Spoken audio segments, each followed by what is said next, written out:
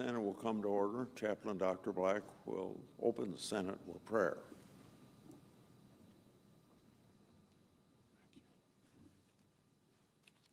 Let us pray.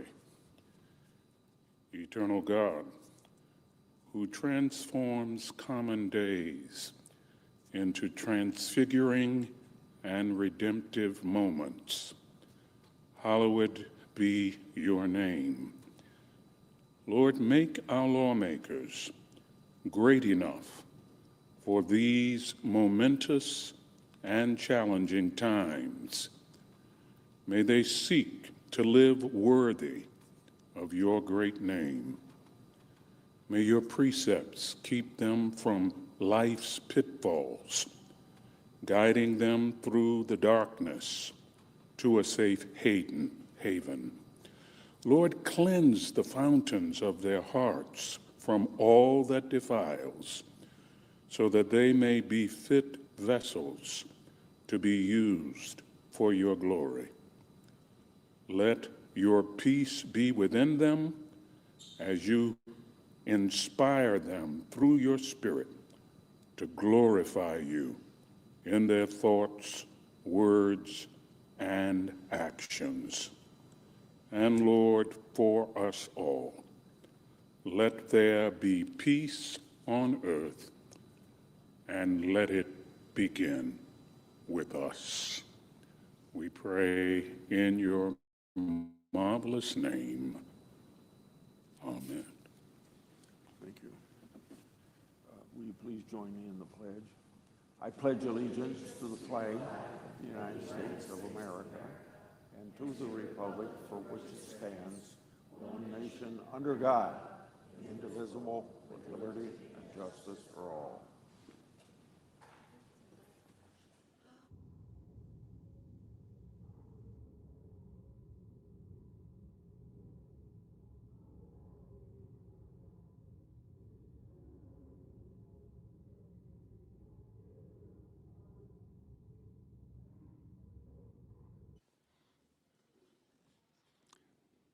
Under the previous order, the leadership time is reserved.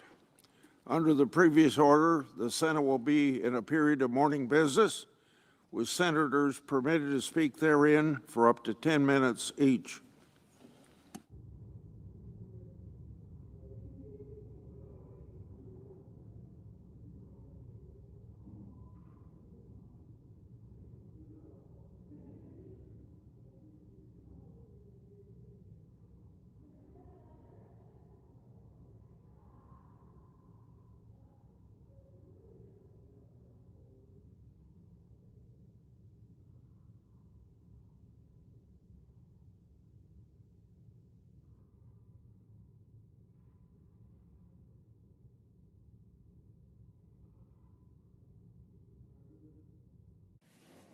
President Pro Tem.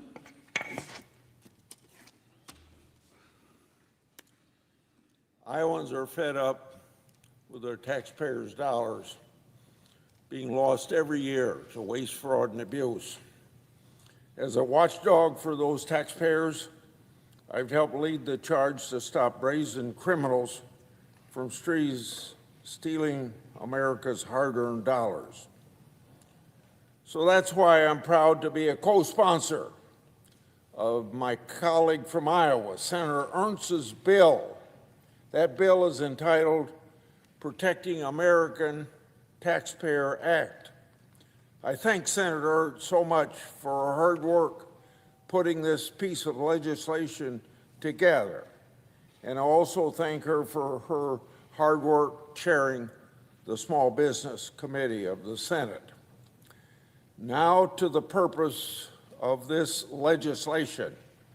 According to the Government Accountability Office, GAO for short, the federal government loses annually anywhere between $233 billion to $521 to fraud. This comprehensive legislation cracks down on the fraudsters, protects the taxpayers' dollars, and curbs wasteful spending. The bill includes 16 bipartisan initiatives. And I think when you talk about 16 bipartisan initiatives, that ought to tell some of our constituents that think Republicans never talk to Democrats and vice versa, that that's the wrong information permeating our great country. So these 16 bipartisan initiatives, one of them is my bill that I entitled Expanding Whistleblower Protection for Contractors Act, which then expands whistleblower protections for government contractors and grantees, just like we give whistleblower protection to people that are employees of the federal government. It's obvious we need all eyes and ears within the federal bureaucracy to stay wide open and remove the muzzle that federal agencies use to intimidate patriotic whistleblowers from reporting wrongdoing. The bill that I'm sponsoring, one of these 16 bipartisan initiatives, is in there to solve that problem. The U.S. Treasury is not a piggy bank for fraudsters to exploit and drain public assistance programs for their own profit. This anti-fraud package will stop fraud and return money to the taxpayers. Thanks again to Senator Ernst. I yield the floor to just the absence of a quorum. Clerk will call the roll. Ms. Alston-Brooks.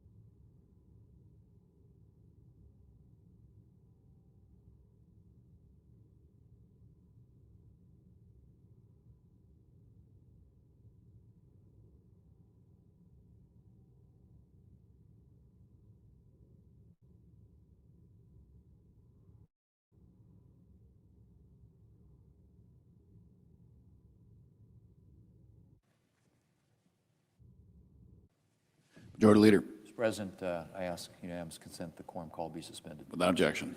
Mr. President, I move to proceed to calendar number 436, S4784. The clerk will report. Motion to proceed to calendar number 436, S4784, a bill to authorize appropriations for fiscal year 2027 for military activities of the Department of Defense, and so forth, and for other purposes. Mr. President, over the weekend, I headed back to Jones County, South Dakota for my high school reunion. It's been a few years since high school, Mr. President, just a few. But it's amazing how the years roll away when you head back and see some of the people who shaped your high school years. Some of them are missing now, of course: teachers, coaches, parents. My dad, who was a teacher at my high school, a coach at my high school, and the bus driver at my high school, and my mom, who served as the school librarian. Needless to say, we Thune kids didn't get away with much in our high school years. My high school reunion this year happened to coincide with the 120th anniversary of the town of Myrtle, where I grew up. Current population, roughly 500. And being back in Jones County and in Myrtle really got me to reminiscing about growing up in small town South Dakota, about how blessed I was to grow up in a small town in South Dakota. People discuss the loss of community today that can result from the circumstances of modern life. That was never something we had to worry about in Murdo. In Murdo, you knew you were part of a community. Rural South Dakotans are sturdy and independent people, but they also know from experience that you can't get by in a small town on the prairie without the support of your neighbors. And when someone was in need in Myrtle, the whole town rallied around to help, whether it was an unexpected death in the family or the collapse of a barn roof. We celebrated with each other, too, whether it was a harvest, 4th of July, pheasant season, and the whole town swelled with pride at one of its kids' achievements. I carry the sense of community and belonging I had growing up in Myrtle with me to this day, and I carry those small-town South Dakotans with me in a special way in my work here in Washington. When we look at a government regulation, I think about what impact it will have on small-town South Dakota, on the people in our state like the ones that I grew up with. Is it going to lighten their burden, or is it going to add new challenges on top of those they already face? Agriculture is the lifeblood of our state. It's the lifeblood of Murdo as well. Farmers and ranchers have a tough job, back-breaking work in all weathers, work that can be destroyed in an instant by a storm or a flood. I want to ensure that Washington isn't making their life even tougher than it is already.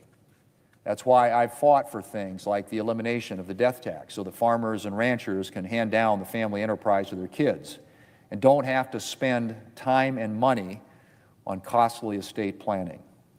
It's also why I fought to ensure that federal farm programs are actually serving farmers, that they take into account the realities of farm life and keep pace with changes. You can bet that I had small-town South Dakota in mind when I fought to pass the Tax Relief and Hardworking Americans in the Tax Cuts and Jobs Act. And then when we made that new tax relief permanent in the Working Families Tax Cuts just last year. I think a lot of my political beliefs have their roots in growing up in Myrtle, from a belief that government ought to be limited, and that if a matter can be handled at the state or local level, it should be, to my understanding of the importance of freedom and the individual responsibility that comes with the freedoms that we enjoy. I'm grateful every day, Mr. President, for the blessings of growing up in a small town, South Dakota, and I'm proud to be a son of Myrtle. Mr. President, I yield the floor, and I suggest the absence of a quorum. Clerk will call the roll. Ms. Alston-Brooks.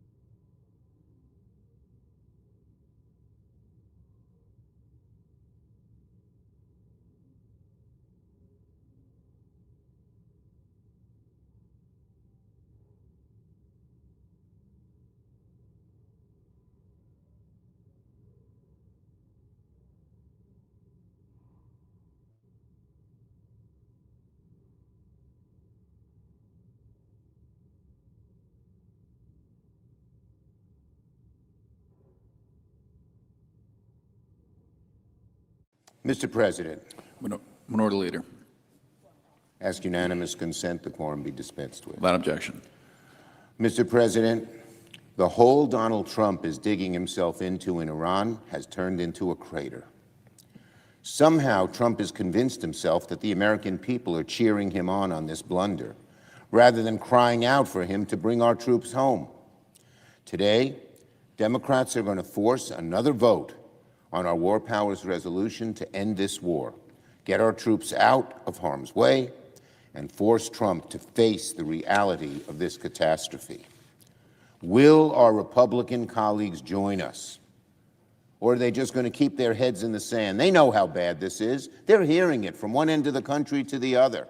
But they're so afraid of speaking truth to power, of telling Donald Trump he's wrong, that they almost time after time, the vast majority of them, vote to go along with this war that is not achieving any goals and is raising our gas prices now to above $4.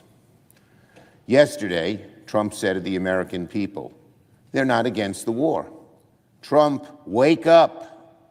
No one wants this war but you and your cronies and the supine Republican senators and congressmen who go along. The American people are against this war. They're against seeing our men and women in uniform get killed and wounded for a war that seems to have no direction or purpose. They're against hearing Trump and Hegseth lie about casualties. And they're definitely against paying over $4 for a gallon of gas. In fact, this morning, oil once again hit $100 a barrel as the war continues to spiral. Just this week, we saw polling that the war in Iran is America's least popular war since polling began. Let me say that again so Donald Trump and my Republican colleagues can hear it. Just this week, we saw polling that the Iran war is America's least popular war since the polling began. So when Donald Trump says the American people are not against the war, he's got his head deep, deep, deep in the sand. Even Trump's MAGA supporters are starting to sour on the war. No one wants to catch Donald Trump. No one wants to watch Donald Trump keep pouring gasoline on a fire he claims to have put out weeks ago. Donald Trump's war is ramping up, not winding down.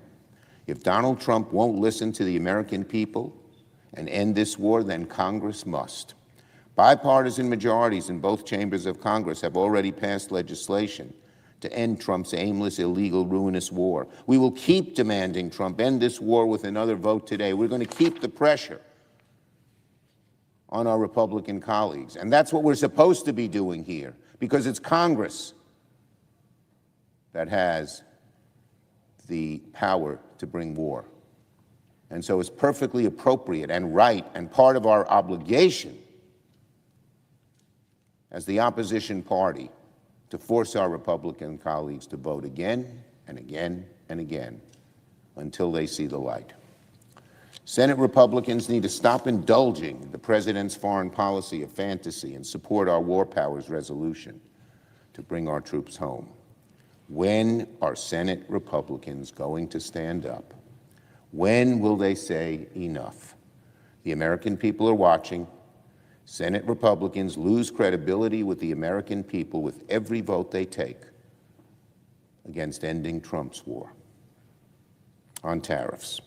As gas prices spike and families struggle with their grocery bills, Trump is tripling down on his chaotic tariff tax and pushing prices that Americans pay even higher. Just this week, Trump announced a new round of 50% tariffs on Canada, our big enemy, Canada, Trump might say. But that's not all. Trump's about to slap new 10% tariffs on 60 countries, including all of our major trading partners.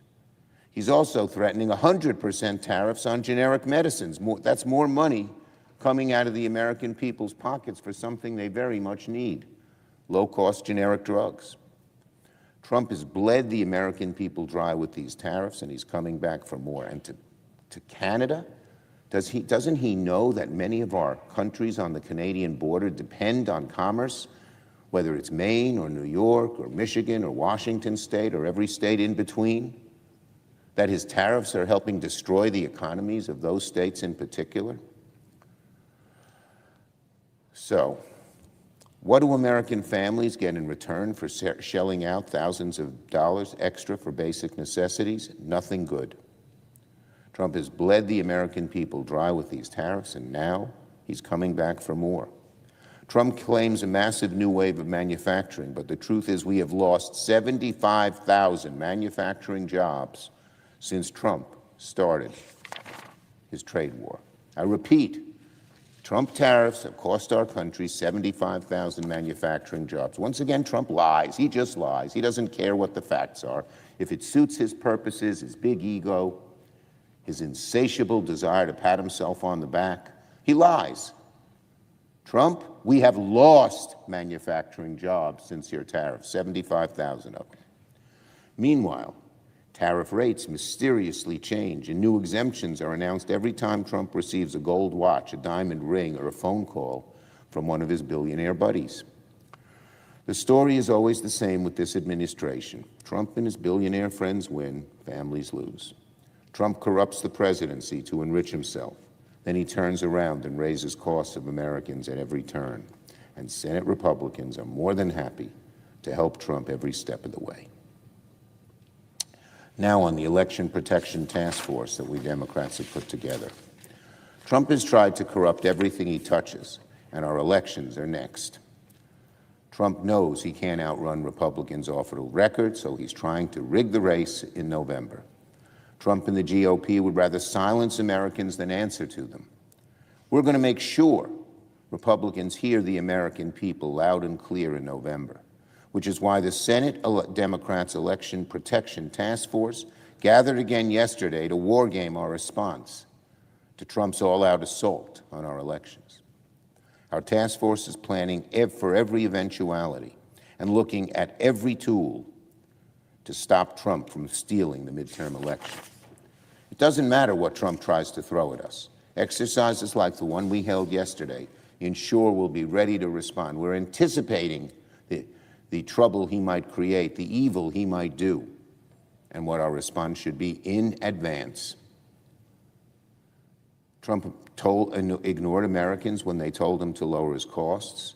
Trump ignored Americans when they told him to end his wars. Now Trump wants to ignore Americans when they tell him they want Republicans gone. Trump may not want to listen to the American people, but he's going to have to face the music in November, whether he likes it or not. And finally, on a sad note, the anniversary of the 1998 Capitol Police shooting. Tomorrow marks 28 years when Detective John Gibson and Officer Jacob Chestnut of the United States Capitol Police gave their lives defending our Capitol. They showed tremendous heroism that day, one I remember all too well. They faced grave danger with courage, made the ultimate sacrifice to protect our Capitol, the people within, and the democracy this building represents. For that, they will always have our gratitude, and so will all our Capitol Police officers who work so hard to keep us safe. I yield the floor. Note the absence of a quorum. Clerk will call the roll. Ms. Alston-Brooks.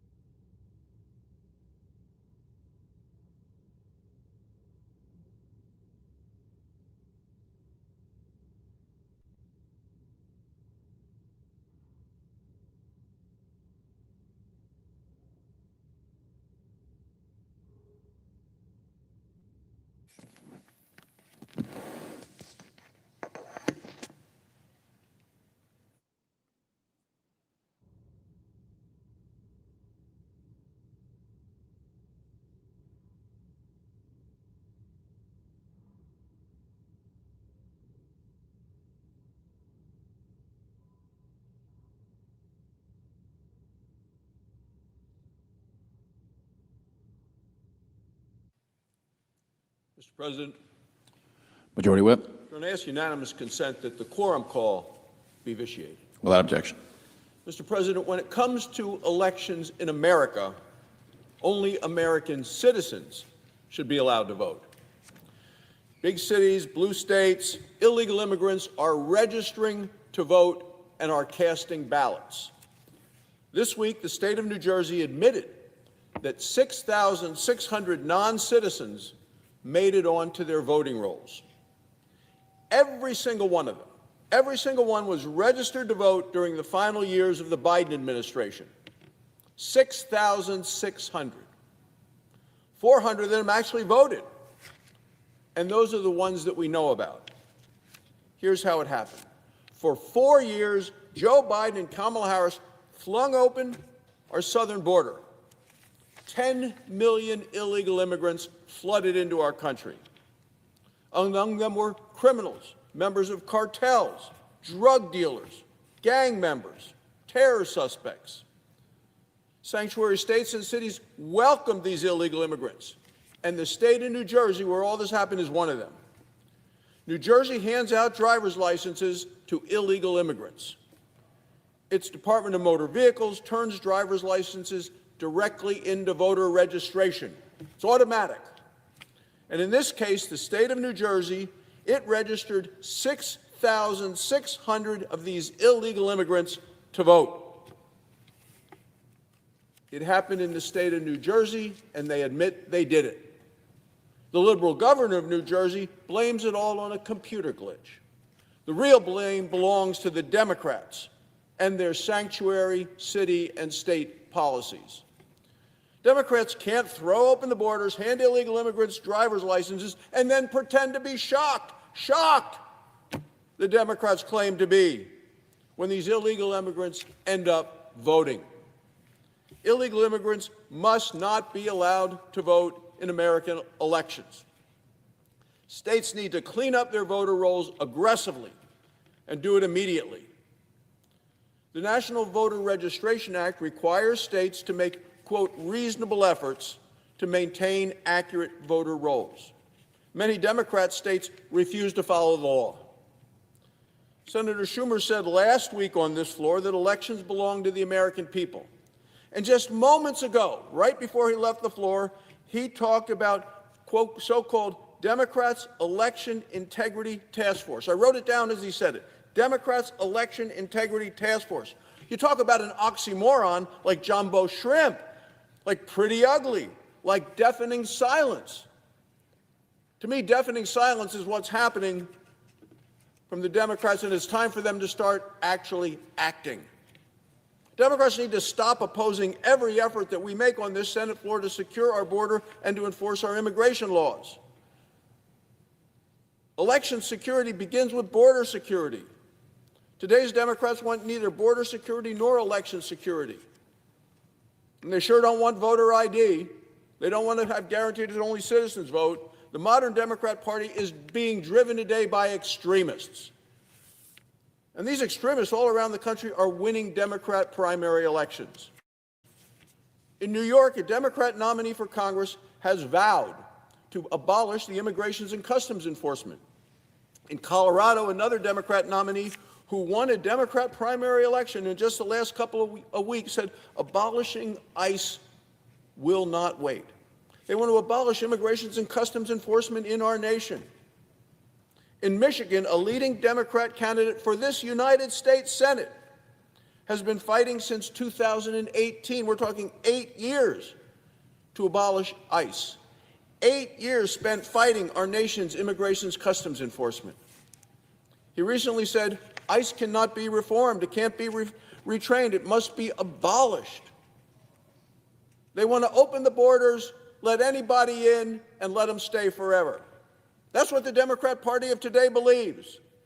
They actually have a manifesto. That's the Democrat manifesto. It is a manifesto. They want mass amnesty for illegal immigrants, and that includes illegal immigrant criminals, even murderers. They want to release illegal immigrant criminals into our communities, into our neighborhoods. And then the Democrats are demanding free health care for illegal immigrants paid for by American taxpayers. They're demanding illegal immigrants vote in our elections. That's what they really want. They want to abolish the Senate. That's part of their manifesto. They want to pack the Supreme Court. That's part of their manifesto. They want to abolish the Electoral College. That is part of the manifesto that is being elected in Democrat primaries around the country. They want to tear up the Constitution and tear down the United States of America. That's their agenda. It's radical, it's extreme, it is dangerous, it's scary. The American people ought to be scared about what's happening with the Democratic manifesto and what they're promoting for this country. American people can't afford it, and they're certainly not going to accept it. It's not the America that we know and love. The Department of Homeland Security recently released new data about the number of illegal border crossings in the month of June. It is at a 50-year low. That's because of the work being done by this administration. For the past 14 years, 0 illegal immigrants have been released into the country, absolutely 0, after millions and millions and millions under the Joe Biden catch and release disaster. Republicans have secured the border, but this fight isn't over, Mr. President.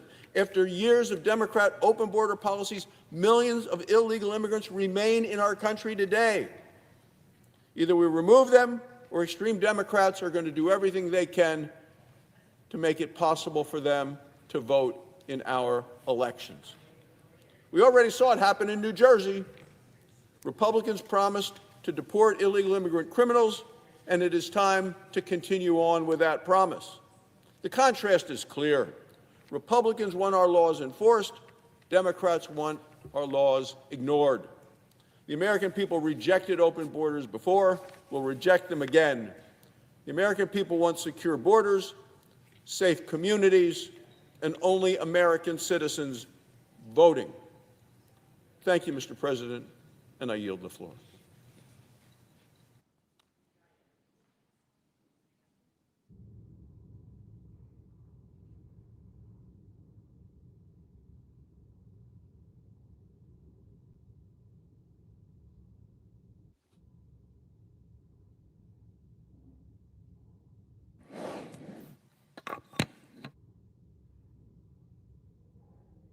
Senator Nevada. Thank you. Mr. President, I rise today to speak once again about a crisis that demands the ongoing attention of the Senate: the disturbing rise in anti-Semitism in America. Across our country, Jewish Americans are continuing to face unspeakable acts of hate, threats, violence, and discrimination that are happening at record levels. Unfortunately, this is not anything new. In fact, for more than a decade, anti-Semitism has been on the rise. It's setting record numbers year after year, particularly since the October 7th terrorist attack on Israel. According to an ADL report, 2025 was the third highest year for anti-Semitic incidents in the United States since the ADL began collecting data. And physical assaults against Jews were higher in 2025 than ever before. So I want everyone to just think about that. Physical assaults against Jews were the highest since ADL began tracking this data nearly 50 years ago. And FBI data, well, it's shown that Jewish Americans are the target of almost 70% of religiously motivated hate crimes in this country, despite making up only 2% of the population. Think about that, 70% of crime against 2% of the population. And just this past year, a historic synagogue in Jackson, Mississippi, firebombed. Jewish congregations were defaced in Austin, Texas, Albuquerque, New Mexico, Hot Springs, Arkansas, and Oak Park, Michigan. And in West Bloomfield, Michigan, a man actually drove his car into a building housing a synagogue and a preschool and then opened fire. Even beyond these specific incidents, we're witnessing worrying trends in how Americans are thinking about Jewish communities. Last week, the Blue Square Alliance Against Hate released a poll that found that nearly 1/3 of people 18 to 44 viewed Jews as, I'm going to quote here, a threat to the unity of American society. 2% of the population, a threat to the unity of American society. Let that sink in.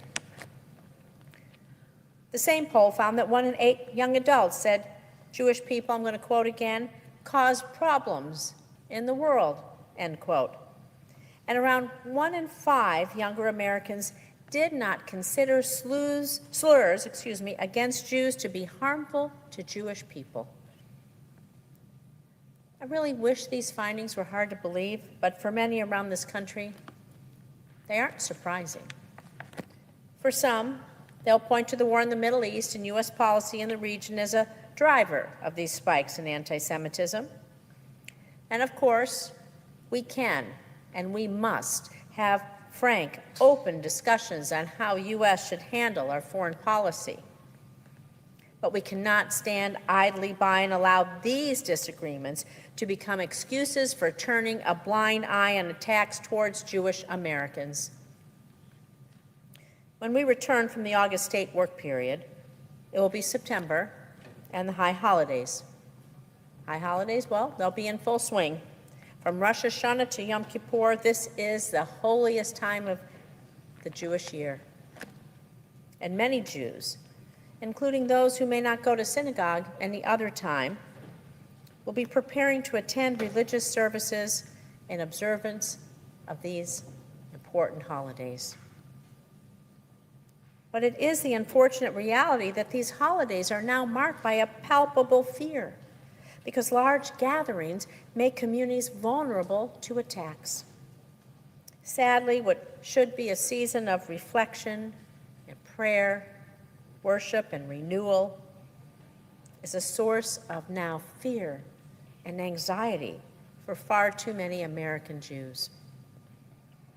And as a result, 1 in 4 Jewish Americans have skipped Jewish events, Jewish religious services, observances, due to the fear of being targeted. It's not right. It is not right. They don't go to temple for fear of being targeted. Something must be done. Before I came to the Senate, I was the president of the largest Reform synagogue in Nevada, and I know firsthand the preparations that synagogues undertake to keep their congregations safe, especially during the high holidays. No one should have to worship behind a barricade.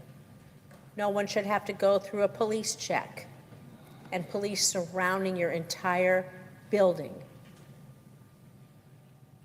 in order to go pray. But as anti-Semitic harassment and violence continue to be a real threat, heightened security measures are a fact of life for Jewish communities. Every synagogue leader in this country has to think about hiring professional security, installing cameras, doing everything they can to protect their congregation. Security, the largest line item on a budget now. And this heavy burden isn't only an emotional and logistical one. Robust security comes with a steep financial cost. There's a highly successful federal grant program at FEMA that helps at-risk institutions, including houses of worship, like synagogues, churches, and mosques. Well, it helps them to make the security upgrades that they need so Americans can worship peacefully and safely. And this is why we need to robustly fund the nonprofit security grant program. In fact, authorizing $1 billion for this program, nearly 3 times the current funding level, is a key component of the Jewish American Securities Act. It's my comprehensive bill, bipartisan bill, with Senator James Lankford of Oklahoma to address anti-Semitism and threats to the Jewish community. But this program can only help institutions if grant money is actually accessible and if there's enough money available to the applicants who need it all across this country in communities large and small. Unfortunately, Many institutions had less than a month to apply for grants through the NSGP this year. Sometimes they often had days to review the program, develop proposals, gather the necessary documents and supporting assessments. In past years, the application window has been as long as 80 days. And so, it's why, in addition to making this historic investment in NSGP, our bipartisan bill would make important reforms to streamline how the program is implemented and allow grant funding to be used to hire security services so that the program truly matches the needs of the congregations it must support. And it won't just stop there. Our bipartisan Jewish American Security Act would also create a new federal grant program to support local police who protect at-risk houses of worship. You know, I often say anti-Semitism is the canary in the coal mine. It's a warning sign for all other forms of hate and discrimination to come.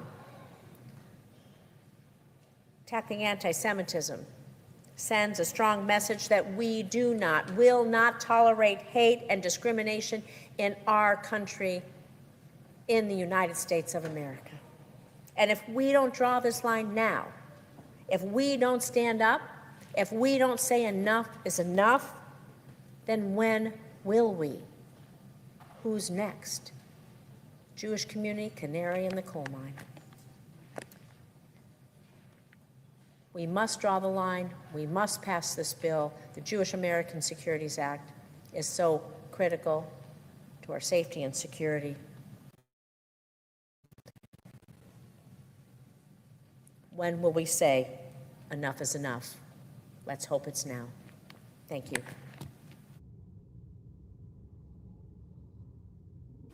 Clerk will call the roll. Ms. Alston-Brooks.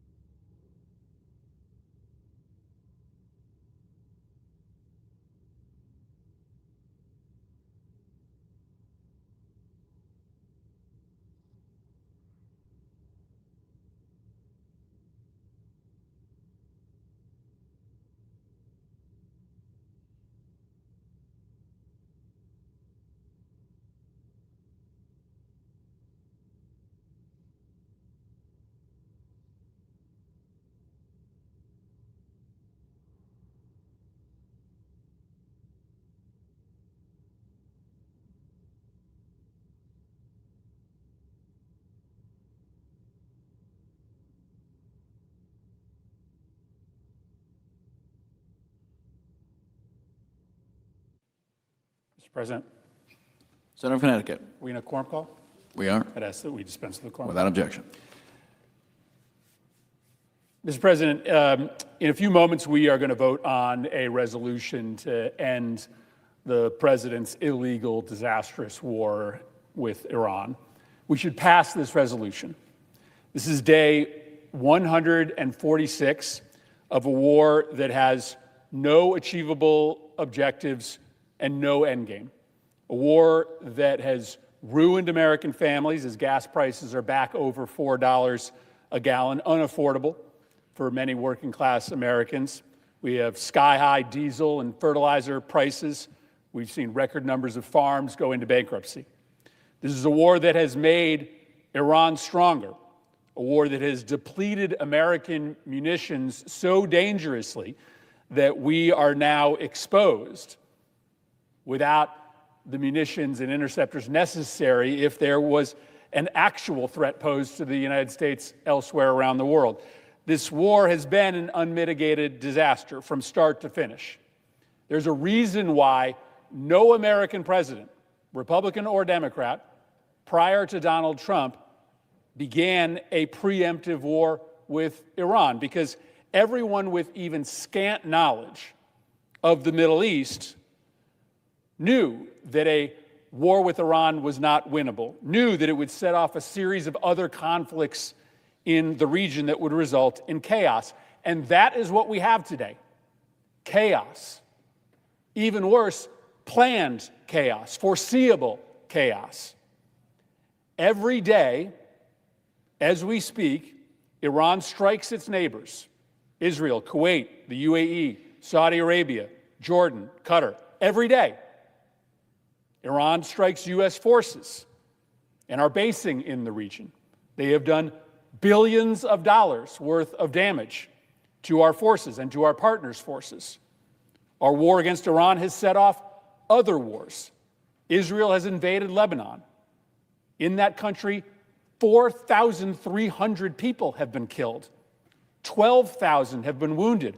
1.2 million Lebanese have been displaced from their homes. Let me say this again. The war with Iran has set off another war in which 4,300 people have been killed and 1.2 million people have been displaced from their homes. And this week, a new conflict is breaking out between the Houthis in Yemen and Saudi Arabia. The Strait of Hormuz is closed. Iran did not control the strait before the war, but they now effectively control it. The Bab el-Mandeb Strait, connecting the Red Sea to global waterways, now appears also closed. And the Houthis, again, another Iranian ally, have started to attack ships there. There are 17 Americans who have died. There are hundreds others who have been wounded. Almost 2,000 Iranian civilians have died, including 250 children. The U.S. has depleted our munitions and interceptor stores to dangerous levels. Over decades, we carefully, methodically built up a stockpile of long-range stealth missiles, mostly in preparation for a possible future conflict with China. You know what percentage of that stockpile has been fired at Iran in 146 days? Not 10%, not 30%, 50%. We have fired half of our entire stockpile of long-range stealth missiles in 4 months. And the situation is even worse for our allies and partners in the region. Reports suggest that the UAE and Kuwait may have burned through 75% of their Patriot missiles just over the last 146 days. This all sounds like a disaster, correct? Like an unmitigated 5-alarm disaster. But the administration defends this reality. They frankly can't object to the facts that I just laid out. They simply say that this is the cost of a just war. Lives lost, regional chaos, high prices, low stockpiles, taxpayers footing the bill. It's just all worth it because the Trump administration says we are achieving our goals and the goals are worth the price. And here's the most important thing to understand as we approach this vote in a few moments. It's not worth it. Why? Because Trump has not achieved a single war goal. And Trump has no path to achieve any single war goal. All of the cost, all of the chaos, all of the death that I just described is going to be for nothing, because not a single one of these goals is going to be achieved. Now, I will admit the goals have shifted over time. And so on this chart, I am simplifying the set of goals. But the first goal has been articulated many times in different forms by the administration: regime change. In Trump's video announcing the beginning of the war, he says, when we are finished with this campaign, the Iranian people should, quote, take over your government. It will be yours to take. This will probably be your only chance for generations. There is also extensive reporting on the plan led by the Israelis but supported by the United States to replace the old regime with leaders friendly to the United States and Israel. But here's the reality. Yes, this war has taken out the previous leadership. But what has happened is that the old regime has simply been swapped for a new generation of revolution-era ideologues that are younger, that are more emboldened, and that are less compromising. The new Ayatollah is well known to be a prominent hardliner. He has surrounded himself with other hardliners, leaders of the Quds Force, those with a history of brutal repression of dissidents inside Iran. And they feel emboldened because they have survived this war. They have emerged controlling the country.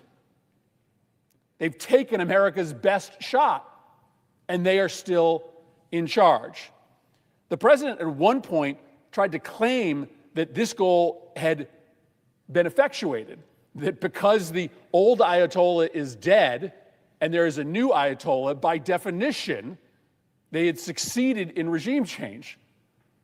All we got is a younger set of leaders who are more confident they can beat the United States and are going to emerge from this conflict more powerful in the region. The second war goal, destroying Iran's military capabilities. Now, the administration, basically as soon as the war began, claimed victory here. On day 14 of this conflict, nearly 5 months ago, the Secretary of Defense said that Iran's military had been destroyed and made combat ineffective. 26 days into the conflict, Vice President Vance declared the Iranian conventional military is effectively destroyed. But with our own eyes, every single day, we can see that that is a lie. As missiles are being fired at our troops and our partners in the region, as wars break out anew each week. According to public reporting in the New York Times and Washington Post, U.S. intelligence suggests that Iran has retained as much as 70% of its pre-war missile stock and 70% of its mobile missile launchers. $100 billion spent, 140 days of war, and we have dented their missile capacity. Along the Strait of Hormuz, where the missiles probably matter the most, a new U.S. intelligence estimate, again, this is open source reporting, says that of the 33 sites, only 3 sites are fully destroyed or inaccessible. 30 missile sites along the Strait of Hormuz are still operational. Military intelligence agencies have also reported that Iran has regained access to 90% of the underground missile storage that we have hit. Iran still has their missiles. They still have their drones. They are rebuilding capacity. We have utterly failed at destroying Iran's military capabilities, and there is no path to success in this war aim. Finally, the third goal, eliminate Iran's nuclear program and ensure that they can never acquire a nuclear weapon. This is, of course, a goal that has been shared by Republicans and Democrats. And as Trump has said, this is the only thing that matters. Secretary Hegseth reiterated several times at the hearing yesterday that the primary objective of the war is now to make sure that Iran doesn't have a nuclear weapon. But let's just be clear about the facts. According to the IAEA, Iran still has a stockpile of about 970 pounds of highly enriched uranium. That stockpile still exists in the country. Reports suggest that they have moved their highly advanced centrifuges to a place called Pickaxe Mountain and buried them so deep that no airstrike can impact them. And most importantly, because Donald Trump pulled out of the previous nuclear agreement, which had frozen Iran's nuclear research program, Iran has gained the knowledge to enrich uranium up to 60%, which everybody knows is effectively weapons grade. And there's no military strike that can erase that fact. This is a reality that Donald Trump created. Now, Trump's theory is that this military campaign is going to push Iran to the negotiating table, and the result will be a deal, a nuclear deal, that's better than the one that Iran signed. But this is fantasy. There is no world in which Iran, after this war, agrees to more than they agreed to in the JCPOA. And you just can't avoid the facts here. The primary reason is that we will have less leverage in these negotiations than the Obama administration had. Why is that? One, this regime is harder line, less willing to negotiate and compromise than the administration Obama was negotiating with. Second, there is no fear of U.S. airstrikes. That was always a sword of Damocles hovering over the negotiations during the Obama administration. Now Iran knows that they can survive, the regime can survive America's best shot. Our military leverage is just much weaker. And our primary leverage that we had during the Obama administration, the removal of oil sanctions, will not be available to us in these negotiations because we have already demonstrated that those sanctions will be released just to get Iran to reopen the strait.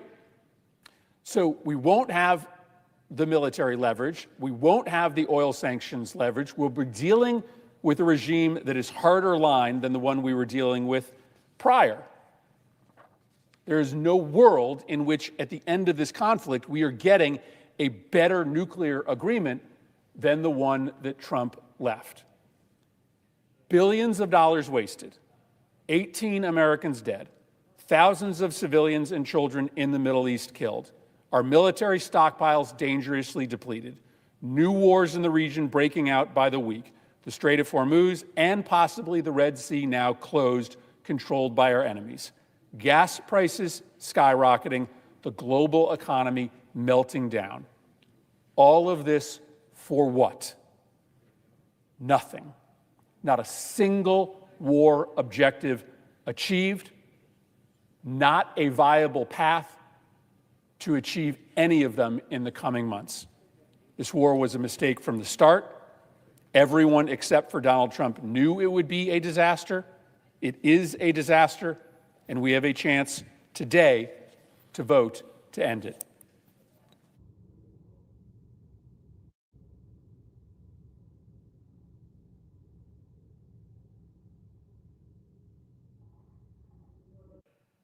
Senator North Dakota. I rise today in support of Judge Daniel Trainor's nomination to serve on the United States Court of Appeals for the Eighth Circuit. Judge Trainor is seeking to fill the seat being vacated by Judge Ralph Erickson, who will be taking senior status upon Judge Trainor's confirmation. I want to take this opportunity to thank Judge Erickson for his many years of serving on the bench, whether at the state district court, the federal district court, or as a circuit court judge.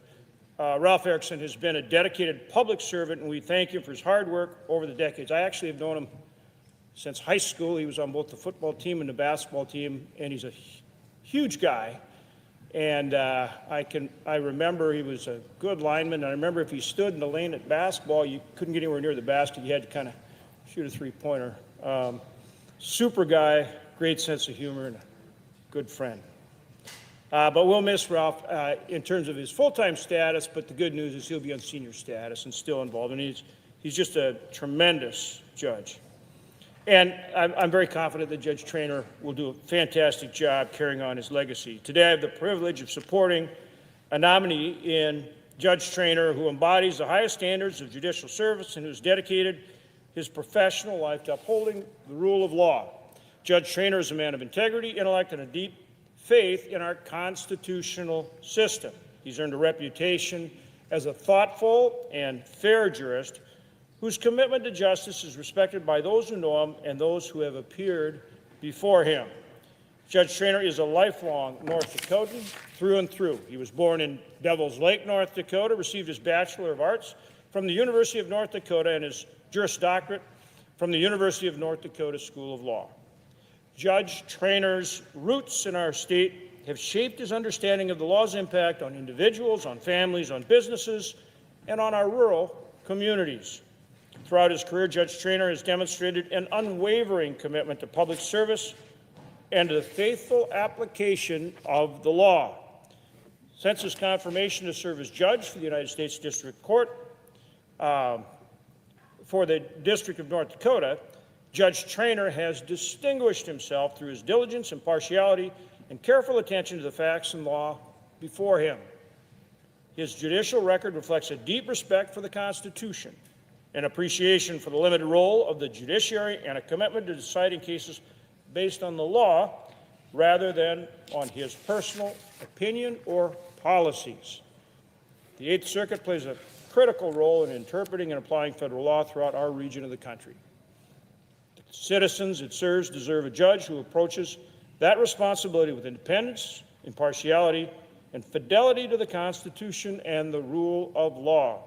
Judge Traynor possesses each of these qualities. He does not legislate from the bench. Beyond his professional accomplishments, Judge Traynor is a devoted husband, father, and member of his community. His wife, Patricia, a retired lieutenant colonel in the United States Air Force, along with their 3 children, Mary Mack and Joe, are rightfully proud of what Judge Traynor has accomplished. Yet, he understands the values of hard work, service, and responsibility that are central to the people of North Dakota and the Eighth Circuit. I am proud to support his nomination.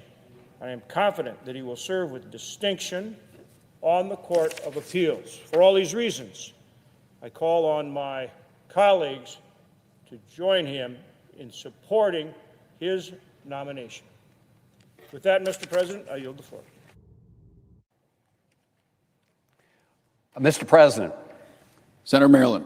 Mr. President, pursuant to 50 U.S.C. 1546A and in accordance with Section 601B of the International Security Assistance and Arms Export Control Act, I move to discharge the Committee on Foreign Relations from further consideration of S.J. Res. 180. Clerk will report. Motion to discharge S.J. Res. 180 from the Committee on Foreign Relations. Mr. President. Senator from Maryland. Mr. President, I ask unanimous consent that Senator Sheehy be able to speak for up to 5 minutes, that I then speak for up to 20 minutes, and Senator Schumer be permitted to speak for 2 minutes before the scheduled vote. Without objection.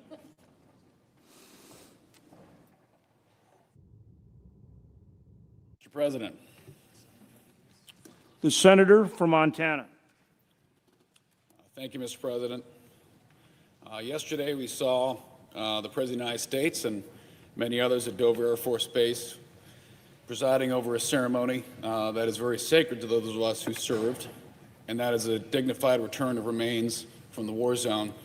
And that process happens beginning in the war zone through Dover to the hometown of our fallen heroes. I participated in many of those ceremonies myself.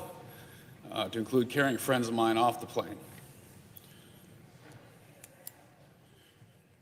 One of those is on this bracelet. He was cut in half by an Iranian EFP. This regime that we are fighting does not care about our partisan politics. They don't care who you voted for, who you pray to, or where you live. They want to kill all of us. And they don't just say it, they actually do it. And they've been doing it for 47 years.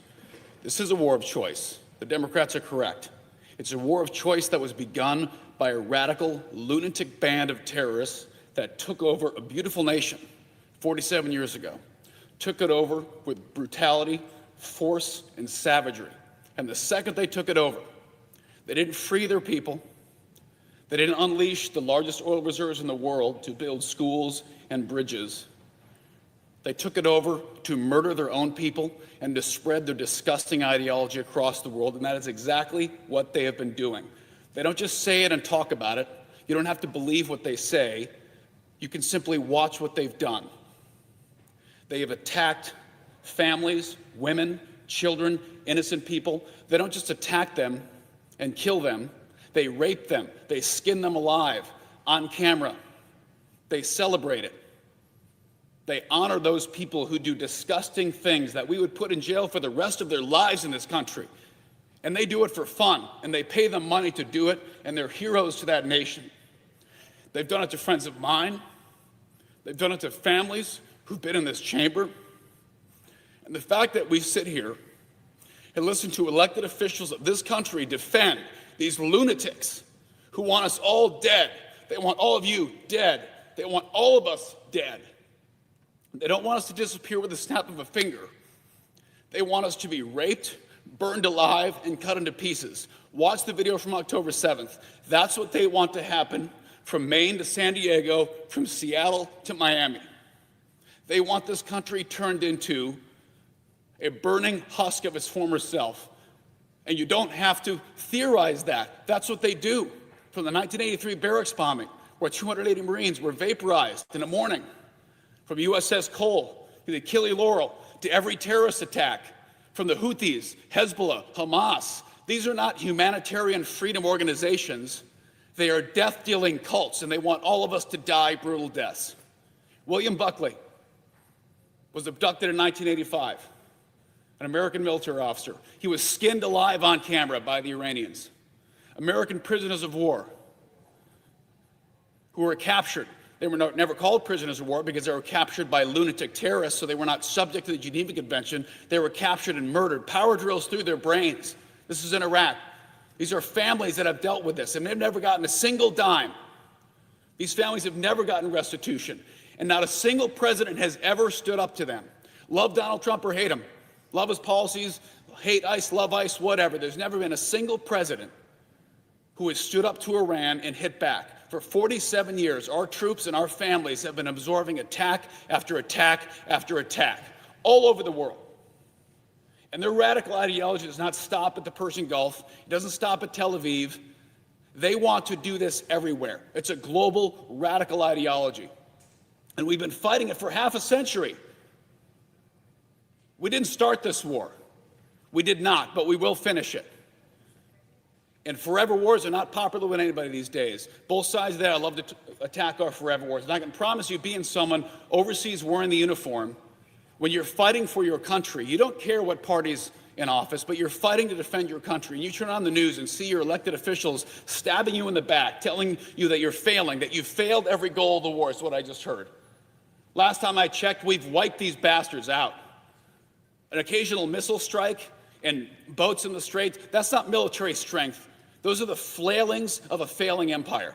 Those are the flailings of a nation in collapse because they deserve it. So I encourage our colleagues on both sides of the aisle, whatever's politically convenient, whatever plays well on Twitter or Facebook, think about the people who are deployed right now, standing on that wall with a loaded weapon, who have volunteered to defend our country and our way of life. Because they are there defending us in a just war. Because we did not start a war with the Iranian Revolutionary Guard. They started it with us 47 years ago, and their attacks have gone unanswered for half a century. It's time to fix this problem and make sure another generation of Americans does not have to fight this murderous, savage adversary. Thank you, Mr. President. Mr. President. Senator from Maryland. Mr. President, I want to start thanking Senator Sheehy for his service to our country in our armed forces, and thank every single soldier who serves our country in uniform, and mourn the deaths of every single American service member who has been lost in this war and any other war. I listened carefully to the senator from Montana. He's right that the Iranian regime doesn't care about what's happening in the United States, doesn't care about politics in the United States. You know what else they don't care about? They don't care about the Constitution of the United States of America. They don't care about that either, but we in the Senate, we should care about the Constitution of the United States of America, because the framers of our Constitution deliberately vested the power to declare war in Congress, because they understood the enormous consequences of sending Americans into harm's way. So if our Republican colleagues have the strength of their convictions, they should bring an authorization to use military force in Iran to this floor. We've not seen that.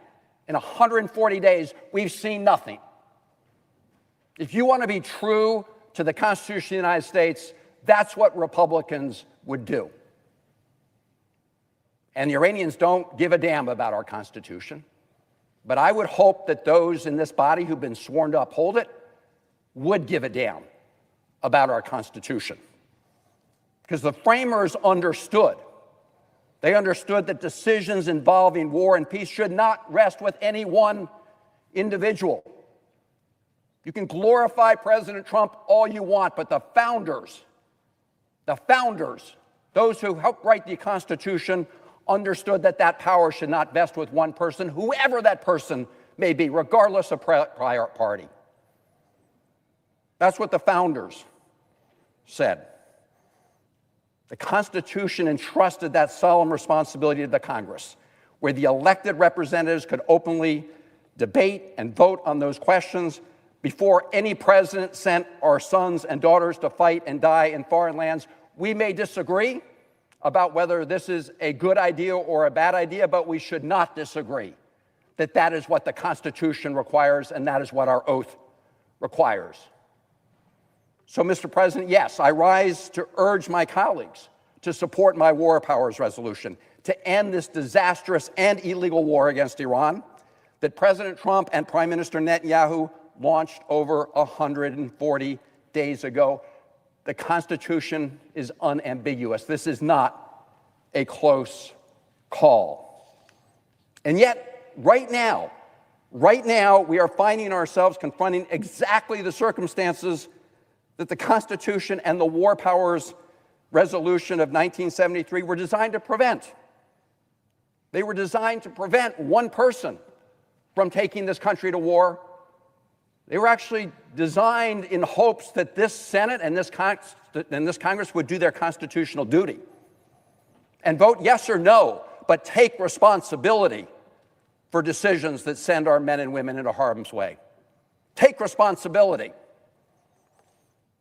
Nearly 5 months ago, President Trump launched this illegal war. He launched it against Iran, and as I said, he launched it without any authorization. Since then, Senate Democrats and some Republicans have tried to reassert the constitutional role of Congress. We have voted 11 times on resolutions to end the war.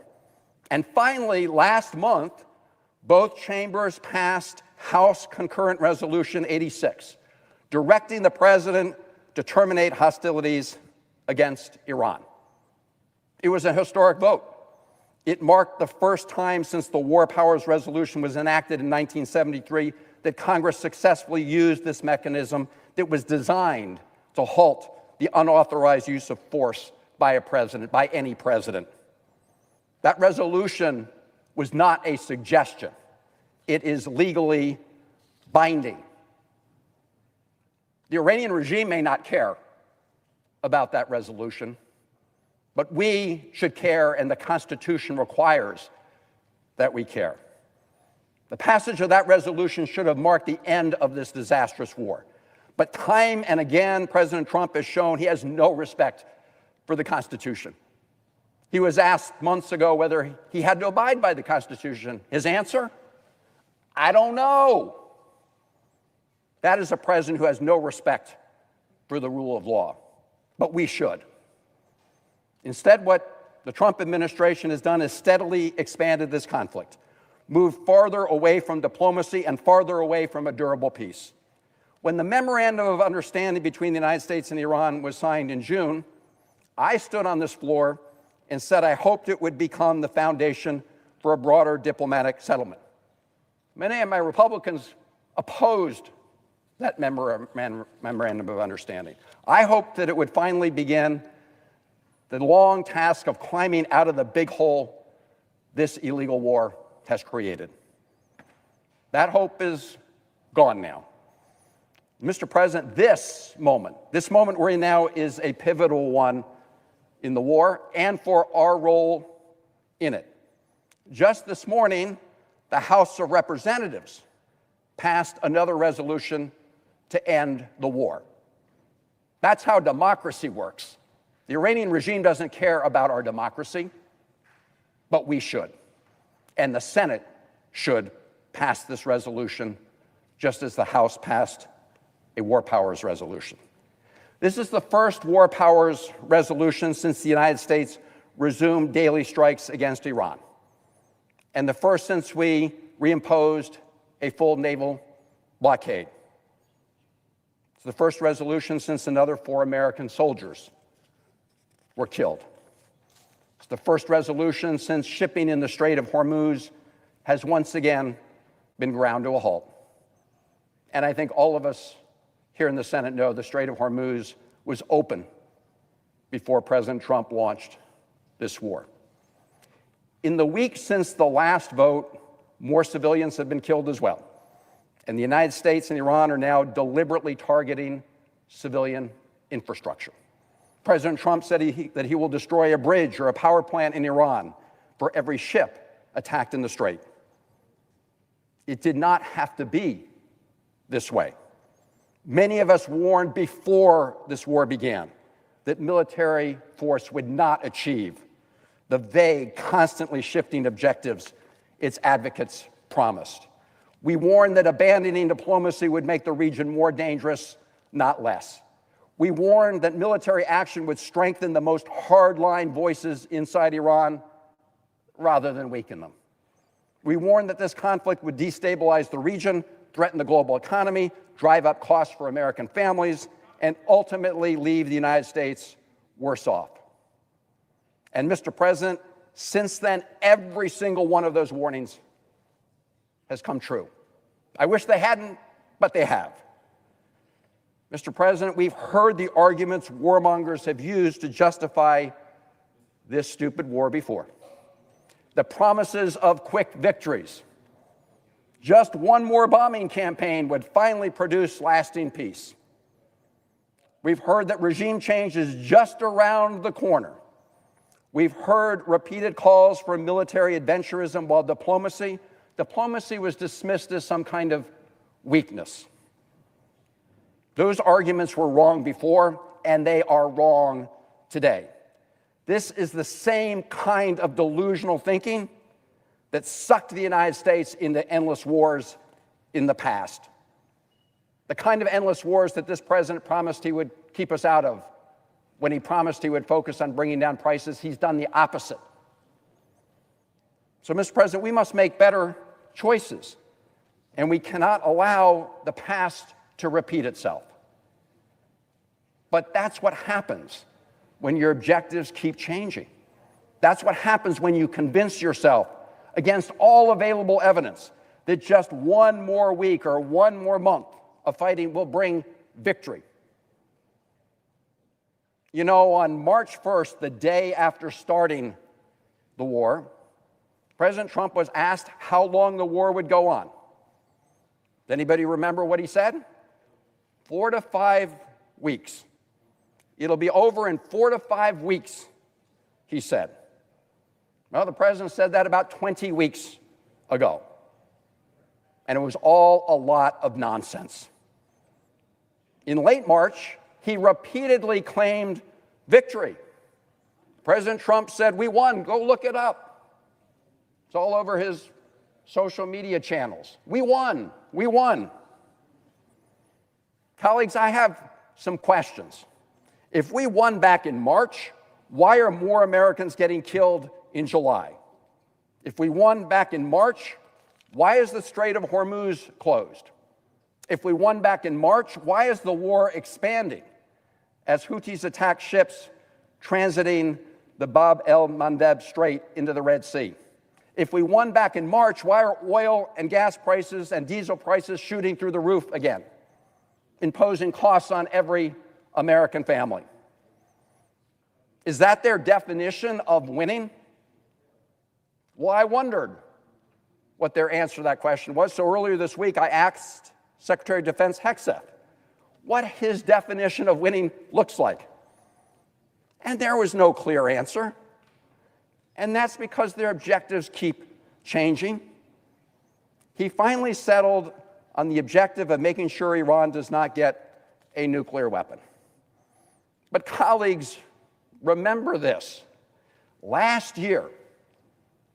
Just last year, shortly after Operation Midnight Hammer, the 12-day war, here's what Secretary Hegseth told the country, and I quote, "Our bombing campaign obliterated Iran's ability to create nuclear weapons," unquote.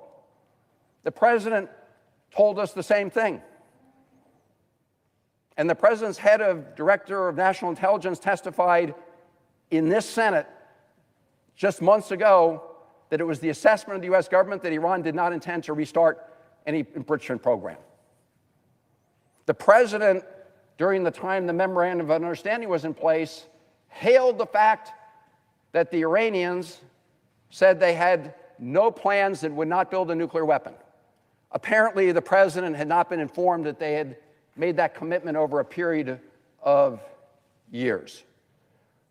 The whole purpose of the JCPOA was to hold them to that commitment, to make sure that we could identify immediately if they were violating that commitment. Of course, that's the agreement that President Trump tore up in his first administration. But so when I pointed all this out to Secretary Hegseth, all he could go back was to tired old talking points that has gotten us into this mess and keeps us in this mess. In fact, it clarified the reality of what we've known since day one, that the Iran war is a war in search of a mission.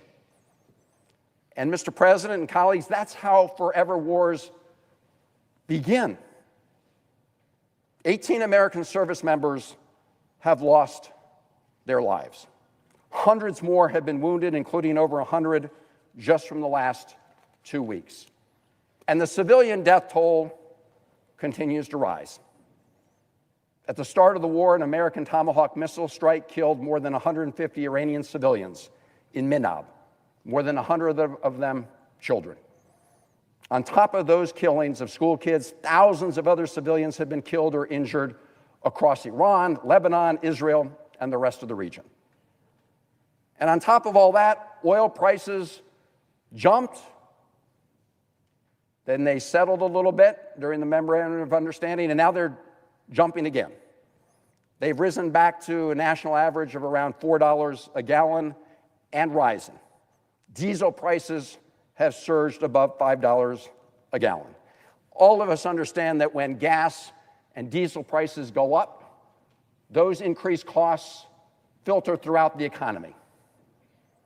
Trucks that are trucking food from one place to another, higher diesel prices, higher food prices, higher grocery prices throughout our economy, imposed on families already struggling with the costs of groceries and housing and health care and child care and other necessities.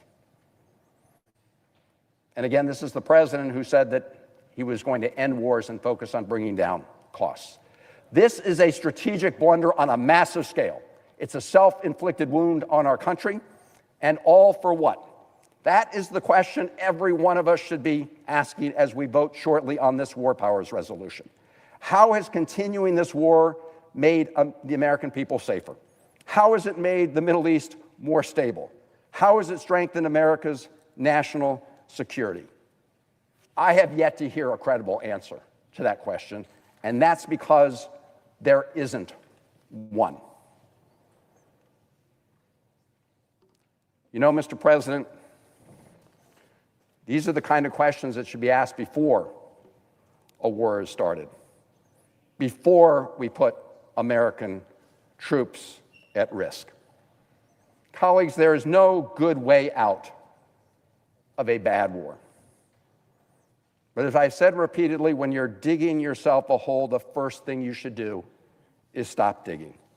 And that's what this resolution seeks to do. Let us stop pretending that Congress has no role to play while American service members remain in harm's way. Many of the people who enthusiastically supported launching this war have been unwilling to take responsibility for authorizing it. That should concern every member of this body. It should concern every American, regardless of party.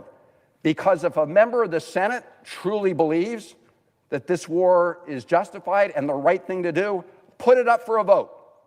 Put it up for a vote for an authorization to use military force. I disagreed with the decision to go to war in Iraq. President Bush asked for an authorization for military force, and this Congress acted on it.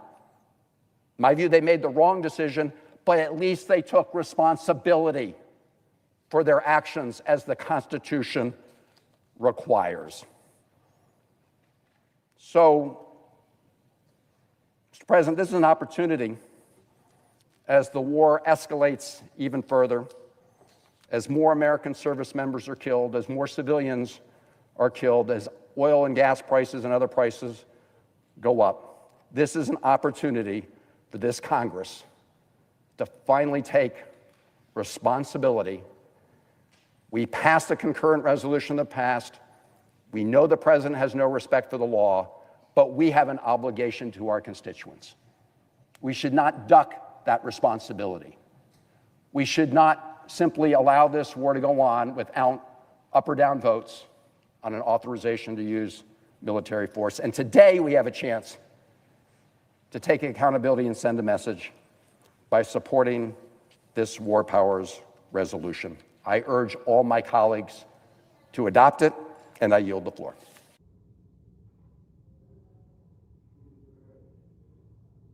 Minority Leader. Mr. President, Trump got America into this mess in Iran, and he's made it clear he's both unwilling and unable to get us out. For the sake of our service members, their families, working people from one end of the country to the other who are getting crushed by higher costs and gas prices, Senate Republicans need to join us and end Trump's war in Iran. People across the aisle know, most everyone here knows, what a fiasco this war has been. Well, now we need a little courage and strength to end it. And we need to get our Republican colleagues to step up to the plate and do what they know deep in their hearts is the right thing to do. How many service members will die before Senate Republicans decide this war needs to end? How many of our troops will be wounded before Senate Republicans find a spine? How many times will Democrats have to force a vote on our war powers resolution to bring our troops home before Senate Republicans join us? And they're going to have to vote on it again and again and again until they join us in ending this war. Every time Republicans oppose our war powers resolution and vote against ending this war, they lose the faith of the American people. Senate Republicans keep trying to protect Donald Trump, but it's our men and women in uniform whose lives are in danger they should be protecting. Senate Republicans know how dearly this war is costing the American people. gas, $4 a barrel, crude oil, over $100, families shelling out hundreds, if not thousands of dollars in extra costs on basic goods. But Senate Republicans just want everyone to be calm and carry on. But the American people are not calm. They don't like this war. Democrats, Republicans, independents. So Senate Republicans need to wake up, not next week, not next month, now. Now's the time to wake up, to Republicans. Now is not the time to keep bending the knee to Donald Trump as he dizzies himself, running around in circles, chasing his own tail. It's time to stand up for the American people and declare in one voice this war cannot and must not go on. Every member of the Senate, whatever your politics, ought to be in arms over this war, its lack of direction, its lack of conclusion, its lack of consistency. Every single senator ought to support our resolution to end this war. We will keep forcing votes until Senate Republicans stop playing dumb and summon up the courage to do what is right. I yield the floor and ask for the yeas and nays. Yeah. Is there a second? Appears to be. Clerk, call the roll. Ms. Alsop-Brooks, Mr. Armstrong, Ms. Baldwin, Mr. Banks, Mr. Barrasso, Mr. Bennett, Mrs. Blackburn, Mr. Blumenthal, Ms. Blunt-Rochester, Mr. Booker, Mr. Bozeman, Mrs. Britt, Mr. Budd, Ms. Cantwell, Mrs. Capito, Mr. Cassidy.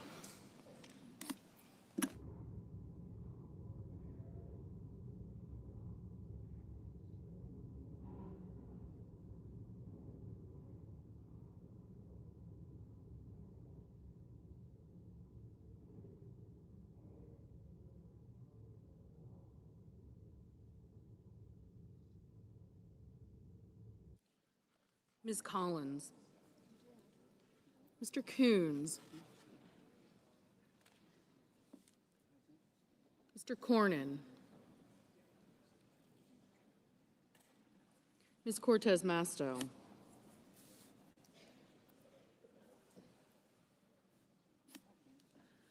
Mr. Cotton,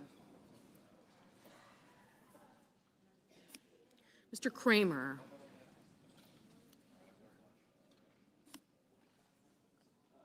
Mr. Crapo, Mr. Cruz, Mr. Curtis, Mr. Daines,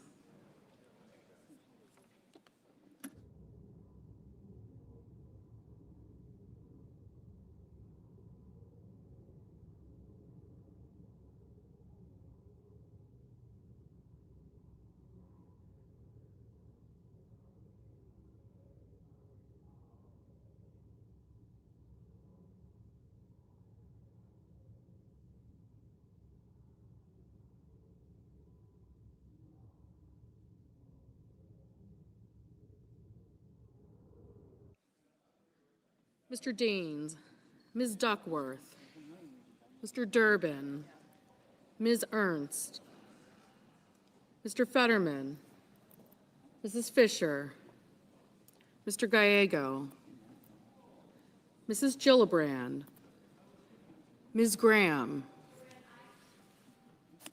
Mr. Grassley, Mr. Haggerty, Ms. Hassan, Mr. Hawley, Mr. Heinrich, Mr. Hickenlooper, Ms. Hirono, Mr. Hoven,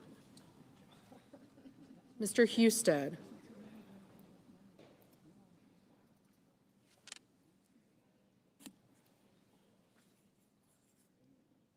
Mrs. Hyde-Smith,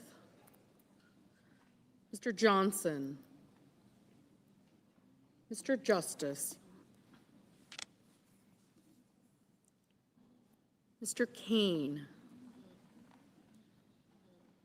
Mr. Kelly,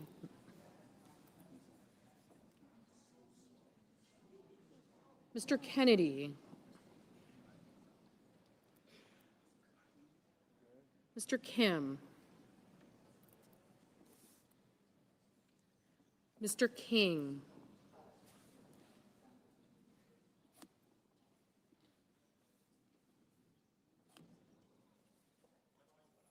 Ms. Klobuchar. Mr. Langford.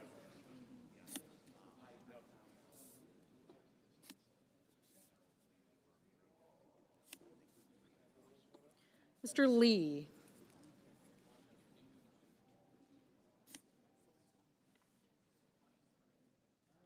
Mr. Lujan. Ms. Lummis. Mr. Markey.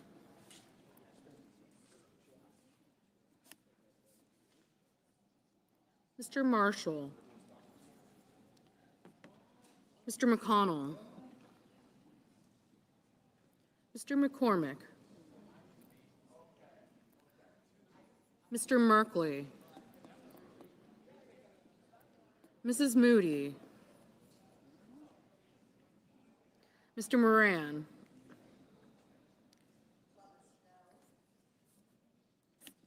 Mr. Marino. Ms. Murkowski. Mr. Murphy. Mrs. Murray. Mr. Ossoff. Mr. Padilla.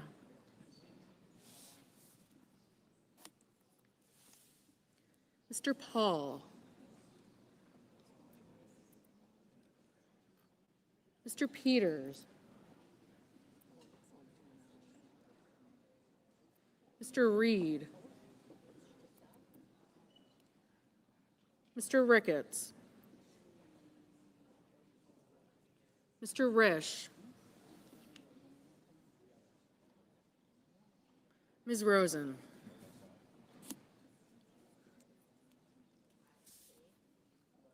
Mr. Rounds. Mr. Sanders.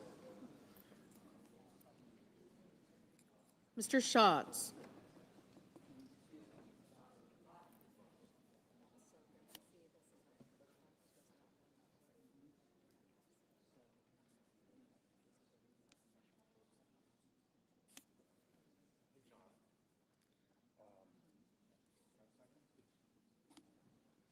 Mr. Schiff. Mr. Schmidt. Mr. Schumer. Mr. Scott of Florida.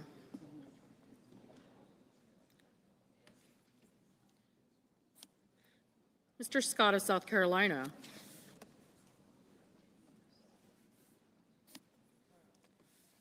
Mrs. Shaheen. Mr. Sheehy. Ms. Slotkin. Ms. Smith. Mr. Sullivan. Mr. Thune. Mr. Tillis. Mr. Tuberville. Mr. Van Hollen. Mr. Warner. Mr. Warnock. Ms. Warren. Mr. Welch. Mr. Whitehouse. Mr. Wicker. Mr. Wyden. Mr. Young.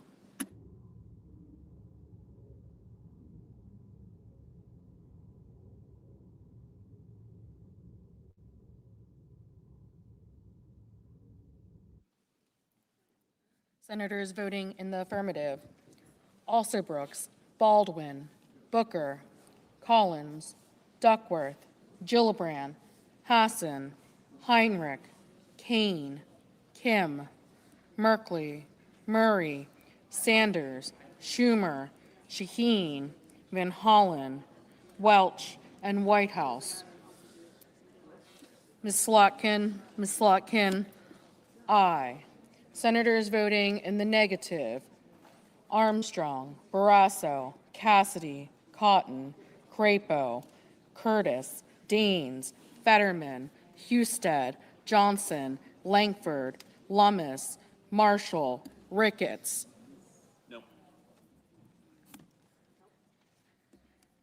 Sheehy, Tillis, Tuberville, and Young. Mrs. Fisher, no. Mr. Risch, no.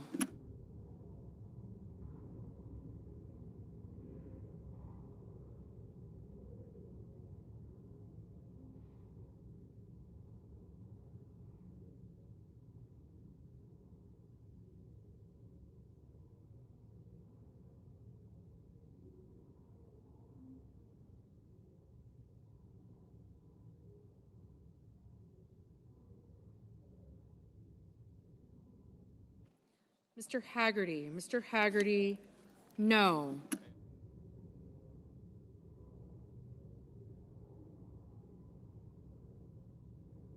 Mr. Scott of South Carolina, no.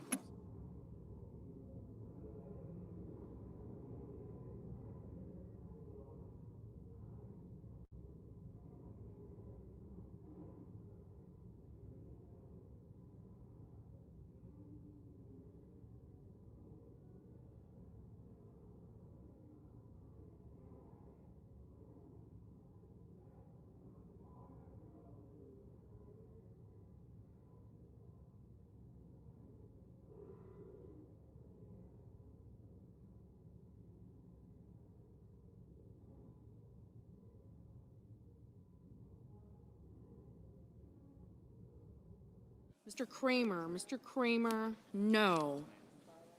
Mrs. Blackburn, no.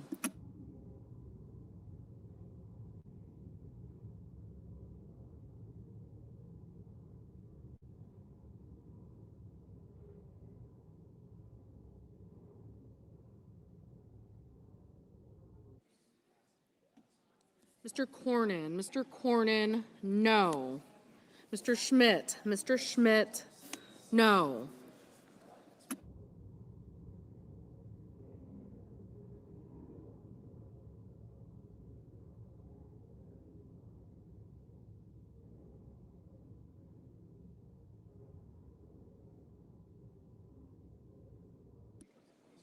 Mr.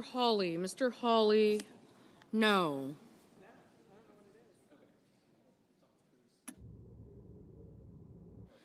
Mr. Peters, aye.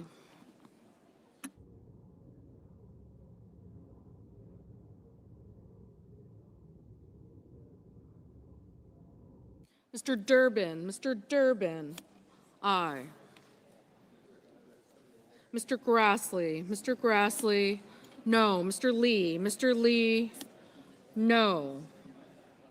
Mrs. Moody, no.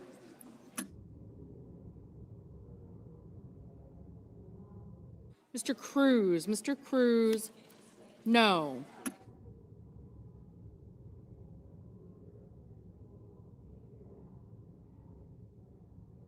Ms. Cantwell, aye.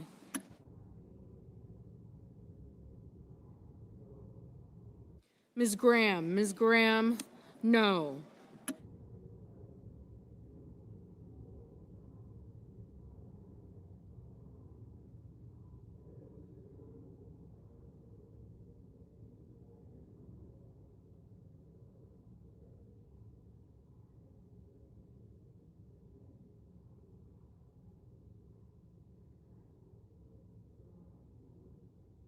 Mr. Banks, no.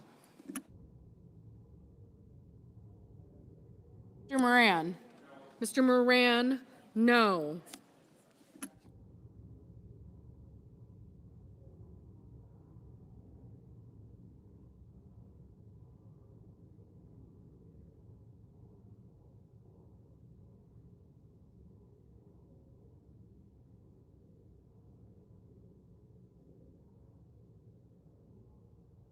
Ms. Ernst, no.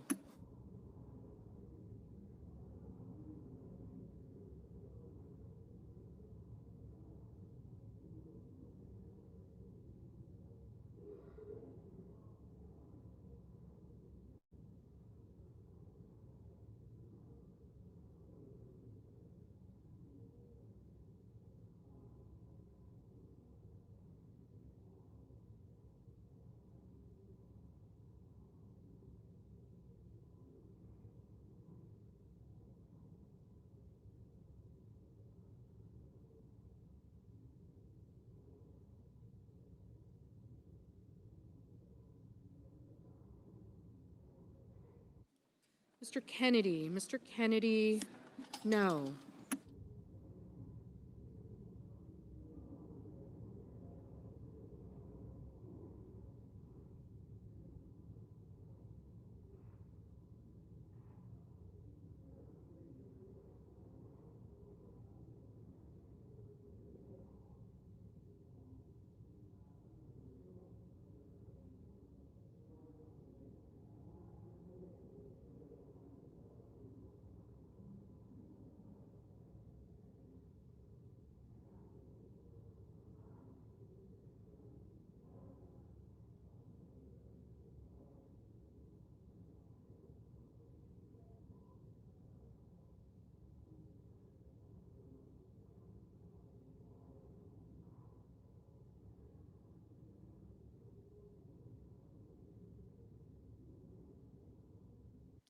Mr. Thune. Mr. Thune, no.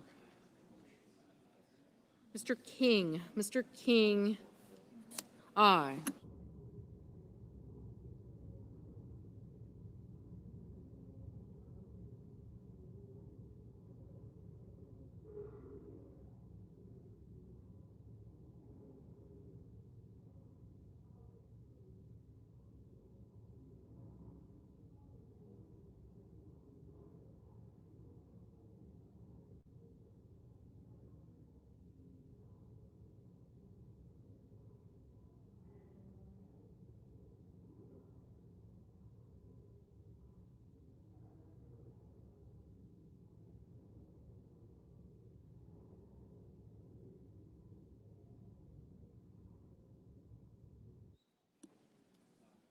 Mr. Bozeman. Mr. Bozeman, no. Mr. Markey. Mr. Markey, aye.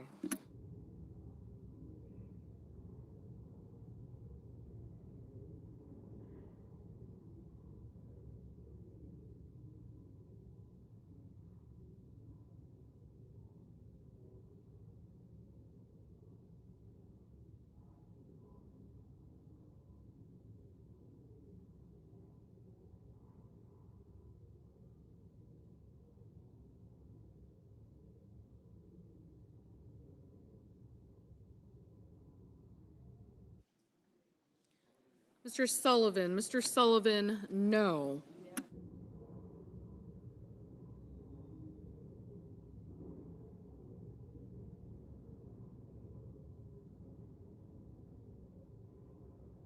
Mr. Blumenthal. Mr. Blumenthal, aye.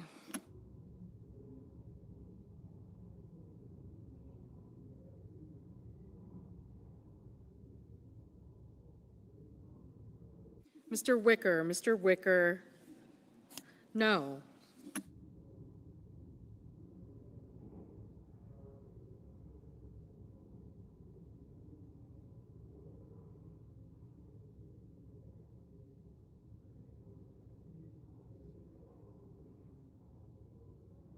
Mr. Murphy. Mr. Murphy, aye.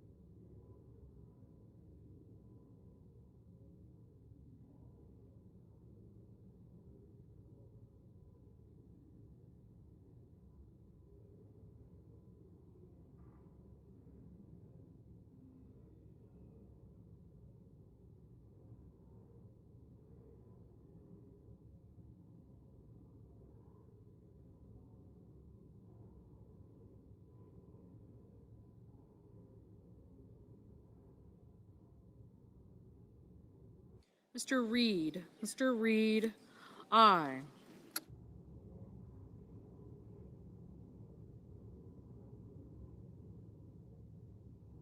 Mr. Padilla. Mr. Padilla, aye. Mr. Hickenlooper. Mr. Hickenlooper, aye. Mr. Kelly. Mr. Kelly, aye.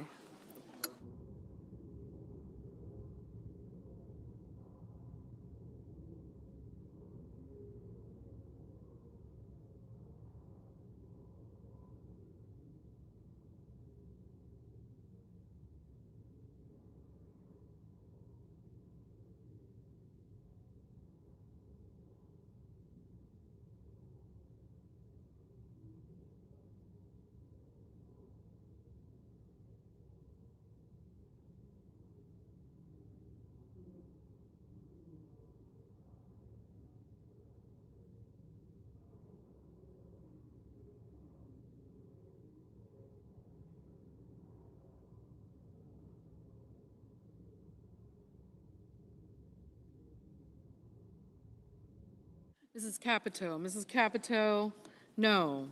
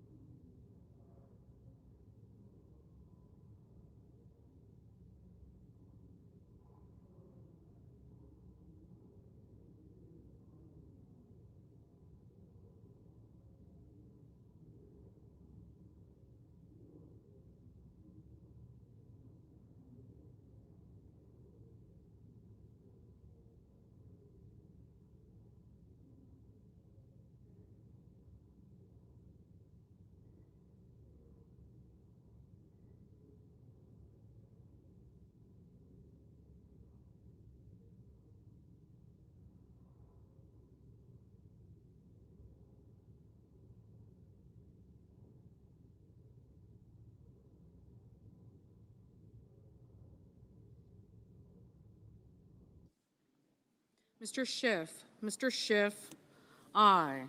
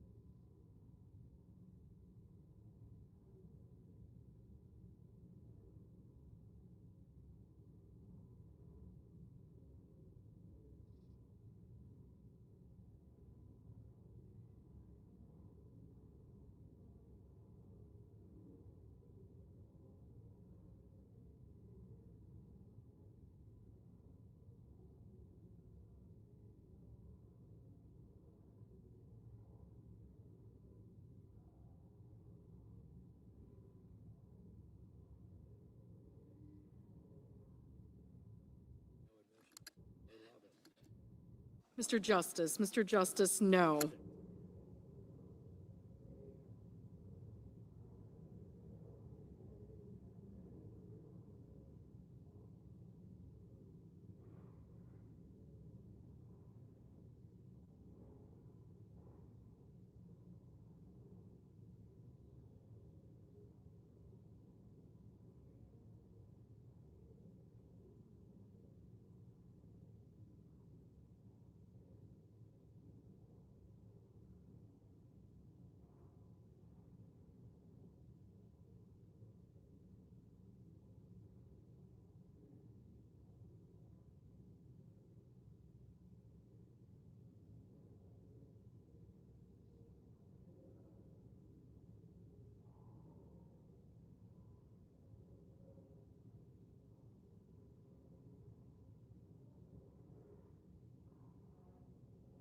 Mr.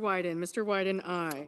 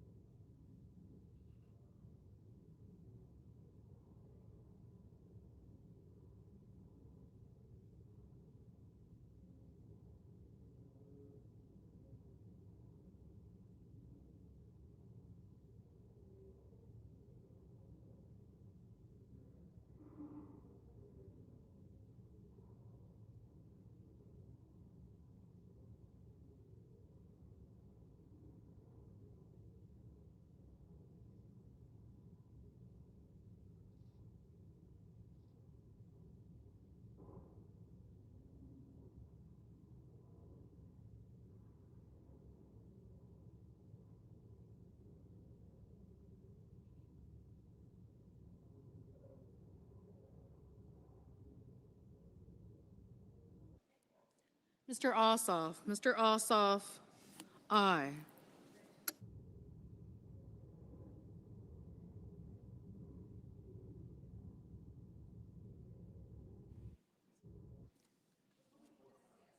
Ms. Smith, aye. Ms. Cortez Masto, aye.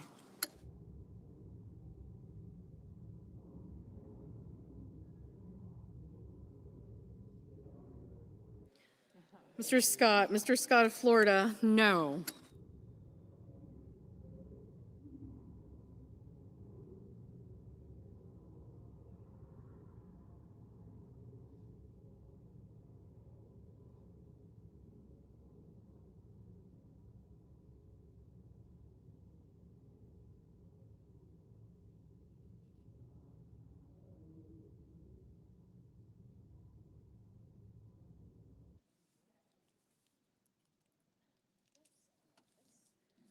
Ms. Rosen, aye. Mr. Rounds, no.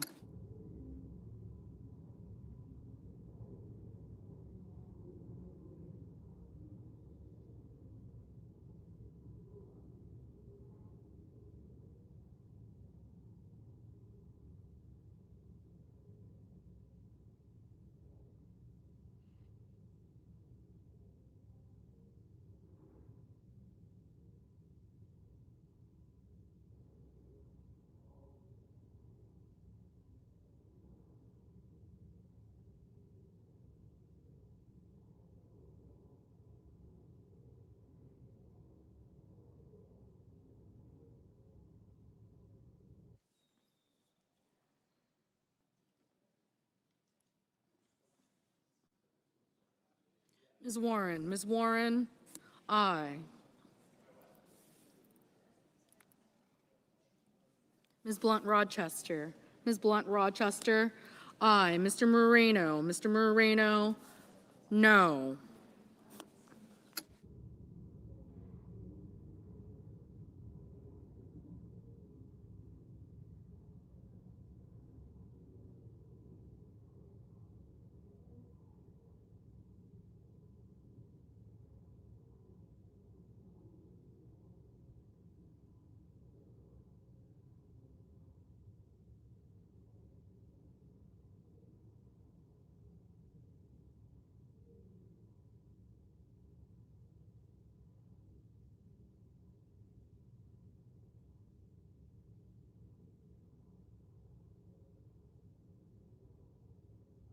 Mr. Bennett, aye.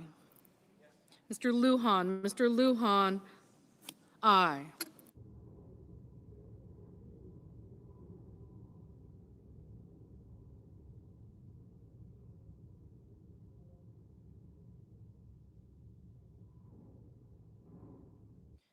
Mr. Coons, aye.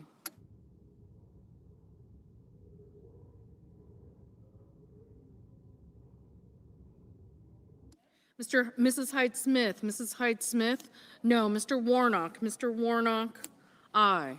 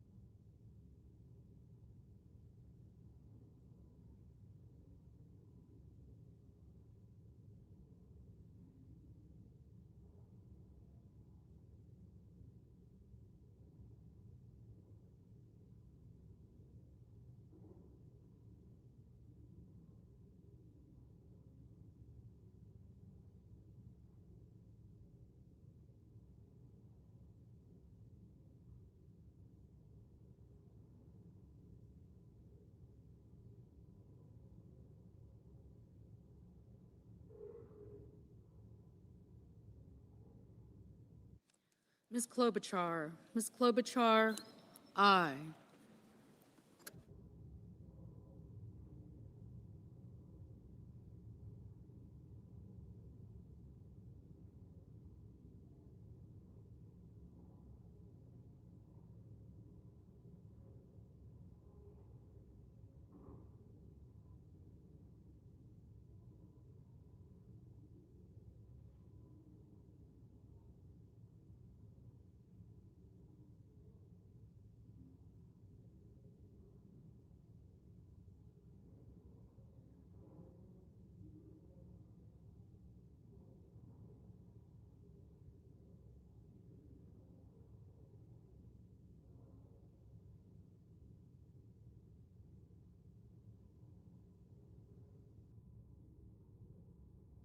Mr.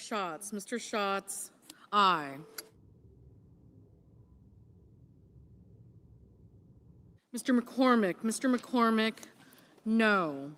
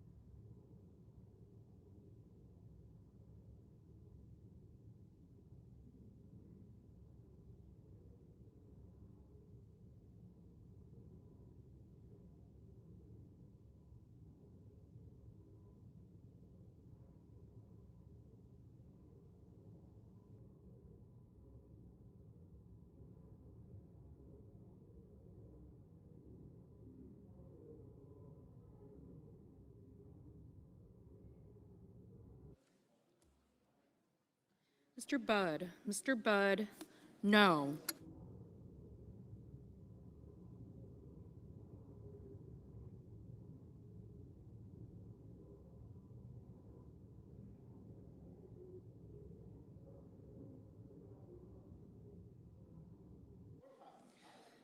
Mr. Gallego. Mr. Gallego, aye.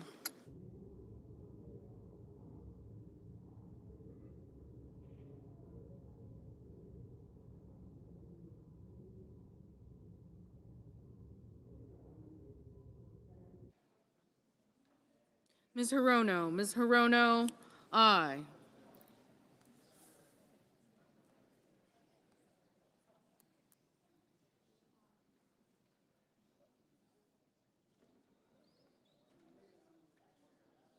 Mr. Warner. Mr. Warner, aye.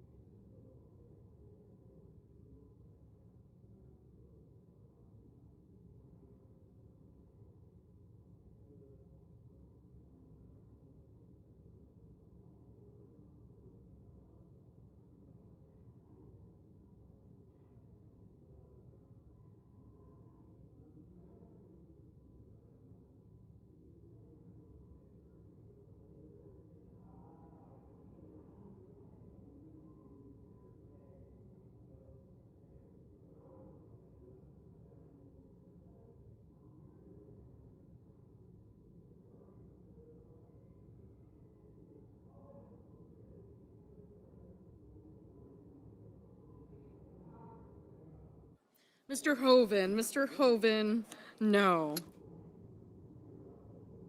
This vote, the ayes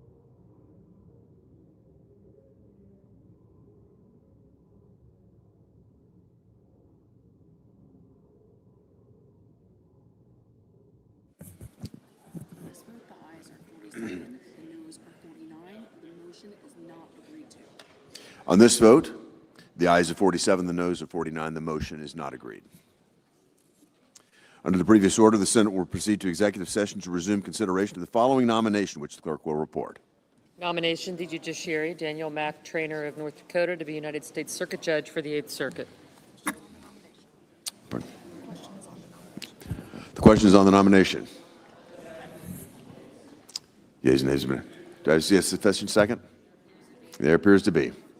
Clerk will call the roll. Ms. Alsobrooks, Mr. Armstrong, Ms. Baldwin, Mr. Banks, Mr. Barrasso, Mr. Bennett, Mrs. Blackburn, Mr. Blumenthal, Ms. Rochester.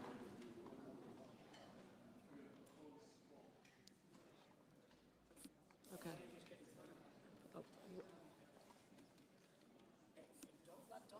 All right. Who? Who? I don't see anybody. There you go. I did get you. Okay. Thank you. Hogan. Thank you. Mr. Booker. Mr. Boozman. Thank you. All right. Mrs. Britt, Mr. Budd. Ms. Cantwell. Mrs. Capito. Mr. Cassidy, Ms. Collins, Mr. Coons, Mr. Cornyn, Ms. Cortez Masto, Mr. Cotton, Mr. Kramer, Mr. Crapo, Mr. Cruz, Mr. Curtis, Mr. Daines, Ms. Duckworth, Mr. Durbin,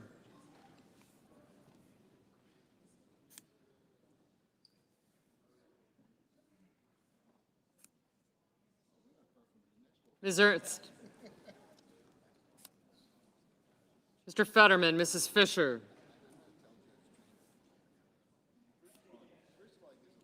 Mr. Gallego, Mrs. Gillibrand, Mr. Graham, Mr. Grassley, Mr. Haggerty,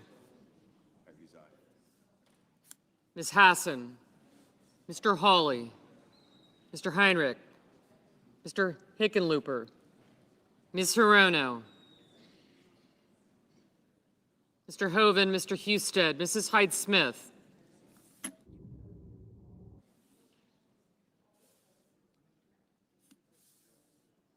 Mr. Johnson, Mr. Justice, Mr. Kane, Mr. Kelly, Mr. Kennedy, Mr. Kim, Mr. King, Ms. Klobuchar, Mr. Lee, Mr. Lujan, Ms. Lummis, Mr. Markey, Mr. Marshall, Mr. McConnell, Mr. McCormick, Mr. Merkley, Mrs. Moody, Mr. Moran, Mr. Marino, Ms. Murkowski, Mr. Murphy, Mrs. Murray, Mr. Ossoff, Mr. Padilla, Mr. Paul, Mr. Peters, Mr. Reed, Mr. Ricketts, Mr. Risch,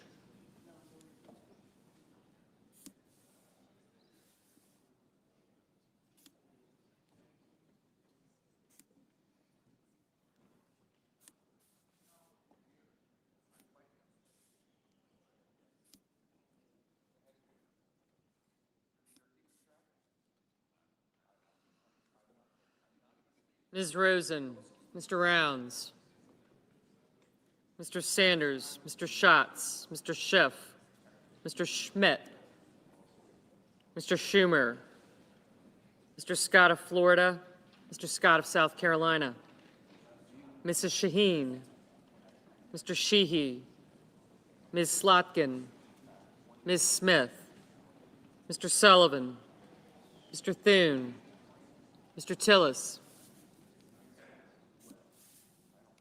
Mr. Tuberville, Mr. Van Hollen,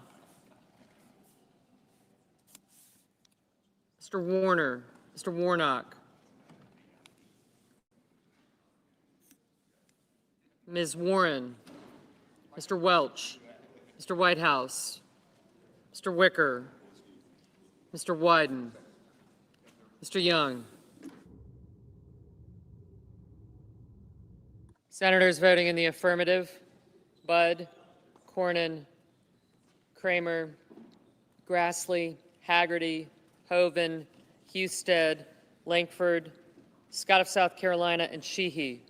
Senators voting in the negative: Bennett, Blumenthal, Blunt Rochester, Coons, Cortez Masto, Duckworth, Gallego, Hirono, King, Lujan, Markey, Padilla, Sanders, Schatz, Warner, Warren, and Wyden. Mr. Moran? Aye.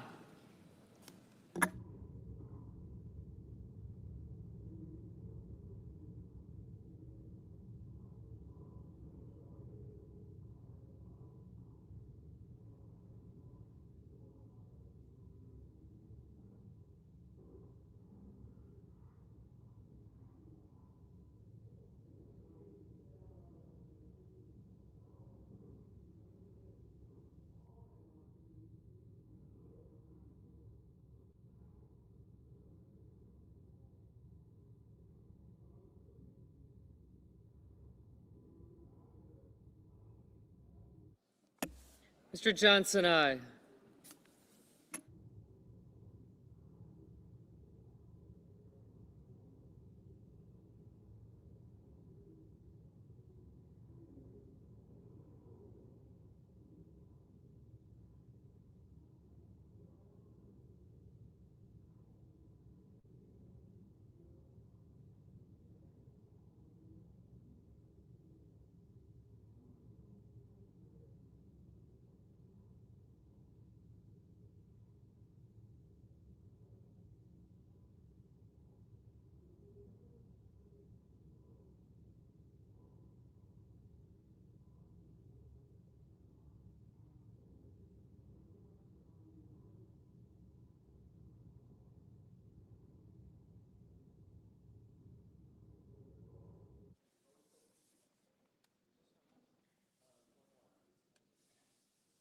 Mr. Sullivan, aye.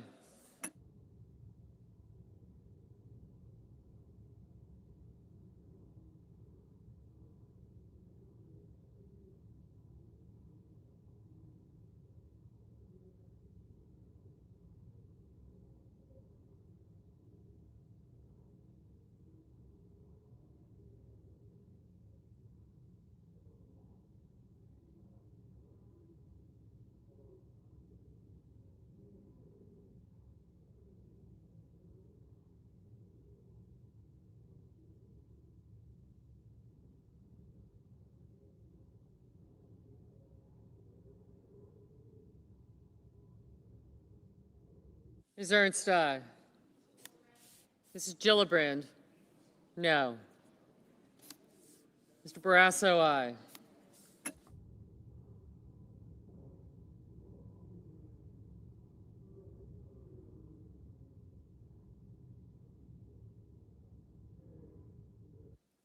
Mr. Justice, aye.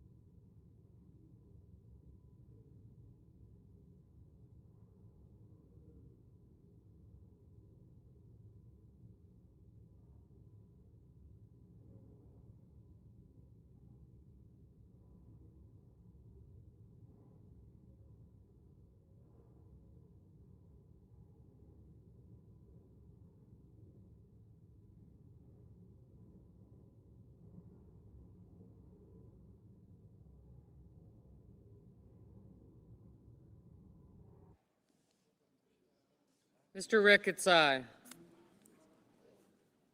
Mr. Armstrong, aye.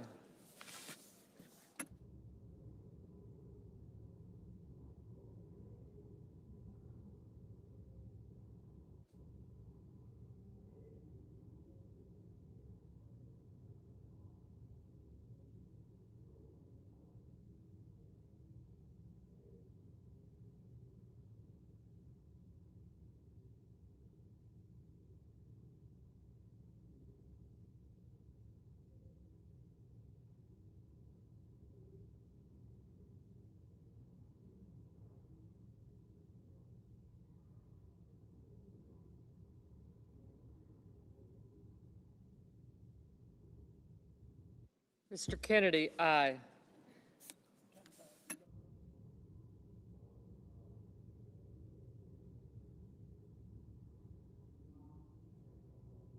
Mr. Murphy, no.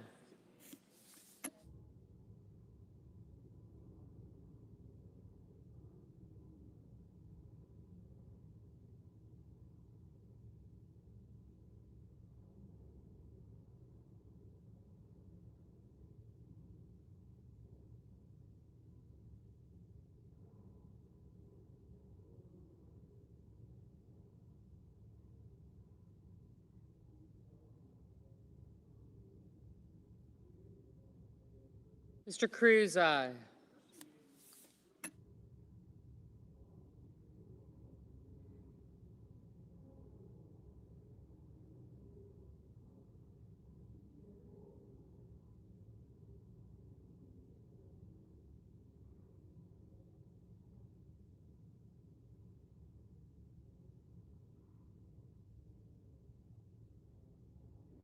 Ms. Lummis, aye.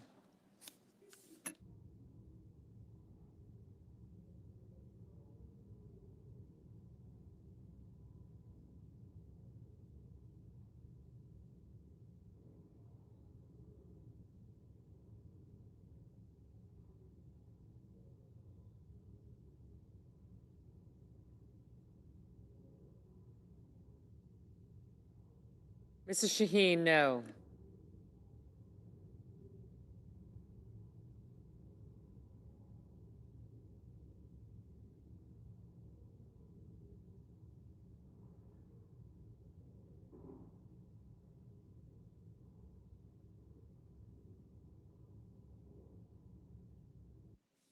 Mr. Marino, aye.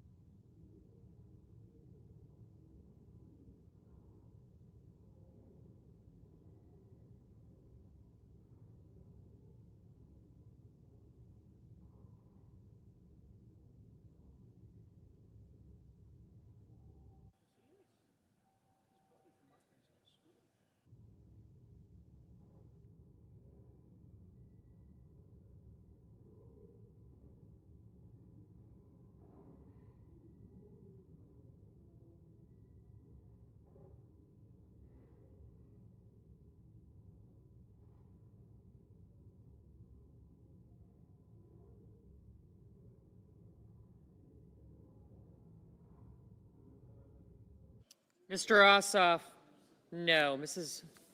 Murray, no. Mr. Thune, aye.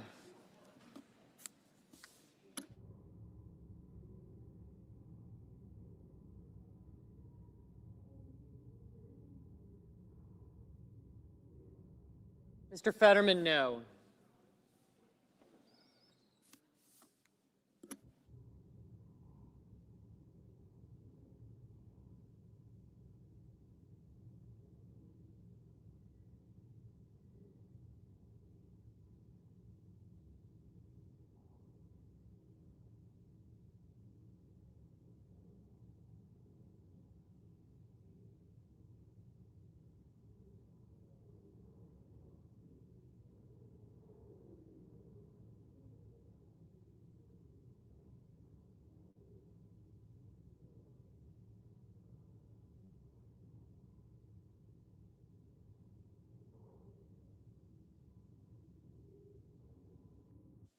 Ms. Klobuchar, no.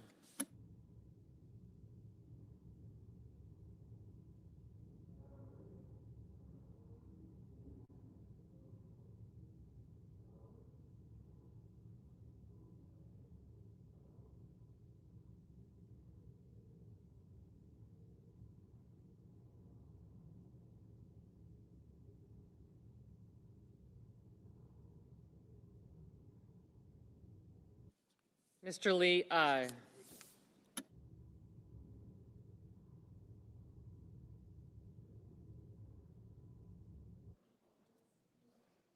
Ms. Graham, aye.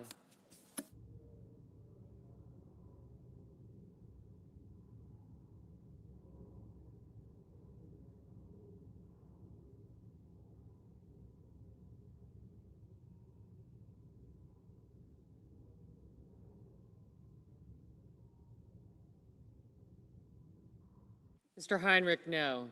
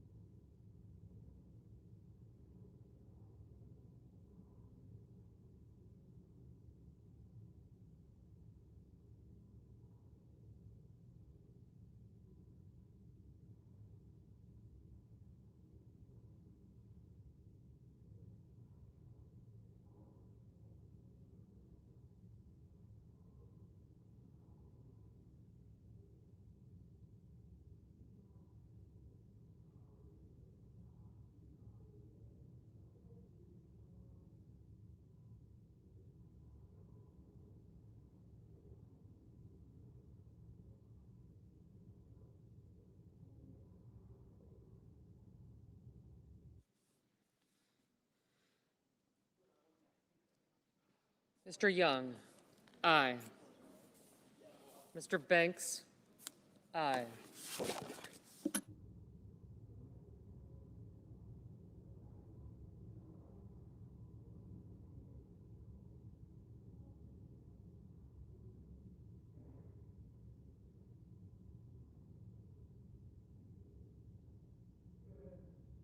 Mr. Bozeman, aye.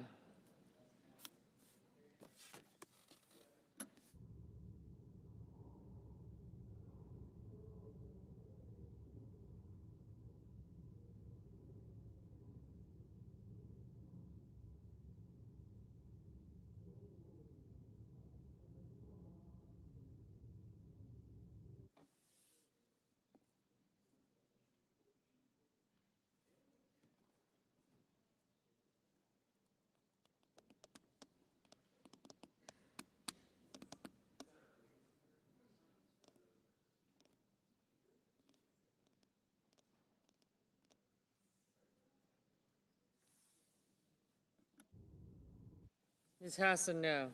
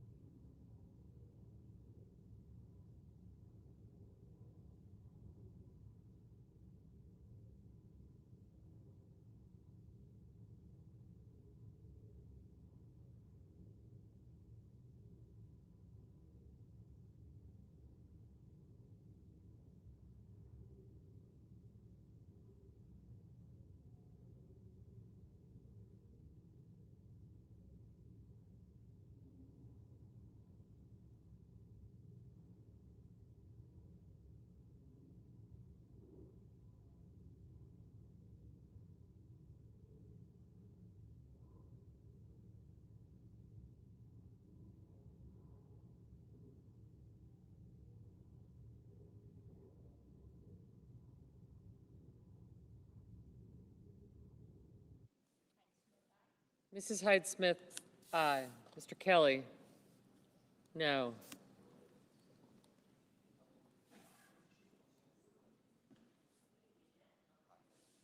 Mr. Schmidt, aye. Mr. Whitehouse, no.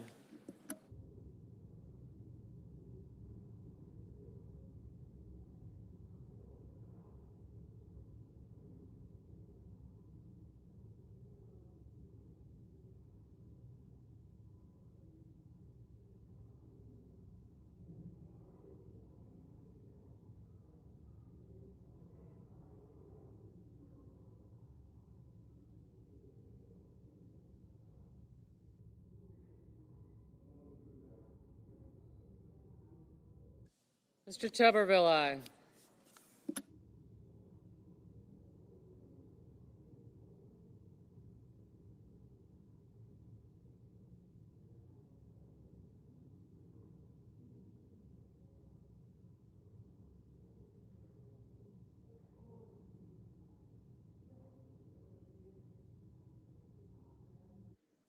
Mr. Wicker, aye. Ms. Collins, aye.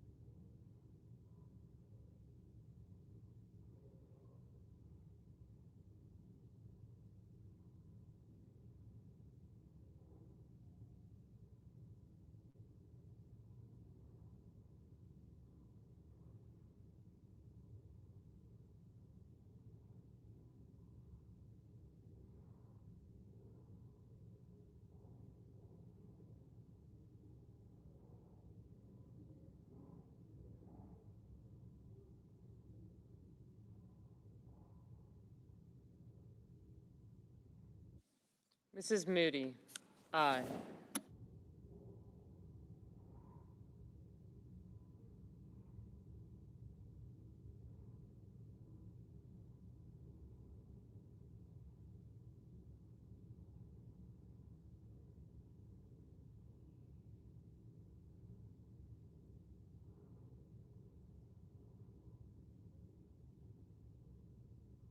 Ms. Smith, no.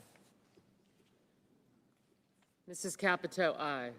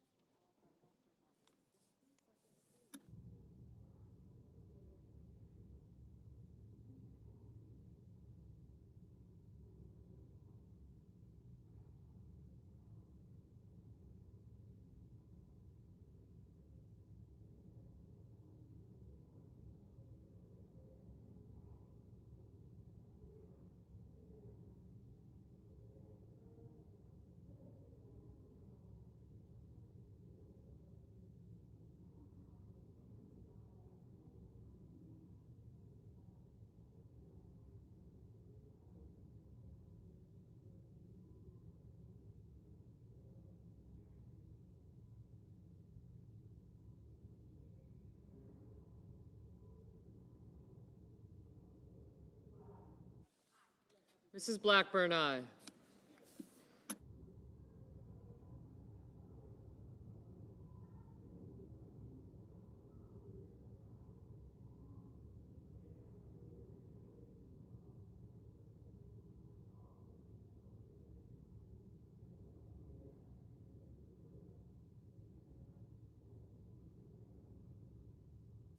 Mr. Kim, no. Mr. Crapo, aye. Mr. Peters, no.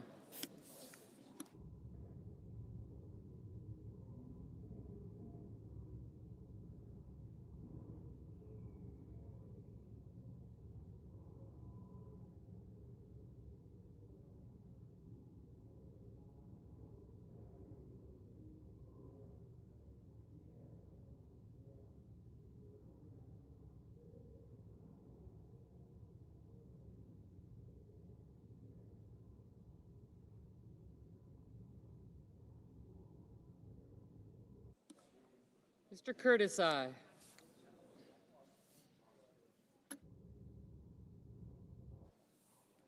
Ms. Cantwell, no.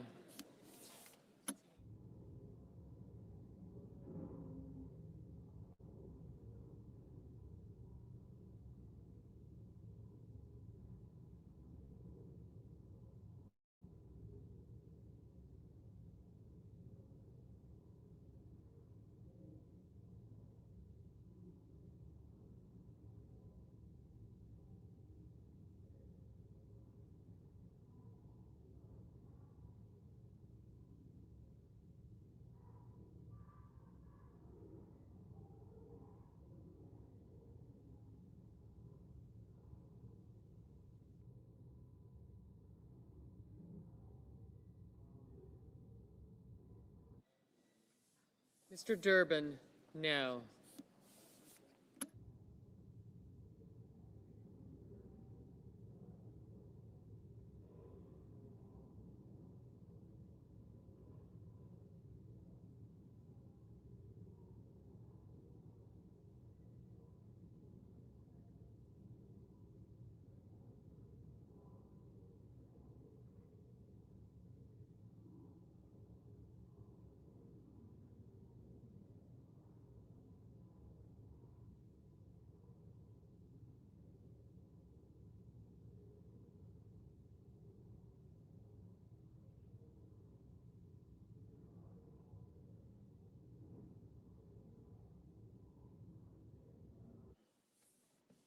Mr. Schiff, no.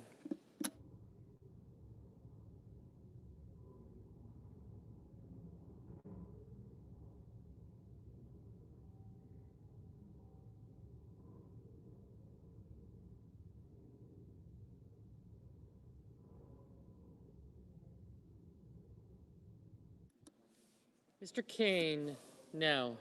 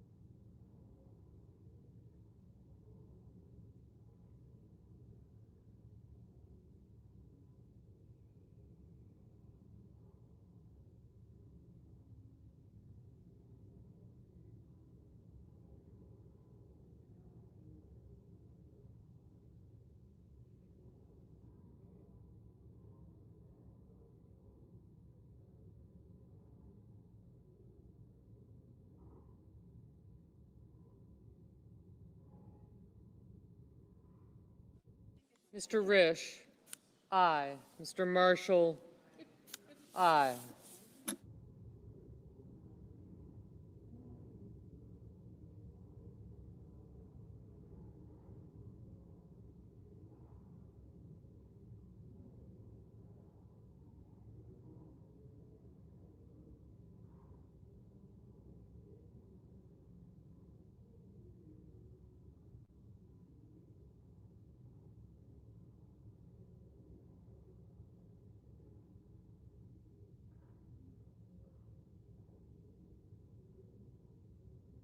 Mr. Warnock? No.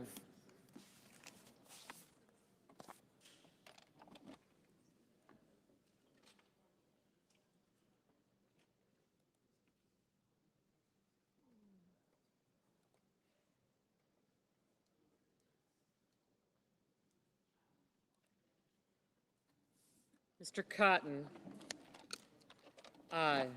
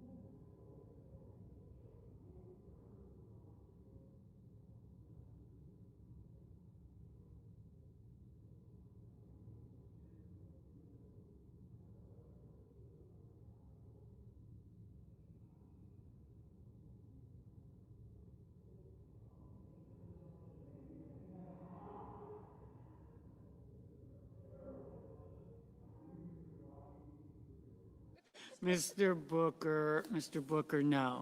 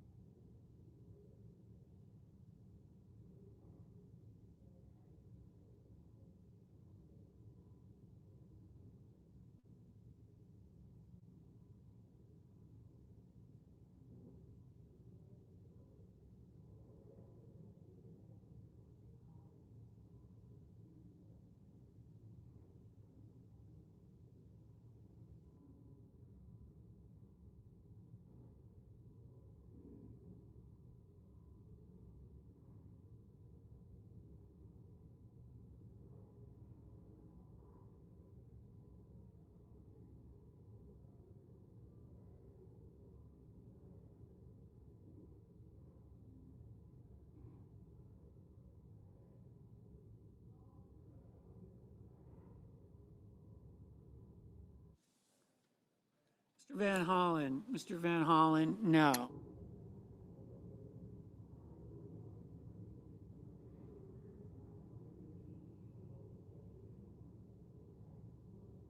Ms. Baldwin, no. Mr. Grassley, aye.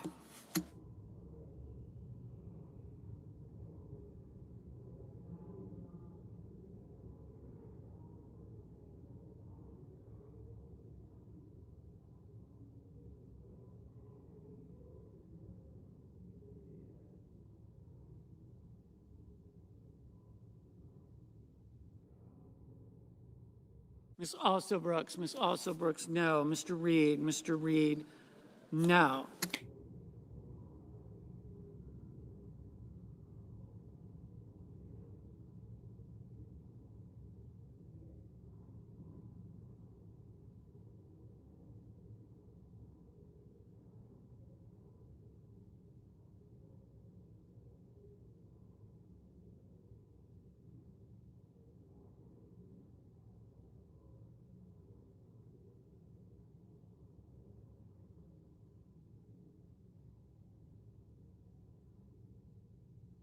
Mr. Hawley, aye. Mr. Scott of Florida, aye.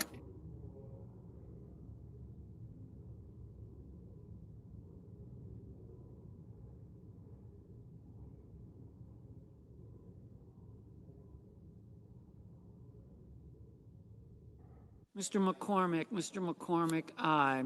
Mr. Rounds, aye.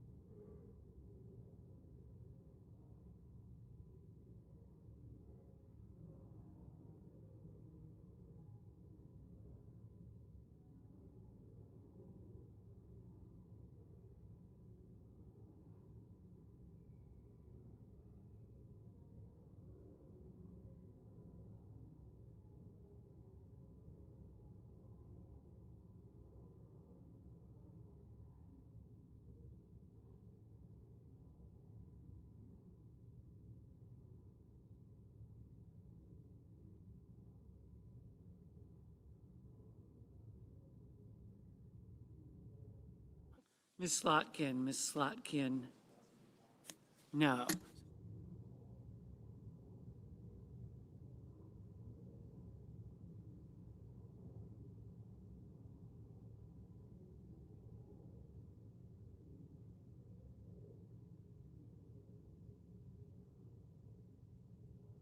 Mr.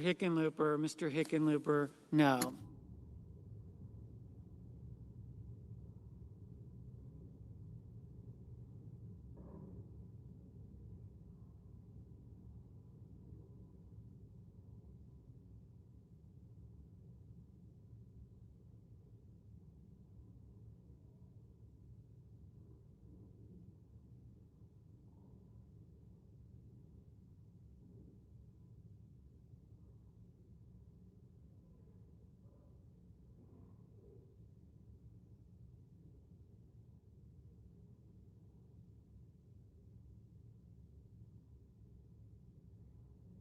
Mr.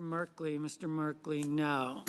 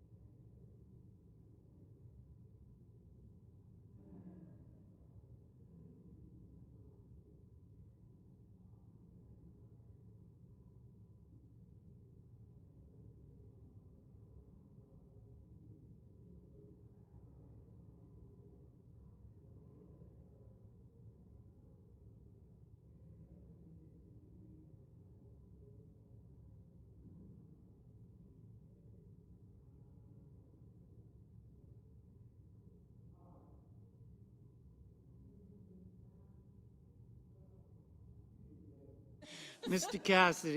Cassidy, aye. Mr. Daines, aye.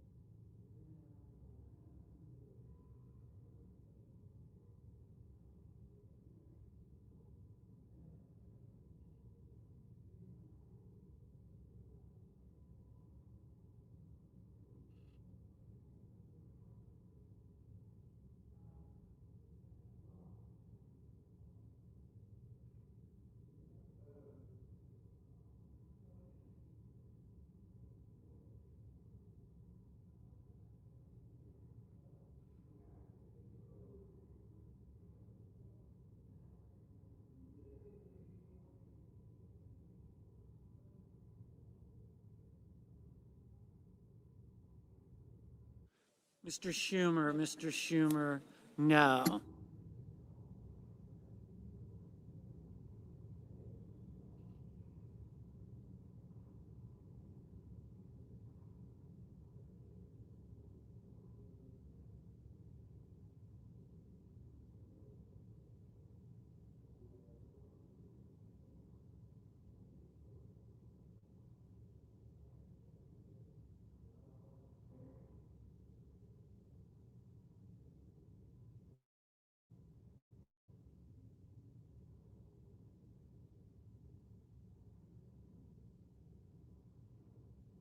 Mrs. Fisher, aye.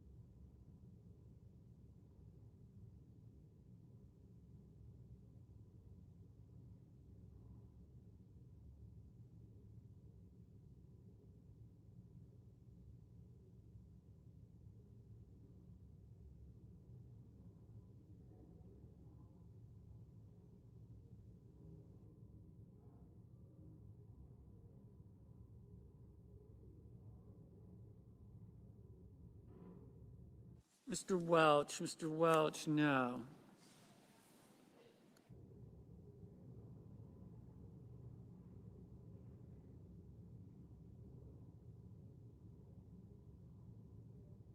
Ms. Rosen, no.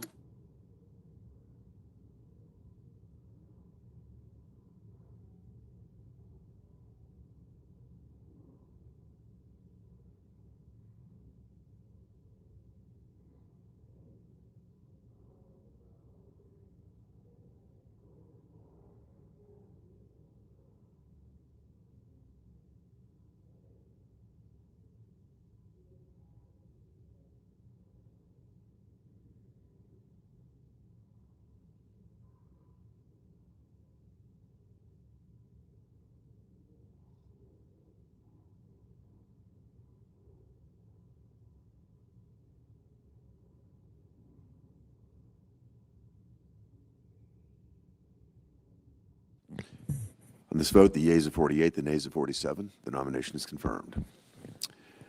Under the previous order, the motion to reconsider is considered made and laid upon the table, and the President will be immediately notified of the Senate's action.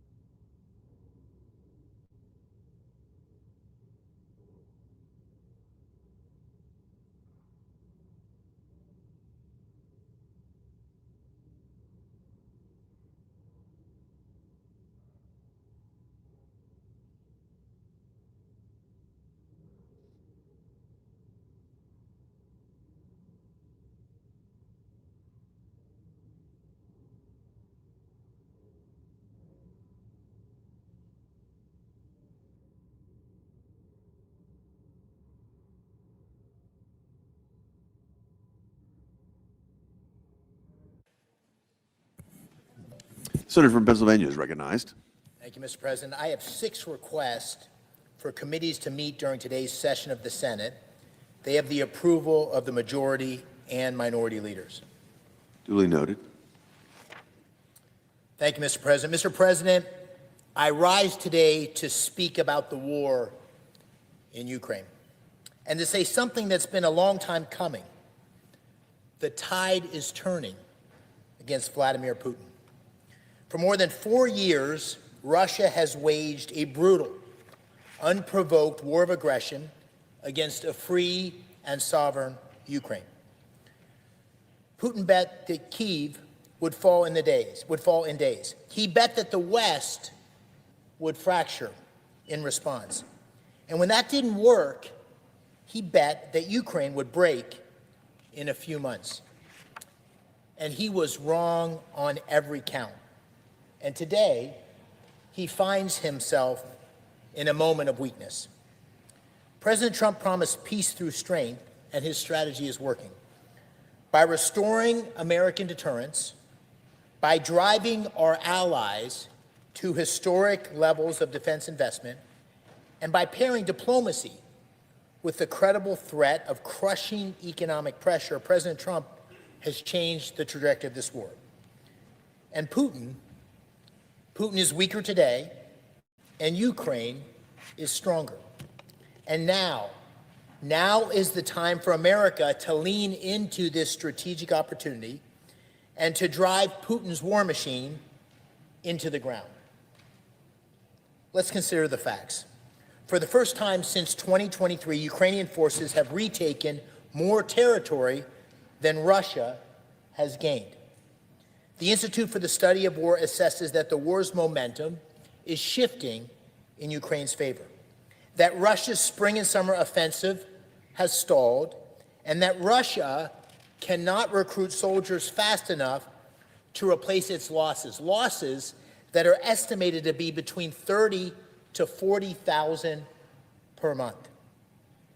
Since President Trump returned to office in January of 2025, Russia has suffered approximately 130 casualties for every square kilometer of Ukrainian territory gained. And as you see in Chart 2, the red area circled in green here is all that Russia has been able to conquer in the last 18 months. This is not a Russian war machine on the march. It is a war machine that is grinding itself to dust. And how has Ukraine done it? Well, they've done it through courage and ingenuity and innovation. Ukrainian drone operators now dominate the battlefield, extending the kill zone more than 10 miles beyond the front lines. Ukraine has built under fire one of the most sophisticated defense technology sectors in the world. Ukraine produced over 3.5 million drones last year, and it's now deploying more than 10,000 drones daily.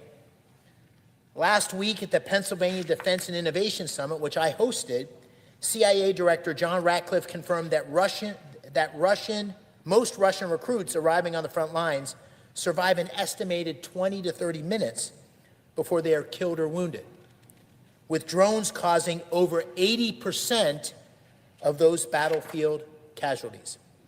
Our own warfighters, our own American warfighters, are beginning to implement the lessons learned on the Ukrainian battlefield. And I applaud Secretary Hegseth and Army Secretary Driscoll for leaning into these innovations that our armed forces require. Ukraine has also proven it can strike deep into Russia itself. Russian oil refineries, airfields, ammunition depots, and logistics hubs hundreds of miles from the border are no longer sanctuaries. The war Putin started is now arriving on his own doorstep. And this matters. This matters to us here in America for a simple reason. Ukraine has demonstrated beyond any doubt its ability and its willingness to defend its own sovereignty. The Ukrainian people are not, and I repeat, are not asking American soldiers to fight for them. They are asking for the tools to finish the job themselves. And as someone who wore our nation's uniform, I understand the difference. And we have a critical opportunity to seize this momentum, to increase the pressure on Russia, to halt its unprovoked aggression. Now, no one has worked harder to end this war than President Trump. And let's face it, Ukraine is not a perfect partner. Corruption remains a serious problem, and it should be held accountable to the reform commitments it's already made. President Zelensky has shown a willingness to come to the table at a time when Putin has rejected peace and continued firing on Ukrainian civilians.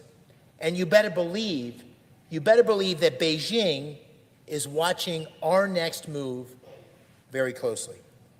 If unbridled aggression pays in Europe, and if unbridled aggression pays in the Middle East, it will be tempted in the Taiwan Strait. And that is one of the many reasons I applaud the president for showing similar resolve against the threat from Iran. This, combined with increasing the pressure on Putin, will ensure that China gets the message. America is serious about peace through strength. But to be clear, Mr. President, we cannot confuse current momentum we see on the battlefield with victory. Two very different things. Putin is still betting on one thing, that he can outlast us, that our attention will drift, our resolve will soften, and his oil revenues will fund this war machine long enough to exhaust Ukraine's defenses. Our job, the job of this body, is to prove him wrong. And that means striking at the one thing that keeps the Kremlin's war going: money. Money is what keeps the Kremlin's war going. And that's why I'm proud to support two strong bipartisan bills that would give President Trump additional tools to leverage in the pursuit of peace. The first is the appropriately named Lindsey Graham Sanctioning Russia Act. Senator Graham championed a foreign policy rooted in American strength, from the defense of Ukraine to the cause of freedom everywhere. And as you see on Chart 3, this legislation would authorize sweeping sanctions on Russian officials, oligarchs, banks, state-controlled entities, and the shadow fleet that Putin has used to evade sanctions. It would give our president the authority to impose tariffs of up to 100% on the top importers of Russian crude oil or natural gas and the top 5 countries facilitating Russian oil sanctions evasion. Finally, it would cut Russia off from U.S. capital and energy markets by prohibiting U.S. investment in Russia, purchases of Russian sovereign debt, and broker-dealer-funded transfers involving the Russian government. The message is simple. If you bankroll Putin's war, you will pay a price in the American capital markets. The second bill is bipartisan legislation that I have introduced with my colleagues here in the Senate, Senator Coons, Senator Husted, and Senator Warren, the Decreasing Russian Oil Profits Act.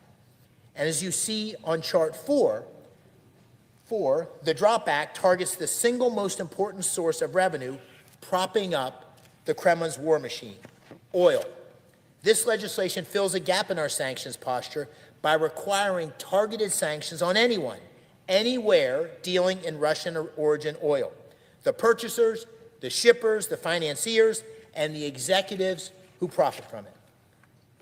Now is the time to move on these Russia sanction bills to give the president the tools and the leverage he needs to end this conflict. And now is the time to increase the pressure on Putin's unbridled aggression.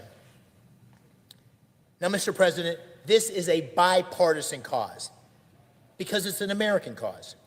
Peace comes through strength, never through weakness, never through wishful thinking. And the tide is turning. Ukraine is doing its part on the battlefield, and now the United States must capitalize on this strategic opportunity to weaken Putin's Russia. I urge my colleagues to pass the Lindsey Graham Sanctioning Russia Act and the DROP Act without delay. Give our president the tools he needs to bring this conflict to a peaceful resolution. I yield the floor.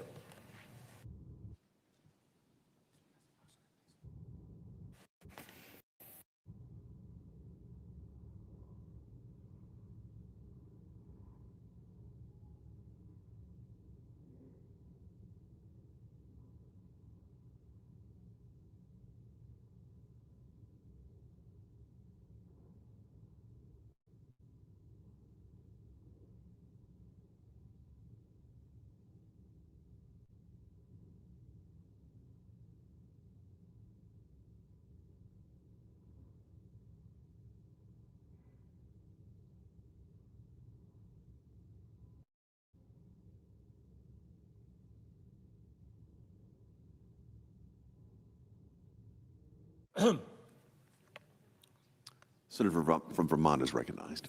Thank you, Mr. President. Mr.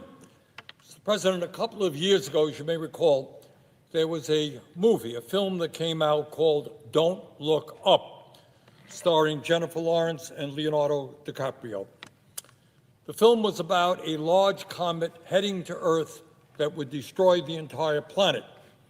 And the astronomers who discovered the comet kept trying to gain the attention of people and explain to them what was happening and the need for immediate and bold action to save the planet. In that movie, they failed, and the planet was destroyed. That was a movie. Now let me tell you about something that is not a movie, not fiction, but reality. I fear that we are living through the same scenario that existed in the movie. People, especially their elected representatives, are not paying attention, and the results could be catastrophic. Mr. President, this time we're not talking about a fictional comet. What we are talking about is artificial intelligence, which will almost certainly be the most transformational technology in the history of humanity. It will profoundly impact the life of every man, woman, and child in our country. The scale, scope, and speed of this transformation will be unprecedented. Nearly every day, there is a news story about how AI is already transforming the world, from our economy to its impact on our kids, to our privacy rights, to our political institutions, to the existential threat that it poses to the entire world.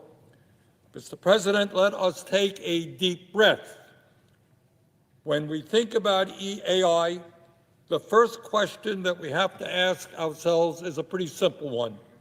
Who is pushing this revolutionary transformation of society? Who is going to benefit from it? And who is going to get hurt by it? And the answers to those questions are not complicated. At a time in American history when we have more income and wealth inequality than we have ever had before, the AI revolution is being pushed by the very wealthiest people in our country, including Elon Musk, Jeff Bezos, Mark Zuckerberg, Peter Thiel, and Larry Ellison.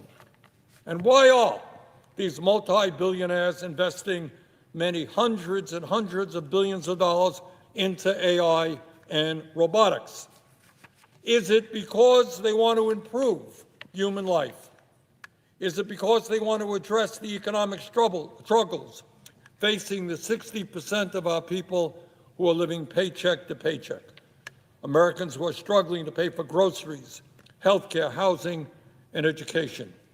Is it because they want to make sure that all Americans have access to health care as a human right, and that we successfully address the crises we face in housing, education, and so many other areas? Is that why these multi-billionaires are pushing this revolution? Maybe, but I doubt it. I think the answer is quite obvious, and everybody in America knows it.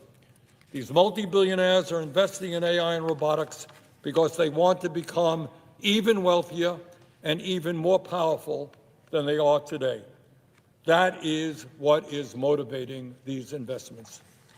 Mr. President, I think it's enormously important we take a hard look at what an uncontrolled AI push by the wealthiest people in our country will mean to ordinary Americans. Over the past year, I have spoken with workers and union leaders, computer scientists, psychologists, religious leaders, environmentalists, and privacy experts about AI and robotics. And while each of these people may be focusing on a different aspect of the overall situation, they all agree that the unregulated race to develop more and more powerful AI represents a profound threat to humanity. And Mr. President, this is exactly what the average American today is telling us. Recently, a poll came out from the publication Heat Map which expresses an enormous change in sentiment with regard to data centers.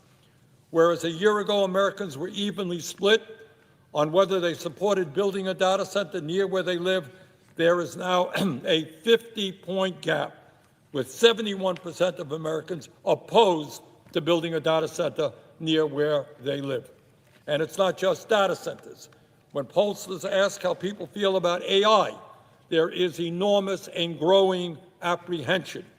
A recent Quinnipiac poll found that 55% of Americans think AI will do more harm than good, and only 5% think AI development is being led by people and organizations that represent their interests. Mr. President, let me give you some of the reasons, just some, as to why the overwhelming majority of Americans are deeply concerned about the rapid development of AI and robotics. The American people feel, with 70% numbers in a recent poll, that AI will lead to fewer jobs. And they're quite right about their concerns. Elon Musk, who has invested hundreds of billions in AI and robotics, recently said that, quote, AI and robots will replace all jobs, end quote. Bill Gates, who has also made huge investments in these technologies, predicted that humans, quote, won't be needed for most things, end quote. Mustafa Suleyman, the CEO of Microsoft AI, said most white-collar work, quote, will be fully automated by an AI within the next 12 to 18 months, end quote. And it's not just white-collar jobs that we're talking about. Earlier this year, Wall Street Journal reported that Jeff Bezos is seeking to raise $100 billion to purchase factories all over America. His goal? Replace the millions of workers who are employed in these plants with robots. Recently, I took a trip in a self-driving Waymo car in San Francisco. There was nobody behind the wheel.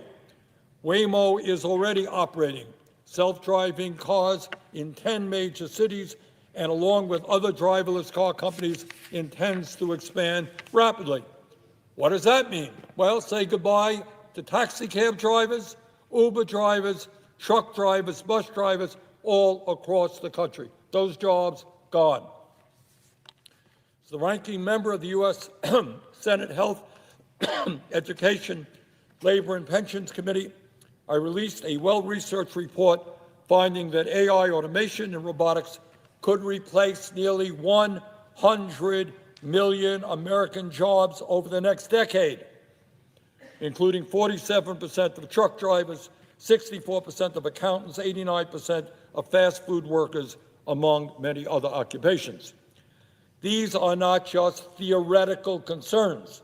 We're already starting to see the impact of AI and robotics on workers. Amazon and Oracle have laid off 30,000 workers each. Microsoft has laid off 20,000 workers. Meta has laid off 18,000, et cetera, et cetera.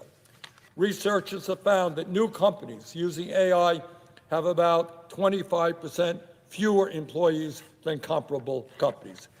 In other words, the AI revolution is already making it harder for people to find decent-paying jobs, and we are only in the beginning stage of this revolution. Let me be clear. The AI oligarchs do not want to just replace specific jobs. They want to replace workers. That is the goal. According to OpenAI's charter, its mission is to build, quote, highly autonomous systems that outperform humans at most economically valuable work, end quote. If OpenAI is successful in building highly autonomous systems that outperform humans at most economically valuable work, I have a very simple question. What happens to those workers who are replaced? How will they be able to find new jobs if there are no jobs to find? If AI and robotics eliminate millions of jobs and create massive unemployment, how will people survive if they have no income, if people are not employed, and if they're not paying taxes? What happens to Social Security, Medicare, Medicaid, and other essential government services funded by these taxes? But it's not just employment that I am worried about and that the American people are worried about. AI and robotics threaten our emotional well-being, who we are as human beings, how we relate to each other. In many cases, work is one of the ways that we connect to each other. Whether we are doctors or taxi cab drivers, we all want to serve our community, we want to be productive members of society. That gives our lives purpose. And what happens when millions of people lose their jobs, their meaning and their purpose, and their source of connection to each other? And work is just one aspect of what we're talking about. What happens when people live through their screens? Their major form of social interaction is not with other people, but with screens and artificial intelligence, talking to chatbots instead of other people. Further, Mr. President, AI and robotics are threatening the very well-being of our kids.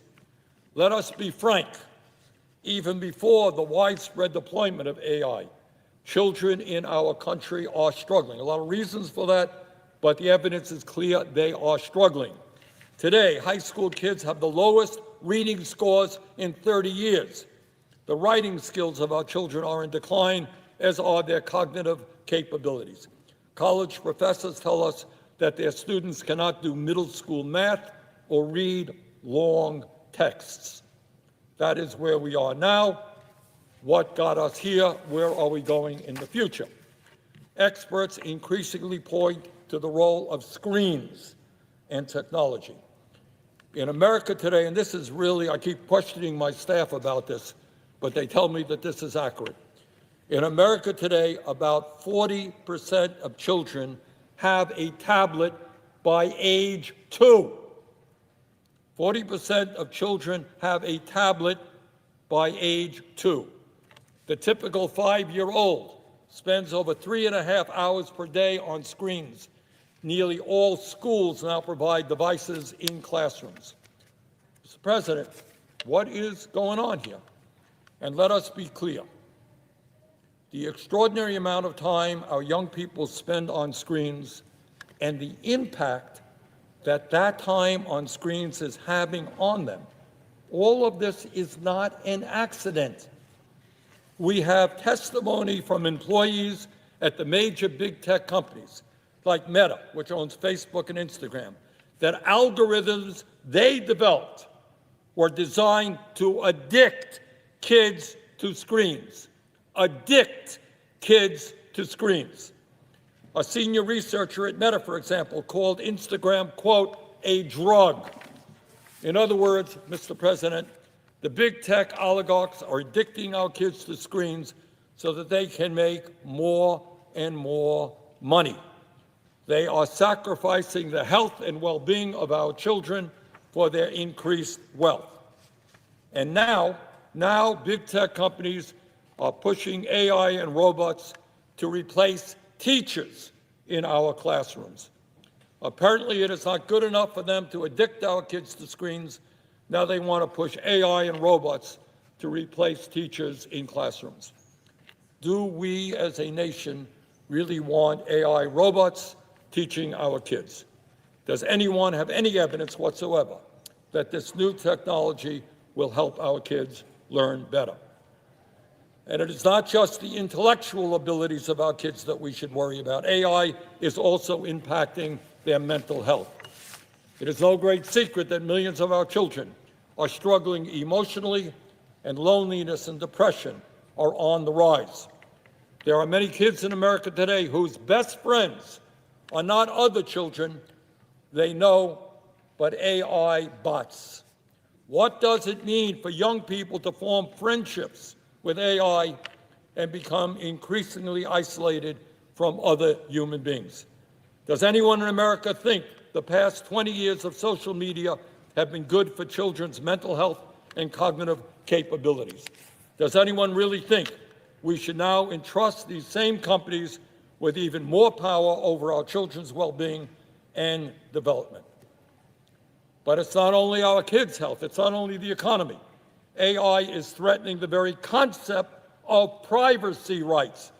You know, we hear on the floor of the Senate time and time again, we are a free country, we are a free people. Well, let me give you the bad news.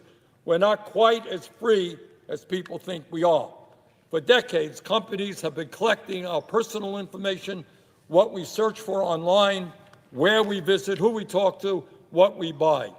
Now, AI-powered surveillance companies like Palantir make it possible for someone to quickly analyze all that information, find patterns, and create profiles of us. And by the way, Mr. President, not just the economy, it's not just our mental health, it's not just what's happening to our kids. AI is threatening our democracy. We're back to that film, Don't Look Up. Well, maybe we should look at what's going on the internet right now. Right now, this minute. The rise of deep fakes, convincing fake images, videos, and audio make it possible for bad actors to distort what elected officials and candidates are saying. And I suspect this is personal for many members of the Senate who have had experiences with this issue. And let me tell you, if you don't think this will ever happen to you, you are very mistaken. In a recent Republican congressional primary in Kentucky, a super PAC opposing Thomas Massey released an ad with deepfakes depicting him in a romantic relationship with female members of Congress. It was a lie, but there were voters in Kentucky who believed that. Bottom line, Mr. President, it is becoming increasingly difficult for people to differentiate truth from fiction. How can people make informed political decisions if that occurs? And Mr. President, as we speak, all over this country, people are rising up against data centers in their own communities. They don't want to pay higher electric rates. They're worried about the impact of water. They're worried about the impact of noise and heat. And we're seeing people, whether they are Republicans, Democrats, conservative, progressive, saying no to these data centers. So, Mr. President, I hope very much we don't do what people did in that movie, Don't Look Up. I hope while this massive revolution is taking place, which is going to transform our lives, I hope that we look up. And I hope that people in Congress have the guts to say that the future of humanity should not be determined by a handful of the wealthiest people on earth. That maybe in a democratic society, the people should determine where we want to go. And I know that AI is spending tens of millions of dollars on campaign contributions. And if you speak up against them, hey, they're going to put millions of dollars of 30-second ads against you. But maybe just now in this moment in American history, we have the guts to tell AI where they should go. Stand up for our kids, stand up for democracy, stand up for privacy, stand up for workers, and utilize AI and robotics to benefit all of us, not just to make a handful of billionaires even richer. Thank you very much, Mr. President. Under the previous order, the Senate will resume consideration of the following nomination, which the clerk will report. Nomination, the judiciary, Antonio M. Pozos of Pennsylvania to be United States District Judge for the Eastern District of Pennsylvania. The question is on the nomination. Sufficient second? There appears to be. The clerk will call the roll. Ms. Also Brooks, Mr. Armstrong, Ms. Baldwin, Mr. Banks,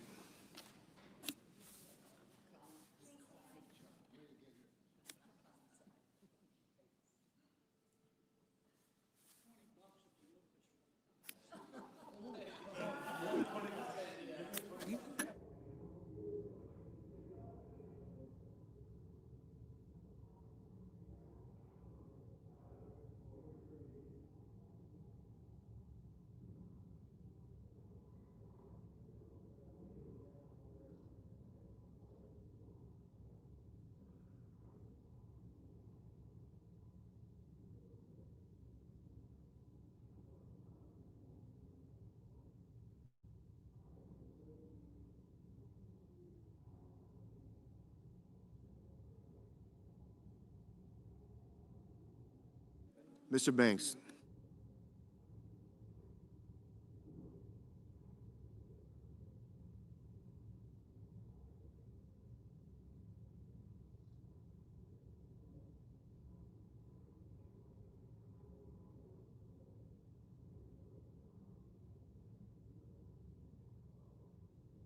Mr. Brasso. Mr. Bennett.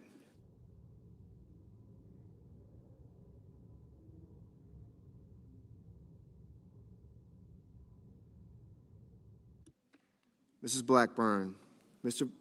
Blumenthal. Ms. Blunt Rochester. Mr. Booker. Mr. Bozeman. Mrs. Britt. Mr. Budd.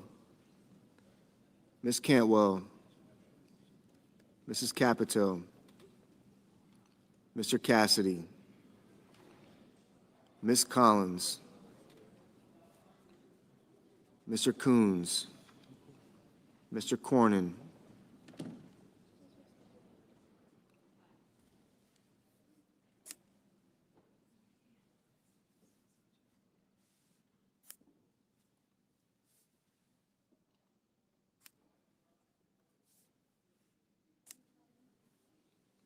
Ms. Cortez Masto. Mr. Cotton. Mr. Kramer. Mr. Crapo. Mr. Cruz. Mr. Curtis. Mr. Daines. Ms. Duckworth.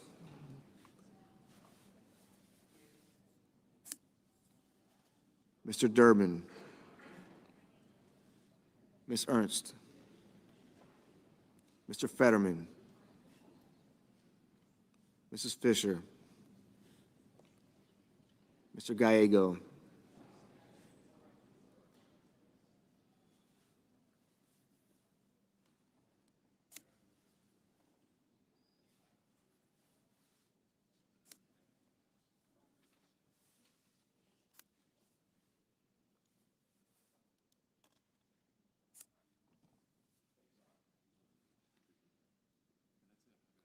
Mrs. Gillibrand. Ms. Graham. Mr. Grassley. Mr. Haggerty.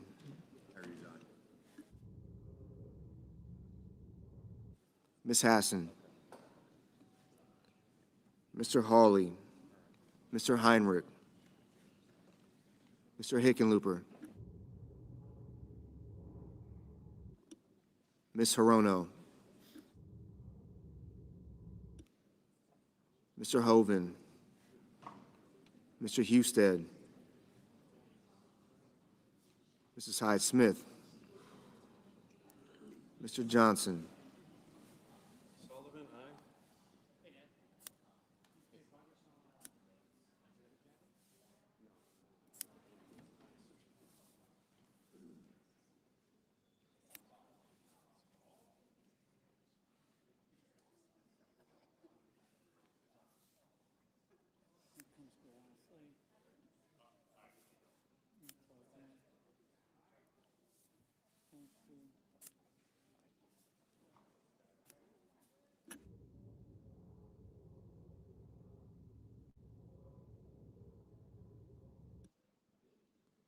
Mr. Johnson.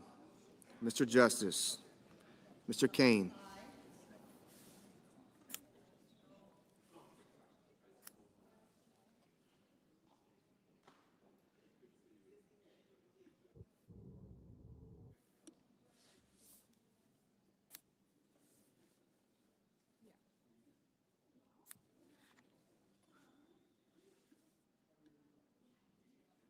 Mr. Kelly.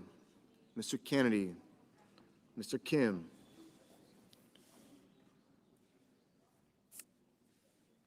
Mr. King. Ms. Klobuchar.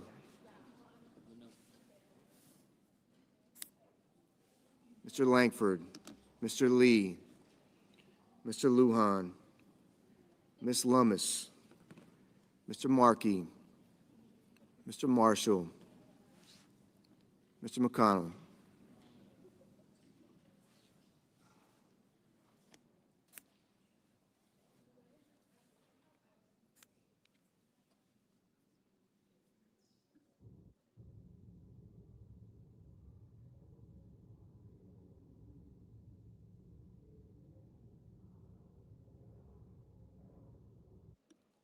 Mr. McCormick, Mr. Merkley, Mrs. Moody, Mr. Moran, Mr. Moreno, Ms. Murkowski,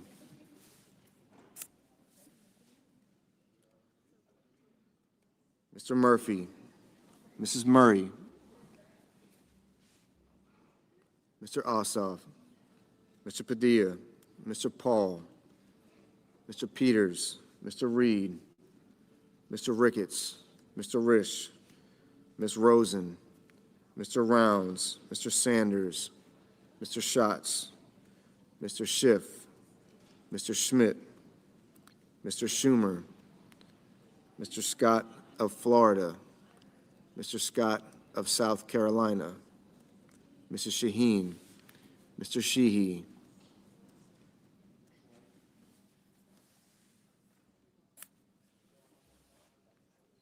Ms. Slotkin, Ms. Smith, Mr. Sullivan, Mr. Thune, Mr. Tillis, Mr. Tuberville, Mr. Van Hollen, Mr. Warner, Mr. Warnock, Ms. Warren, Mr. Welch, Mr. Whitehouse, Mr. Wicker, Mr. Wyden, Mr. Young.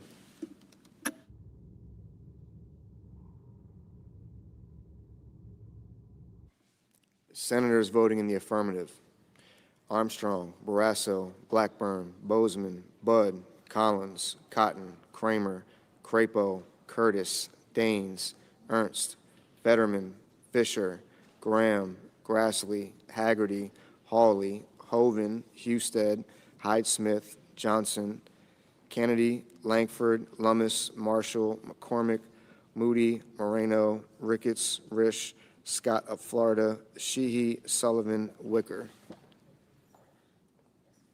Mrs. Capito, aye. Senators voting in the negative: Baldwin, Duckworth, Gallego, Hassan, Heinrich, Kelly, Kim, King, Reed, Sanders, Schiff, Smith, Welch, and Wyden.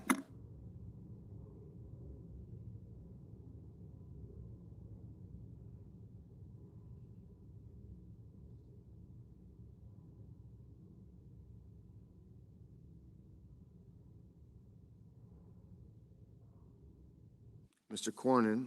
Cornyn, aye. Mr. Cassidy, aye.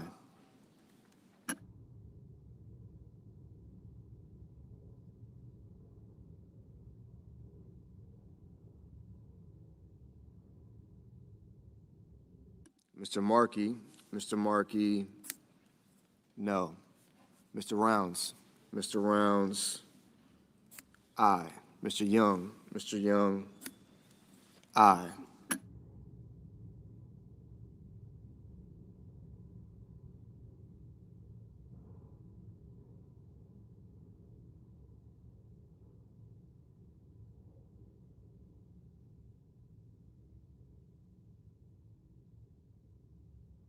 Mrs. Murray, no. Ms. Klobuchar, no. Mr. Van Hollen, no.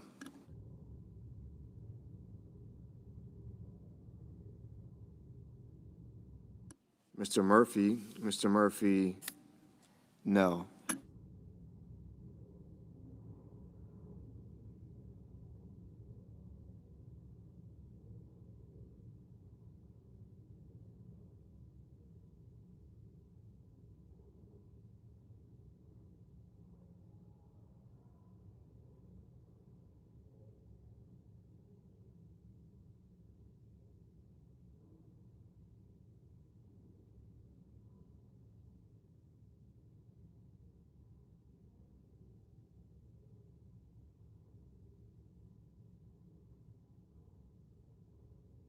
Ms. Blunt Rochester, no.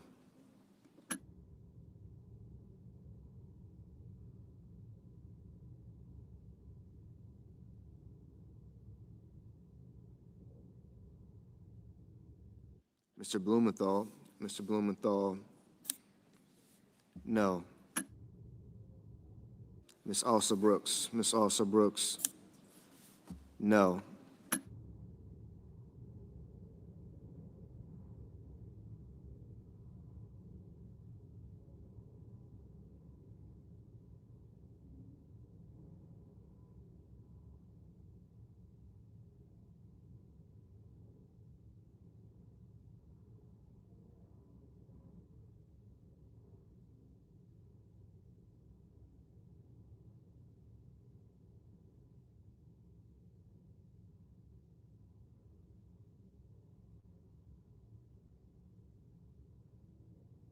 Ms. Rosen. Ms. Rosen, no.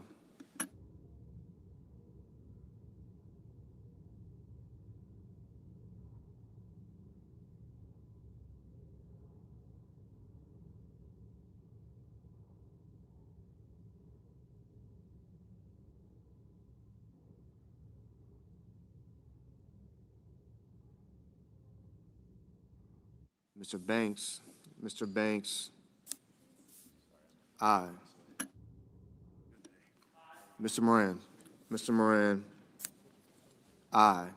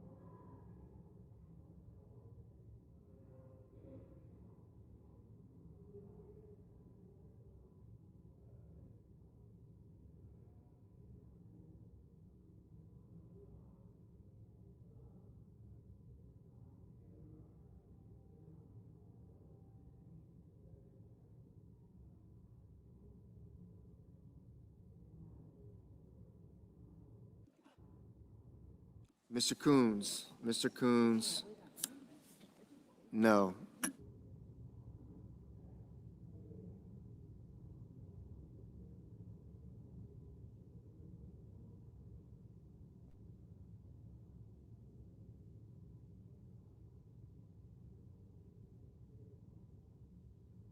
Mr. Kane. Mr. Kane, no.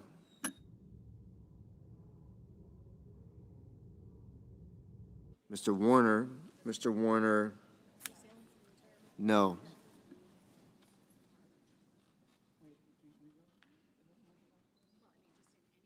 Mr. Merkley. Mr. Merkley, no.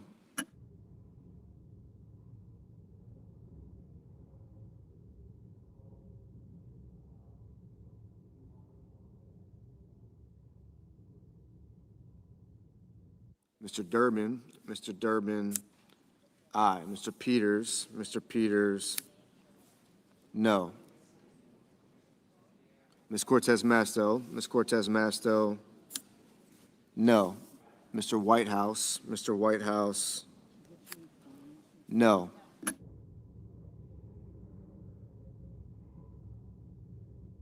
Mr. Thune, aye.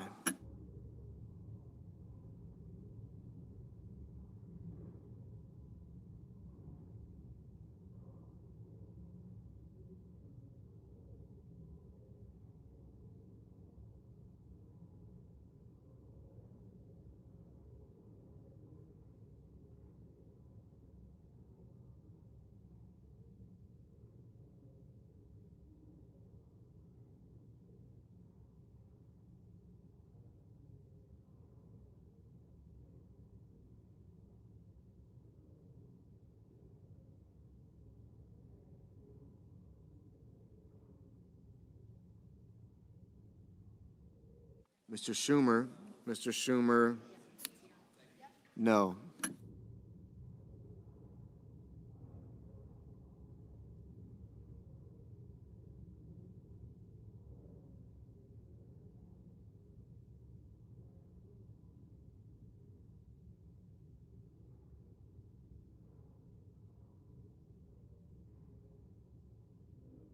Mr. Bennett, no. Ms. Hirono, no. Mr. Padilla, no.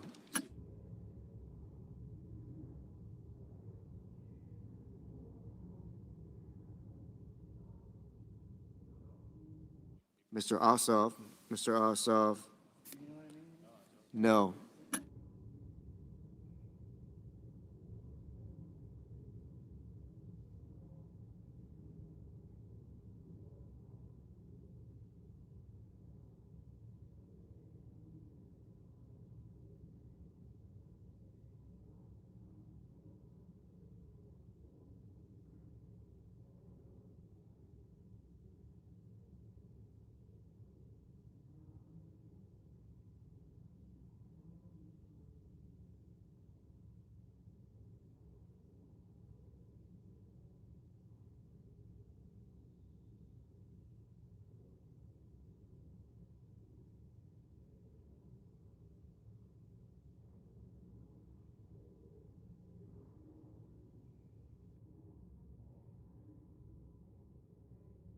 Ms. Slotkin, no. Mr. Booker, no. Mr. Tillis, aye.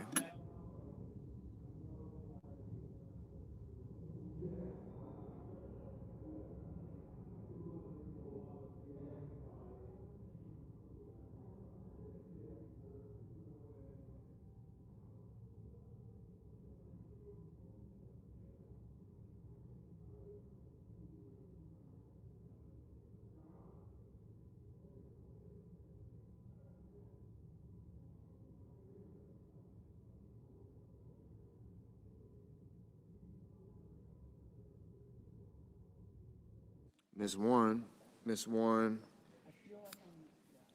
no.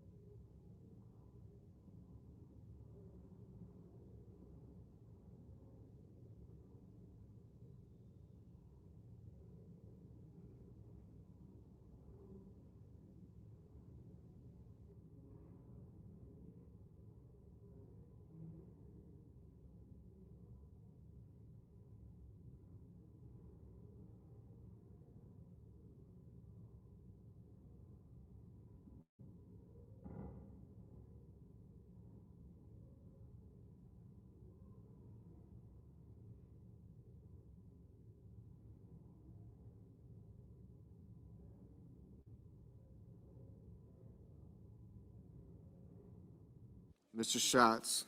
Mr. Schatz. No.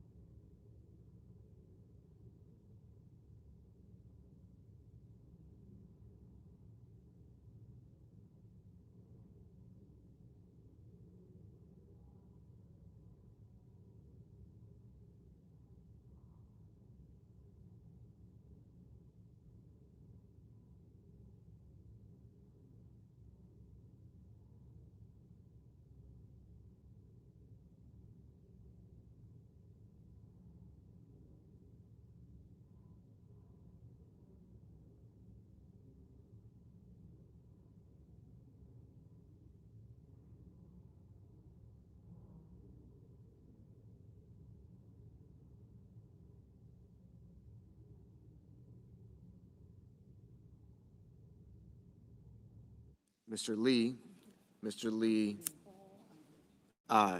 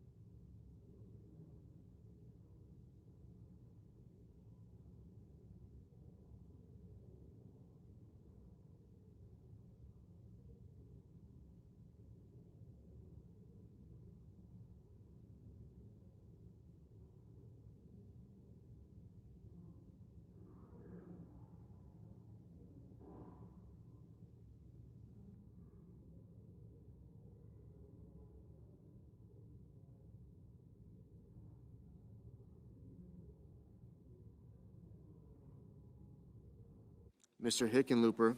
Mr. Hickenlooper. No.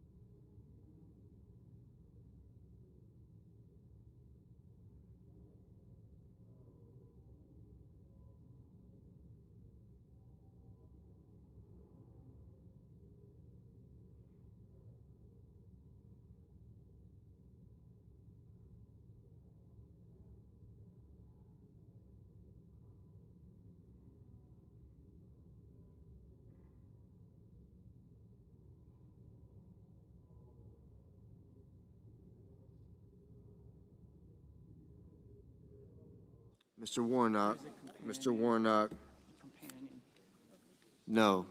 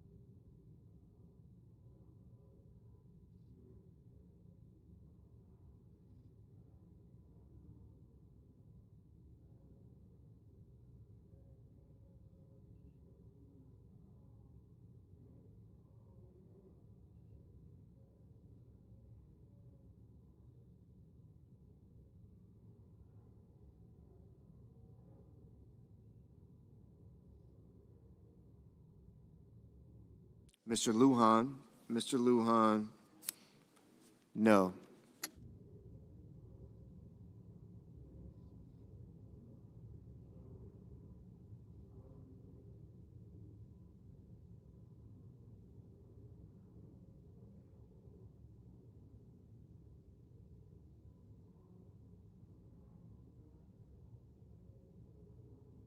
Mr. Schmidt. Mr. Schmidt. Aye. Mrs. Gillibrand. Mrs. Gillibrand. No.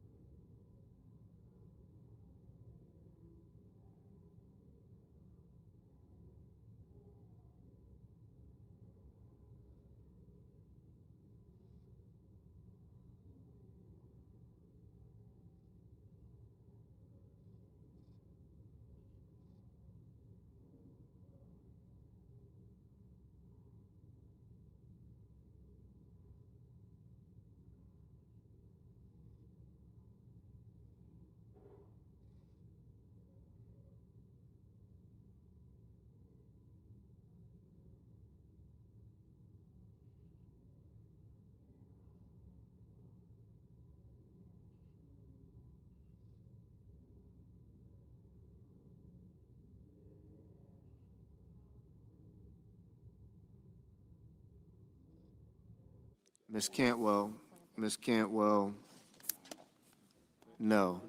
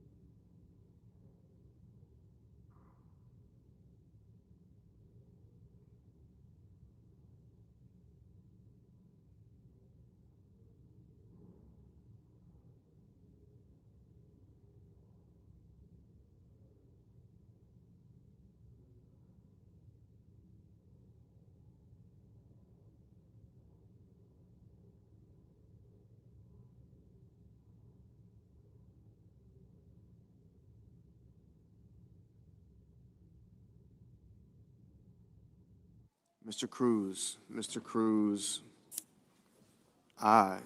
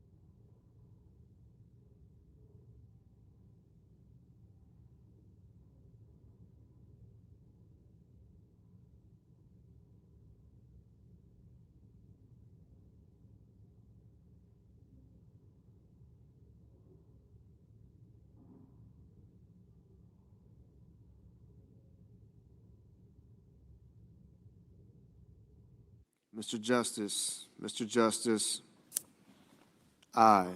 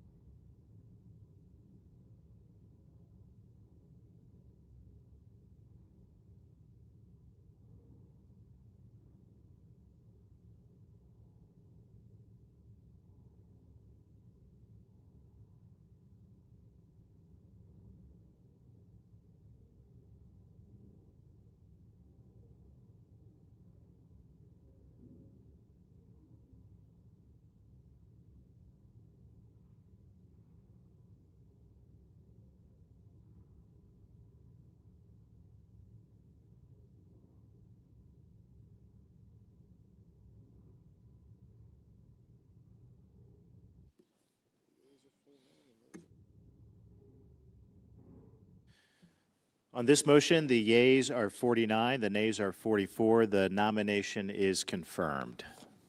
Under the previous order, the motion to reconsider is considered made and laid upon the table, and the President will be immediately notified of the Senate's actions.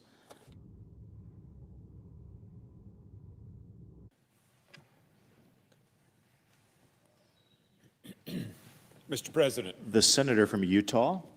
Thank you, Mr. President. Tomorrow, Utahns will celebrate Pioneer Day, which commemorates the arrival of the first company of Latter-day Saint pioneers into the Salt Lake Valley on July 24th, 1847. For many outside Utah, Pioneer Day may seem a little unique and a strange local observance, but the values it commemorates are profoundly American and can resonate with all of us. We recognize not only a historic journey, but the enduring pioneer spirit that helped shape the American West and continues to shape our country today. The early members of the Church of Jesus Christ of Latter-day Saints sought to actualize our first freedom and something every American should cherish, religious liberty. Instead, they were driven from their homes, stripped of their property, and forced to flee into an uncertain wilderness. Thousands traveled more than 1,300 miles across plains, deserts, and mountains. I recently walked 250 miles in remembrance of that journey. And it's true, it challenged me, but I had every modern advantage, including 7 pairs of shoes, a support team, an RV to sleep in. Their sacrifice was an entirely different magnitude. Parents buried children. Children buried parents. Spouses buried their soulmates. Yet they sang a song that will be sung in many church buildings across Utah on Sunday, "Come, Come, Ye Saints." In that song, they sing, "All is well." For they had a vision of a land, as the song goes, far away in the west, where none shall come to hurt or make afraid, where the saints will be blessed. When they finally reached that place, the Salt Lake Valley, they didn't dwell on all they had lost.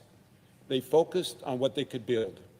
Within days, they were planting crops, digging irrigation canals, laying out streets, and creating communities where none had existed before. Over the decades that followed, they established hundreds of settlements across the Mountain West, built roads and bridges, and helped countless other immigrants travel west. That is the pioneer spirit. That is the American spirit. It is resilience in the face of hardship. It is self-reliance married with cooperation. It's choosing to build instead of surrender. As our nation celebrated the 250th anniversary, I believe those values are as relevant today as they were nearly 180 years ago. Every generation faces its own frontier. Ours may not be crossing the plains, but we're still called to solve difficult problems, contribute meaningfully to our communities, and leave a better nation for those who inherit it. Americans still want to build something meaningful. They still want to provide for their families. They still want their children to inherit greater opportunities than they themselves received. Those aspirations haven't changed. What has changed is that sometimes we forget the virtues and the sacrifices required to achieve them. May we all, this Pioneer Day, recommit ourselves to remembering that heritage and channeling that spirit in our own hearts. Because the American story has never belonged to just one generation. It is written by each generation willing to work, sacrifice, and build for the next. That is why the resolution I'm introducing with my colleagues today is about more than honoring the past. It's about carrying forward the virtues that made those pioneers successful: faith, sacrifice, community, industry, and perseverance. May we honor their legacy by living those same values and continuing to move our nation forward, one faithful step at a time. Thank you, Mr. President. I yield my time.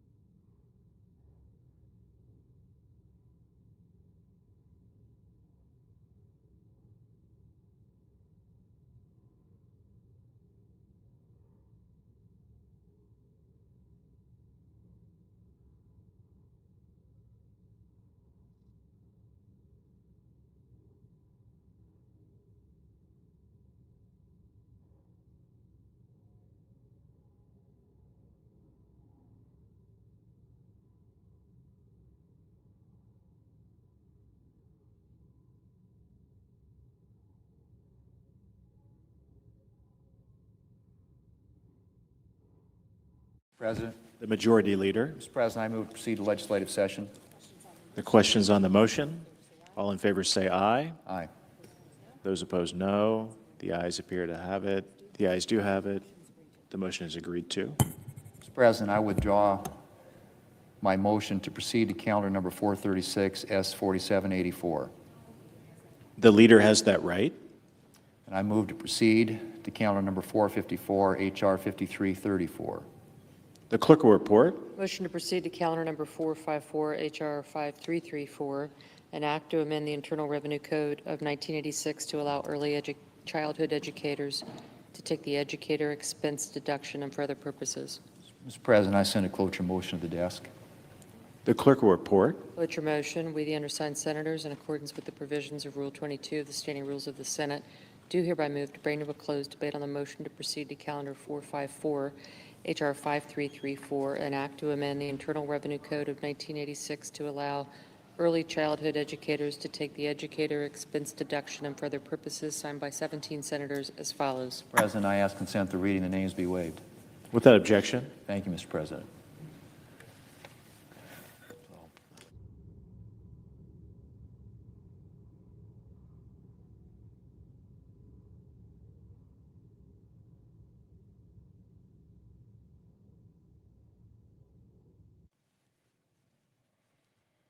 Mr. President. The senator from California. Mr. President, more than a year and a half ago, when Donald Trump placed his hand on a Bible and took the oath of office for the second time, he swore to preserve, protect, and defend the Constitution. In the time since, he has failed to live up to that basic promise. Instead, he has focused laser-like on a very different priority: to preserve, protect, and expand his family's wealth. The payments to the president and his family have been massive. The self-dealing and profiteering have been absolutely breathtaking in their scope. And you don't have to take my word for it. 2 weeks ago, the president filed his annual financial disclosure, signed under penalty of law. It shows more than $2.3 billion in income last year alone. $2.3 billion made by the president in the last year alone. Wow. That is 3.5 times what he reported the year before.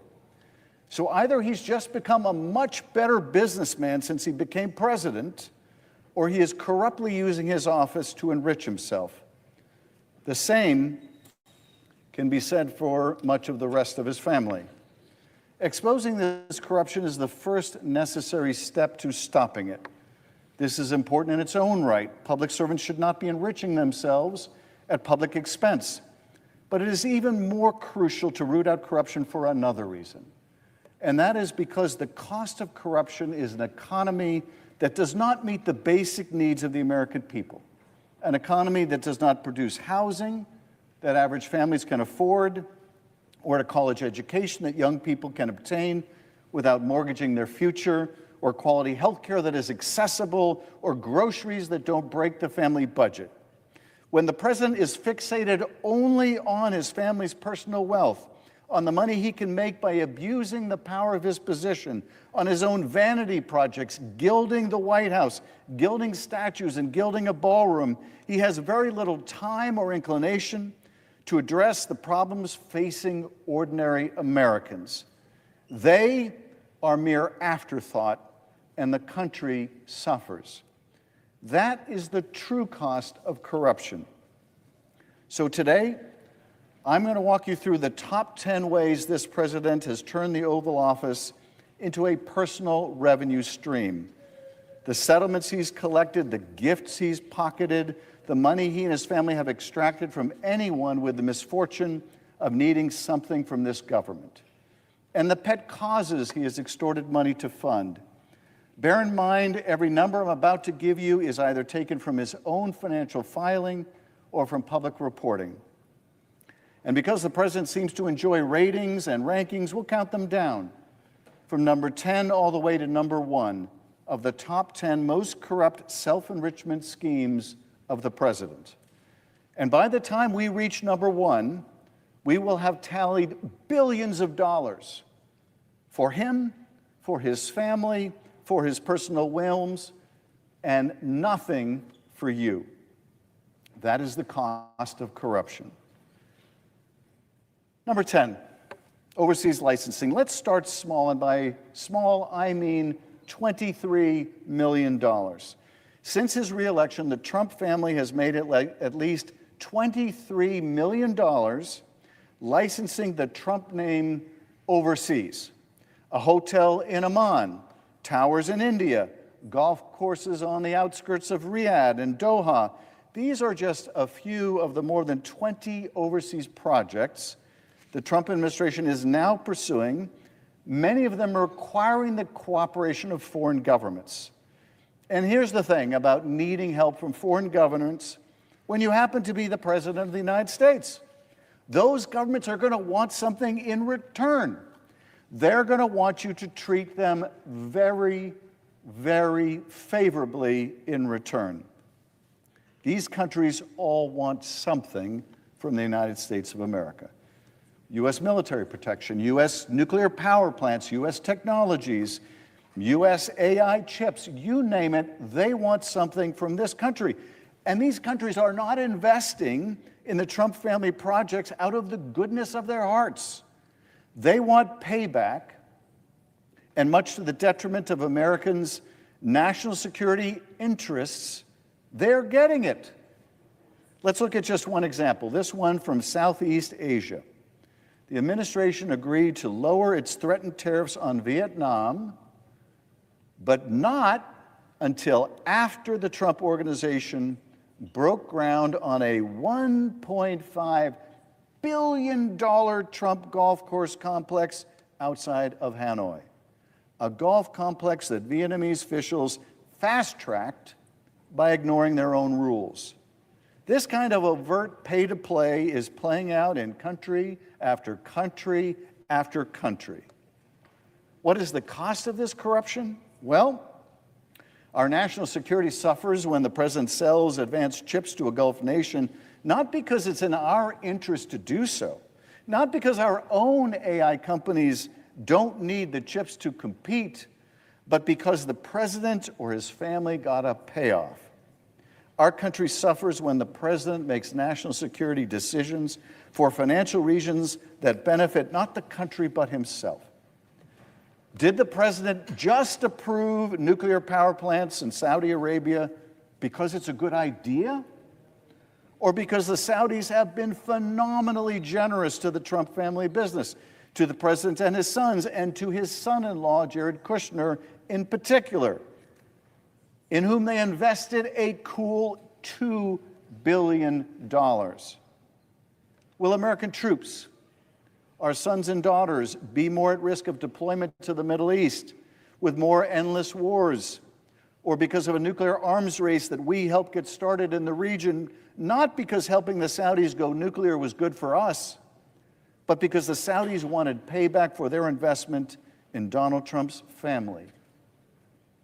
That is the cost of corruption.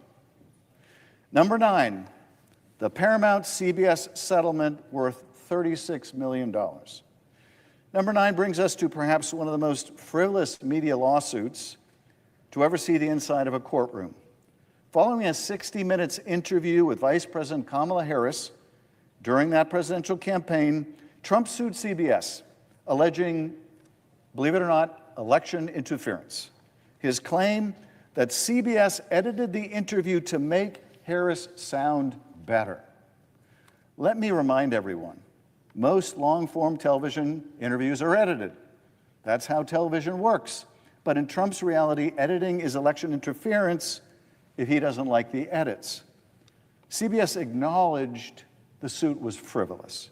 The president had no right to sue because he doesn't like how an interview with someone else is edited. It's absurd. The studio has a First Amendment right to make those decisions for itself. Nevertheless, CBS agreed to pay off the president $16 million. Why? Not because they thought they would lose the litigation. They knew Trump's claim would never be successful. No, CBS agreed to pay off the president because its parent, Paramount Studios, wanted to merge with Skydance in a deal worth $8 billion. What was a $16 million payoff compared to an $8 billion deal? And it wasn't just the $16 million payoff. Skydance also committed to paying another $20 million in advertising and public service announcements favored by the president. Final tally, $36 million.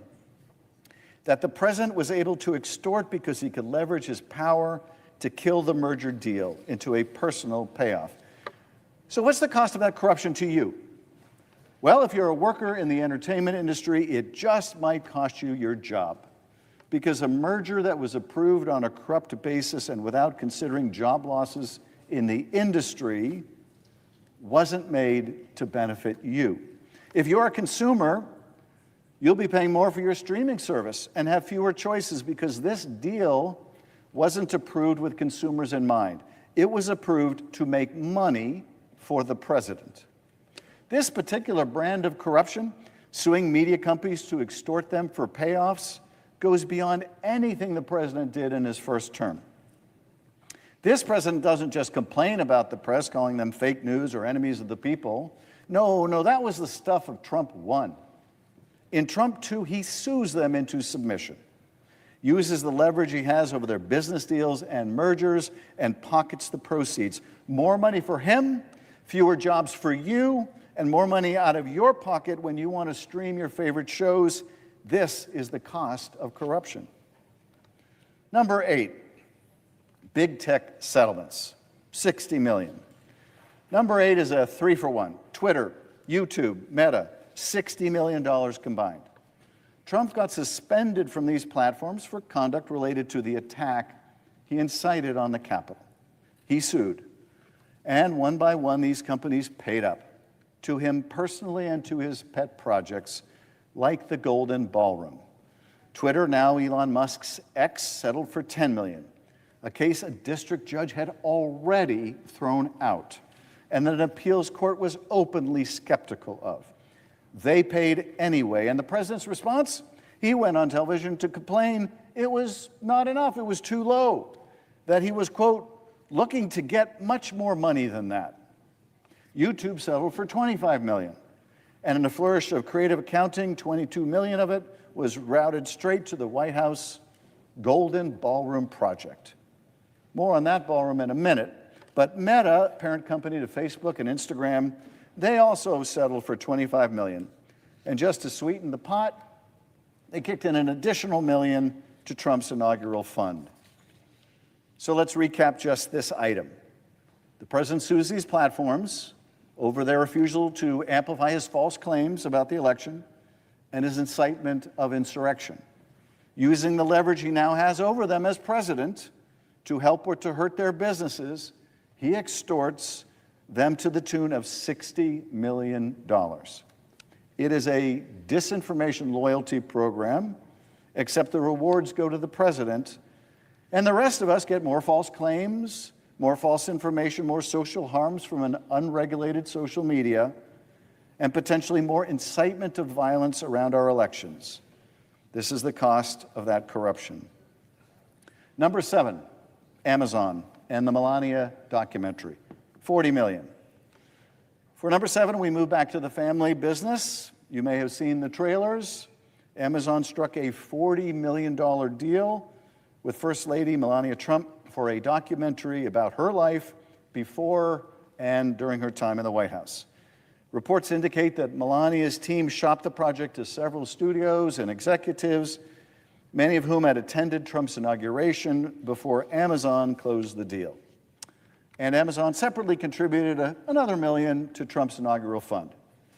Of the $40 million, though, the First Lady personally received $28 million. The big-time theatrical run of this film brought in only $16 million at the box office, landing it at a sweet number 68 on the 2026 releases, behind Bunny, behind Guru, and behind Mobile Suit Gundam Hathaway, the sorcery of Nymph Cersei.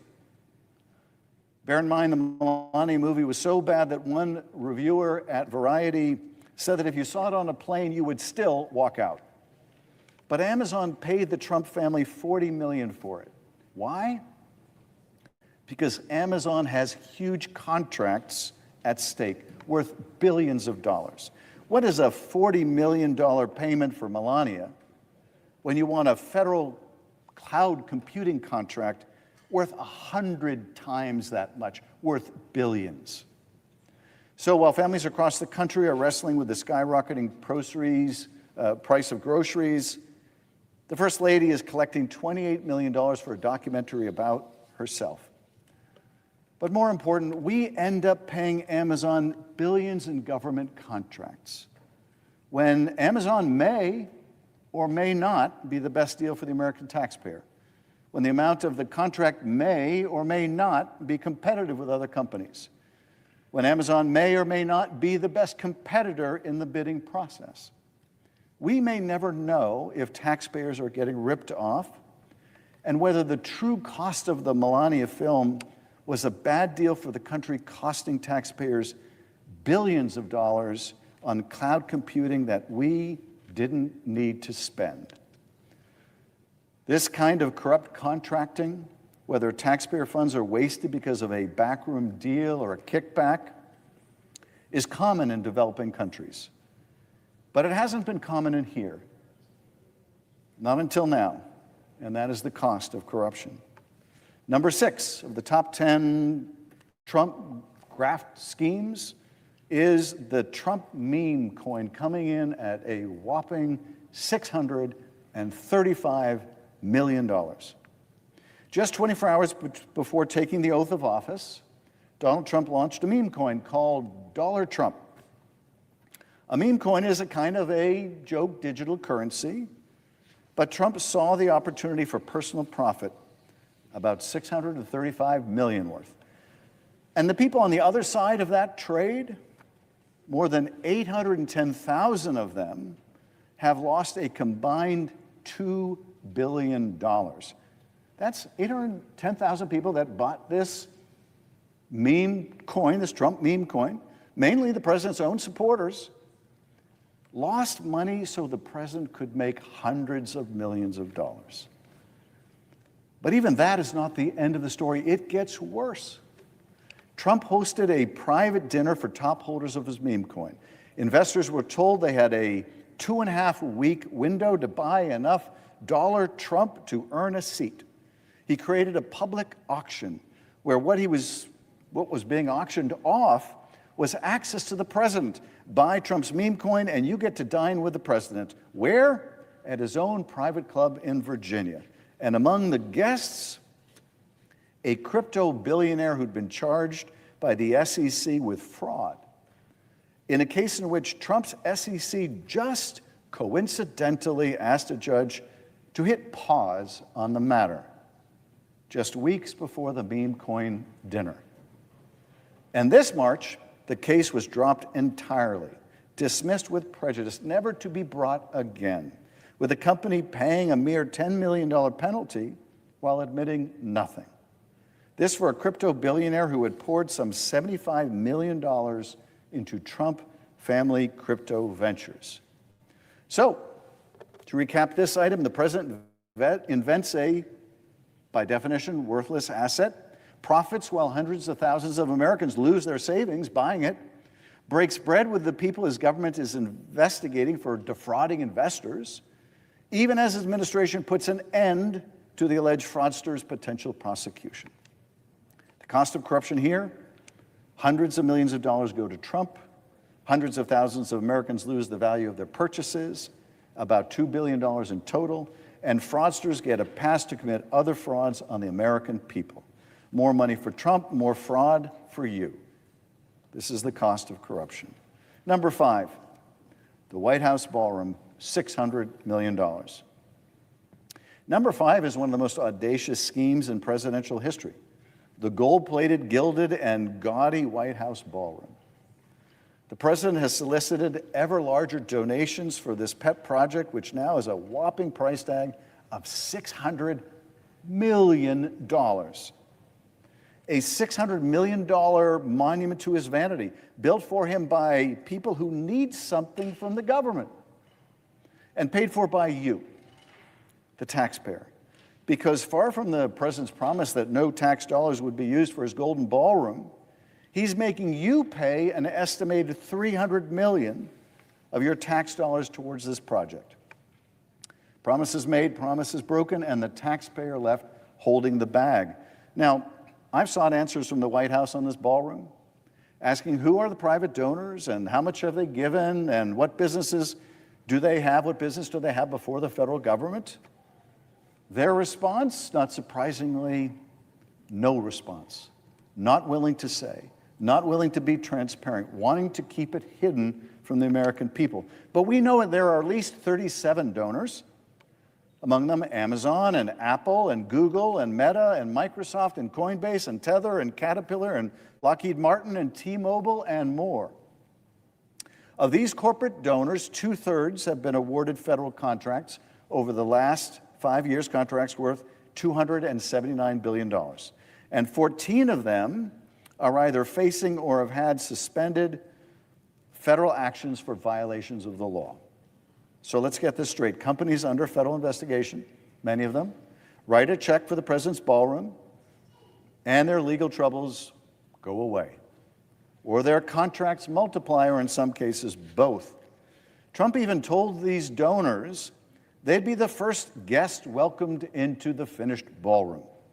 Quote, "If I still like you at that time, which I'm sure I will." Translation, keep paying, and I'll keep liking you. The cost of this corruption? Hundreds of millions in taxpayer funding that could go to building new hospitals in your community, or building new schools, or keeping the ones near you open. Go to a ballroom instead. Hundreds of daycare centers that could have received funding so you don't have to pay so much for childcare, or so there is even childcare in your area. But instead of building roads or bridges, hospitals or healthcare clinics or childcare, the president is building a gaudy gold toll booth in place of the East Wing. And federal contracts are going to the biggest donors, not the best competitors, and that could cost you billions more in taxes. Number 4, of the top 10 Trump grift and graft, the Qatari jet, worth $400 million. Number 4 is the gift that keeps on taking. A $400 million luxury gift gifted by the government of Qatar to serve as Air Force One through the end of Trump's term, and then transferred to Trump's own museum foundation, his to keep. He took his maiden flight aboard it just a few weeks ago, and while the president insists the plane is free, outfitting it to serve Air Force One as Air Force One could cost American taxpayers up to $1 billion in security upgrades, $1 billion for this free jet that he gets to keep, paid for by you, the taxpayer, and his generous friends, the Qataris. And let's not pretend there's nothing expected in return. Trump himself volunteered that the United States provide security for Qatar and will continue to. He also explained that only a stupid person turns down a free, very expensive airplane. Only a stupid person would turn it down. How could he refuse? So a foreign government hands the president a $400 million jet. We pay $1 billion in taxes to make it usable. He keeps it when he leaves office. And if you think that's corrupt, he thinks you're the stupid one. That is not a gift to America. It's a gift to Donald Trump, paid for by the American taxpayer, courtesy of a foreign government that now holds a great deal of leverage over the president. The same foreign government whose wealth fund is investing in developing the Doha Trump International Golf Club, complete with luxury villas and 18 holes of world-class golf. The cost of this corruption? American foreign policy. Our national security interests in the region now skewed towards a country that gives the president exorbitant gifts or develops real estate deals with his family. That is not putting America first, but putting it last. well behind his family and personal interests in a plane and golf courses. Which brings us to number 3. Big law firm deals worth $940 million. At 3, the numbers have turned even more staggering. After a barrage of executive orders targeting the legal profession, 9 wealthy law firms struck deals with the administration pledging nearly $1 billion in pro bono services to make those threats go away. Threats to disfavor their clients, threats to take their security clearances away so they couldn't represent other clients, threats to look unfavorably on the mergers their clients want, government contracts or lucrative deals favored by their clients. Now, this money didn't land directly in the president's bank account. This is value he extracted, nearly $1 billion in legal work, redirected to causes he favors, surrendered by law firms who were afraid of what he might do to them if they refused. And who negotiated these deals? Reportedly, Boris Epstein, the president's personal lawyer, not a government official, a private citizen allegedly shaking down America's largest law firms on the administration's behalf. $940 million extracted under threat, and all too easily complied with by firms that were unwilling to take a stand. It is a modern protection racket. What is the cost of this corruption? Well, law firms are silenced from representing clients whose interest may be averse to the president. That might be you one day. Businesses unable to get counsel because these law firms are too scared of crossing a vindictive president. That business may be your business one day. And the law firms that stood their ground and defied the president, they risk losing business in a corruption of the economy that only favors firms willing to capitulate to the president. It is Putin-style economics, and it doesn't work any better here than it does in Russia. Number 2, World Liberty Financial and stablecoin reserves, $1.5 billion and counting. We are now in the top 2. World Liberty Financial, the Trump family cash cow, a firm in which the Trump family holds an ownership interest of around 75%. The sale of these governance tokens has earned the family well over $1 billion. A single deal tied to a state-backed fund in the United Arab Emirates funneled $500 million into this venture. A single deal made by a wealthy sheik who is also the head of that country's intelligence service. What could go wrong? And in return, they just got American-made advanced AI chips, just like they wanted. Coincidence? I don't think so. If you do, I have a ballroom I'd like to sell you. But the scheme doesn't stop there, because the Trump family is also entitled to the interest earned on the reserves backing their stablecoin. This income is ongoing, grows by the day, and is pegged to the US dollar itself. Unlike the meme coin, this is real money, more than $1.5 billion and counting. Over $1.5 billion flowing to the president's family through a financial instrument his family controls, launched while he sits in the Oval Office. Not a side business, not a blind trust. The President of the United States using the power and prestige of his office to drive money into a venture he owns and from which he profits every single day. And consider what one of the family's business partners got in return. The world's largest crypto exchange, Binance, helped turn World Liberty's stablecoin from a small venture into one of the largest in the world, first by selling a $2 billion investment from an Abu Dhabi state fund in the Trump coin, then by building it into the exchange's own trading systems. And for that, the Trump family earns interest on every dollar used. And the founder of Binance, what did he get out of it? Well, he'd been convicted of money laundering crimes.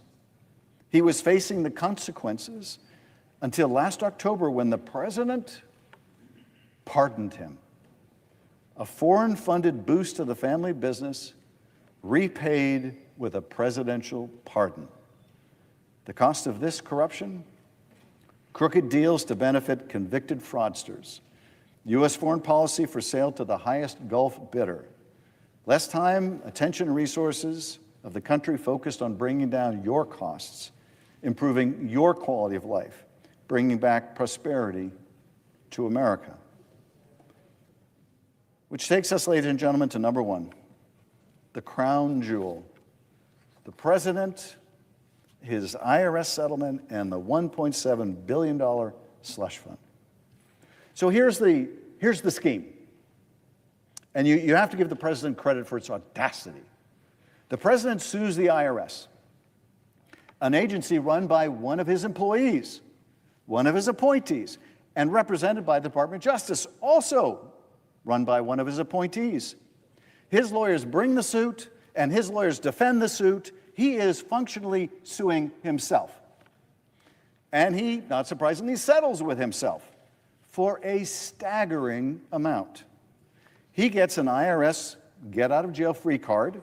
He faces no audit or investigations for any prior tax fraud or underpayment that he, his kids, his businesses, or his associates have ever made or participated in, a deal estimated to be worth up to $100 million for the Trump family. Personally. It is a sham settlement, castigated by a federal judge as based on a suit brought wholly for an improper purpose, and a settlement that was the product of the worst form of collusion and self-dealing. But that is just the start. The $100 million tax get-out-of-jail-free card, only a start. The settlement also purports to give the president control over $1.776 billion of taxpayer money, which he gets to use as a personal slush fund to compensate his friends and allies who claimed that they have been wronged. Included among the aggrieved, people who violently attacked law enforcement officers on January 6th. Now, these people who attacked police officers on January 6th, they already got pardoned by the president on his first day. But that wasn't enough for them or for the president. They want to be paid for their acts of insurrection, and the president is willing to pay them with your tax dollars. Imagine your tax dollars going to pay cop beaters. And besides the morally repugnant nature of that slush fund and its beneficiaries, it comes at a huge cost. He wants nearly $2 billion of your money, your tax dollars, to fund this cop beater program. Not to serve the public, but as a pot of money he controls, to pay out to the people loyal to him, willing to use violence for him. Congress and the courts have compelled Trump's acting attorney general to back off the fund for now, but not the president. He still wants to make the payoffs to his cronies and enablers, and the administration is looking for other ways to loot the Treasury for the same purpose, using other funds of the Department of Justice. Taxpayer money converted into personal patronage for the president. There is a word for governments that take public money and hand it to their friends, and it is not republic. The cost of this corruption, incalculable. Besides misappropriating billions of your money, it is also rewarding people seeking to overturn a free and fair election. If it succeeds in encouraging others to do so in the next election, the cost to you just may be our whole democracy. So let's add it up. Overseas licensing, $23 million. Media lawsuits, $36 million. Big tech settlements, $60 million. Amazon and Melania, $40 million. The meme coin, $635 million. The White House ballroom, $600 million. The Qatari jet, $400 million. Big law, $940 million. World Liberty Financial, $1.5 billion and counting. The IRS giveaway and slush fund, $1.7 billion and $100 million, for a grand total of $6 billion. And that, fellow Americans, is just the top 10. That doesn't include the Trump wine sold at the Coast Guard exchanges. It doesn't include Don Jr.'s executive branch club. It doesn't include the Trump Resort in Qatar or the Trump Hotel in Belgrade. It doesn't include Don Jr.'s $2.6 million in a drone company that just got, coincidentally, landed an Army contract. And it doesn't even include all the stock trades of the president. The president's own filing shows 3,642 trades in just the first 3 months of the year. 58 trades every single market day, up to $750 million worth of trades. Think about that. The man who's supposed to be running the country, instead he's running a trading desk. And what a trader he is. He bought NVIDIA stock on January 6th of this year, and 1 week later, his Commerce Department approved NVIDIA chip sales to China, a $50 billion opportunity for the company. He bought more NVIDIA in February. A week later, NVIDIA announced a blockbuster deal with Meta. What are the odds, trade after trade, perfectly timed to decisions only his government knew were coming? And these are only the deals that we know about. No one put this historic level of corruption in perspective better than the vice president, J.D. Vance, who recently told a crowd that if Watergate took place today, it would be a 12-hour story. Think about that for a moment.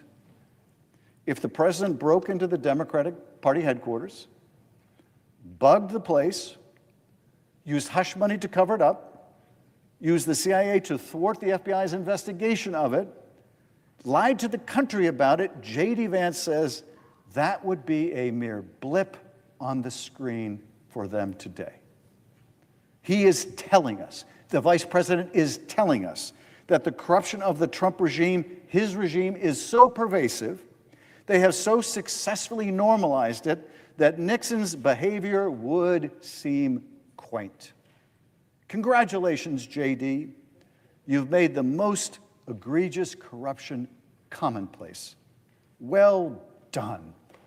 You should be so very proud. After Watergate, Congress passed a host of reforms to constrain a future corrupt president. They included limits on campaign finance, safeguards to wall off presidential misuse of the Justice Department, new oversight mechanisms for the intelligence community, offices of Inspector General to root out fraud, and much more. It now falls on us in this generation to usher in a whole new set of reforms to address a far broader range of lawlessness and corruption.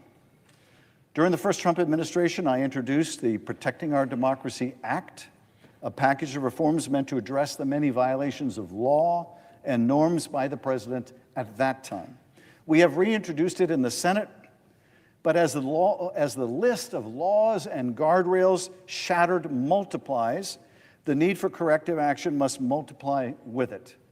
Just this week, I have introduced 3 additional bills meant to attack conflicts of interest, keep convicted fraudsters out of the government, and tighten our laws against the bribery of public officials. In the weeks and months to come, we must propose the best laws that we can, meant to constrain the worst impulses of human nature.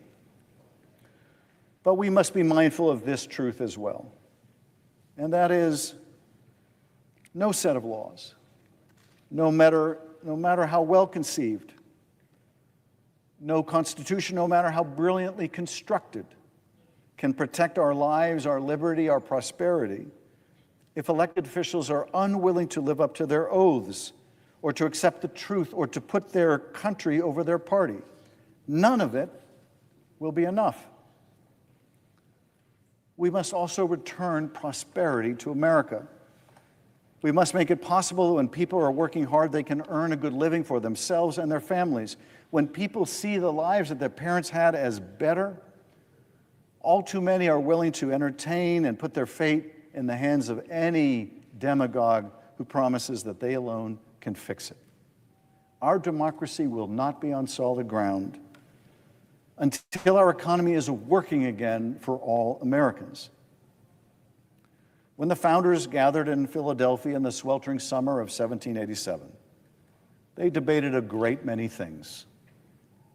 but one fear united them across every divide: the fear of corruption.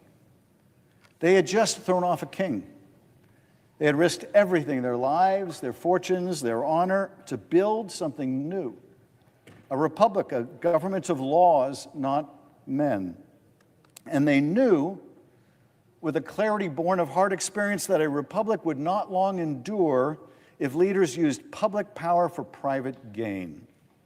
That's why they wrote a constitution of checks and balances, one that set the ambition of one branch of government against the other, and included provisions meant to address the personal weaknesses and failings of a president, any president. Because they understood human nature. They understood those in power would be tempted to enrich themselves. They understood that foreign governments would try to buy our leaders with gifts and payments and favors.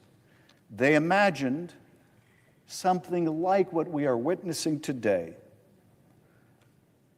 But what they may not have imagined, what they may have exceeded even their worst fears, was a president so brazen, so shameless, so relentless, and so creative in the pursuit of personal profit, and a Congress so feckless, so loath to confront him, so lacking an ambition for its own power and institution, so willing to let him profit at the public expense, with payout after payout after payout.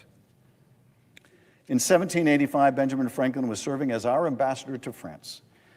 The King of France gave him a gift, a snuff box encrusted with diamonds, a gesture of diplomatic friendship. In Paris, such gifts were routine, business as usual. But back home in America, it sparked a controversy. Franklin had to ask Congress for permission to keep it, and the Congress, then under the Articles of Confederation, granted it. But the concern that a leader less scrupulous than Franklin would be tempted, would be compromised, lingered. So when delegates gathered in Philadelphia 2 years later to write our Constitution, they remembered the snuff box. The first draft said nothing about foreign gifts or emoluments. The final draft did, because they remembered the snuff box. Edmund Randolph, one of the Constitution's framers, later explained it this way: this restriction was provided to prevent corruption. A box was presented to our ambassador by the king of our allies. It was thought proper in order to exclude corruption and foreign influence to prohibit anyone in office from receiving or holding any emoluments from foreign states. They wrote it into the Constitution because of a snuff box. Imagine. And now we have a president accepting a $400 million jet? Can you imagine what the founders would have thought of that? We have a president earning more than $1 billion from a cryptocurrency company his family controls, funded in large part by foreign interests. The founders understood that once you accept the first gift, the second becomes easier, and the third, and soon you're not making decisions based on what's right for the country, you're making them based on who's been generous to you as president. My colleagues, the White House has become a marketplace, and the presidency a crooked family business. Every one of these transactions, the dozens we know about and the many more we surely don't, raises profound questions about the influence of foreign governments and the buying and selling of American policy, American justice, and American democracy itself. Every single day this continues, our democracy is weakened, our institutions are compromised. The office of the presidency is degraded, and the costs come out of your pocket. Out of your pocket. But here's the thing. The founders, in their warning to us about corruption, also gave us the tools to fight it. They gave us a free press to investigate and expose it. They gave us a separation of powers so that no branch could become too powerful. We have those powers in this body to stop it, if only we will use them. And they gave us, above all, a government of the people, the ultimate authority, the final word. And it will take all of us demanding something better, voting for something better, refusing to accept that this is normal or inevitable or just the way things are. A 12-hour story. Our story is not 12 hours long, but 250 years old. It is the story of a country that began as an improbable experiment, where people believed that we had sufficient virtue to be self-governing, that we did not need to be ruled by a despot, a country where what's right matters, where the truth matters, and where decency, basic decency, matters. That is the story of the birth of this country. And that can be the story of its future if we are willing to fight for it. Mr. President, I yield back.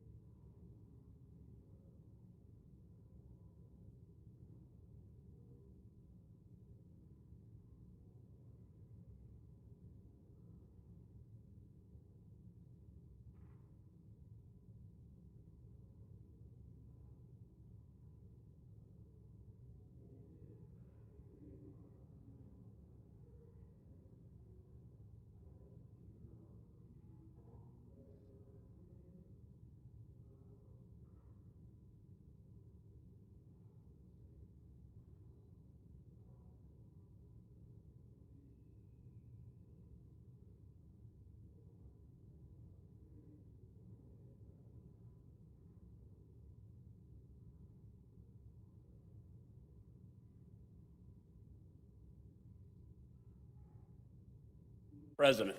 Recognized the senator from Oklahoma.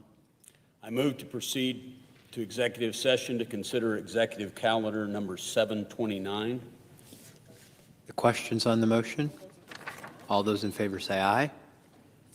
Aye. All those opposed, no. The ayes appear to have it. The ayes do have it. The motion is agreed to.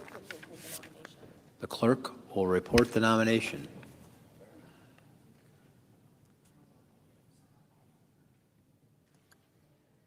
Nomination to Department of State John Breslow of Arizona to the ambassador to the Republic of Cyprus. I sent an executive resolution to the desk for the consideration of certain nominations en bloc and ask for its immediate consideration. The clerk will report the title of the resolution for the information of the Senate.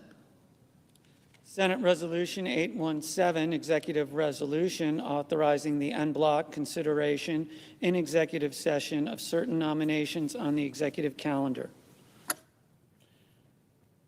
In order to place the executive resolution on the calendar, I object to my own request. Objection having been heard, the executive resolution will lie over one day. I ask unanimous consent that the Senate resume legislative session and be in a period of morning business, with senators permitted to speak therein for up to 10 minutes each. Without objection.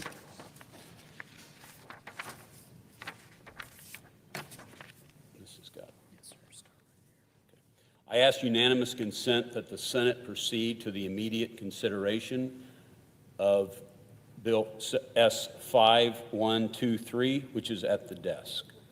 The clerk will report. S5123, a bill to amend Title 36 United States Code to designate July 20th as Lunar Landing Day. Without objection, the Senate will proceed to the measure. I ask unanimous consent that the bill be considered and read a third time and passed, and that the motion to reconsider be considered made and laid upon the table. Without objection. On Senate Resolution 813, I ask unanimous consent the Senate proceed to the consideration of Senate Resolution 813, which is at the desk. The clerk will report. Senate Resolution 813, designating July 25th, 2026 as National Day of the American Cowboy. Without objection, the Senate will proceed to the measure. I ask unanimous consent the resolution be agreed to, the preamble be agreed to, and that the motions to reconsider be considered made and laid upon the table with no intervening action or debate. Without objection. I ask unanimous consent that when the Senate completes its business today, it stands adjourned until 3 p.m.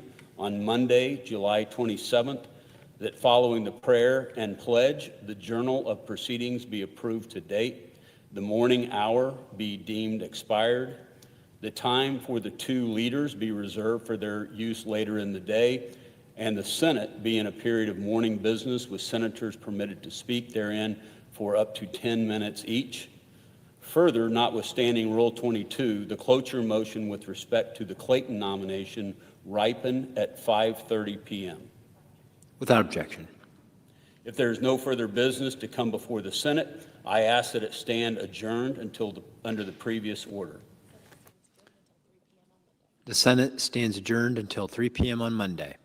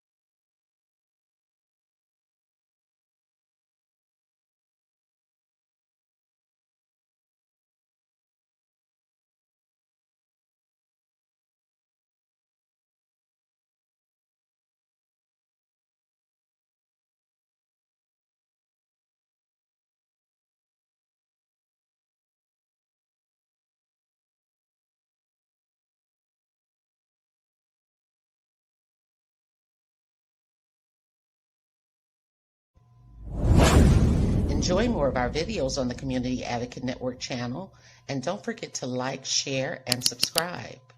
If you would like to advertise your service, special announcement, or event, you may contact us at the Community Advocate Network at gmail.com. For community resources and services, exclusive articles, and video content, join our private community on Patreon. Link is in the bio.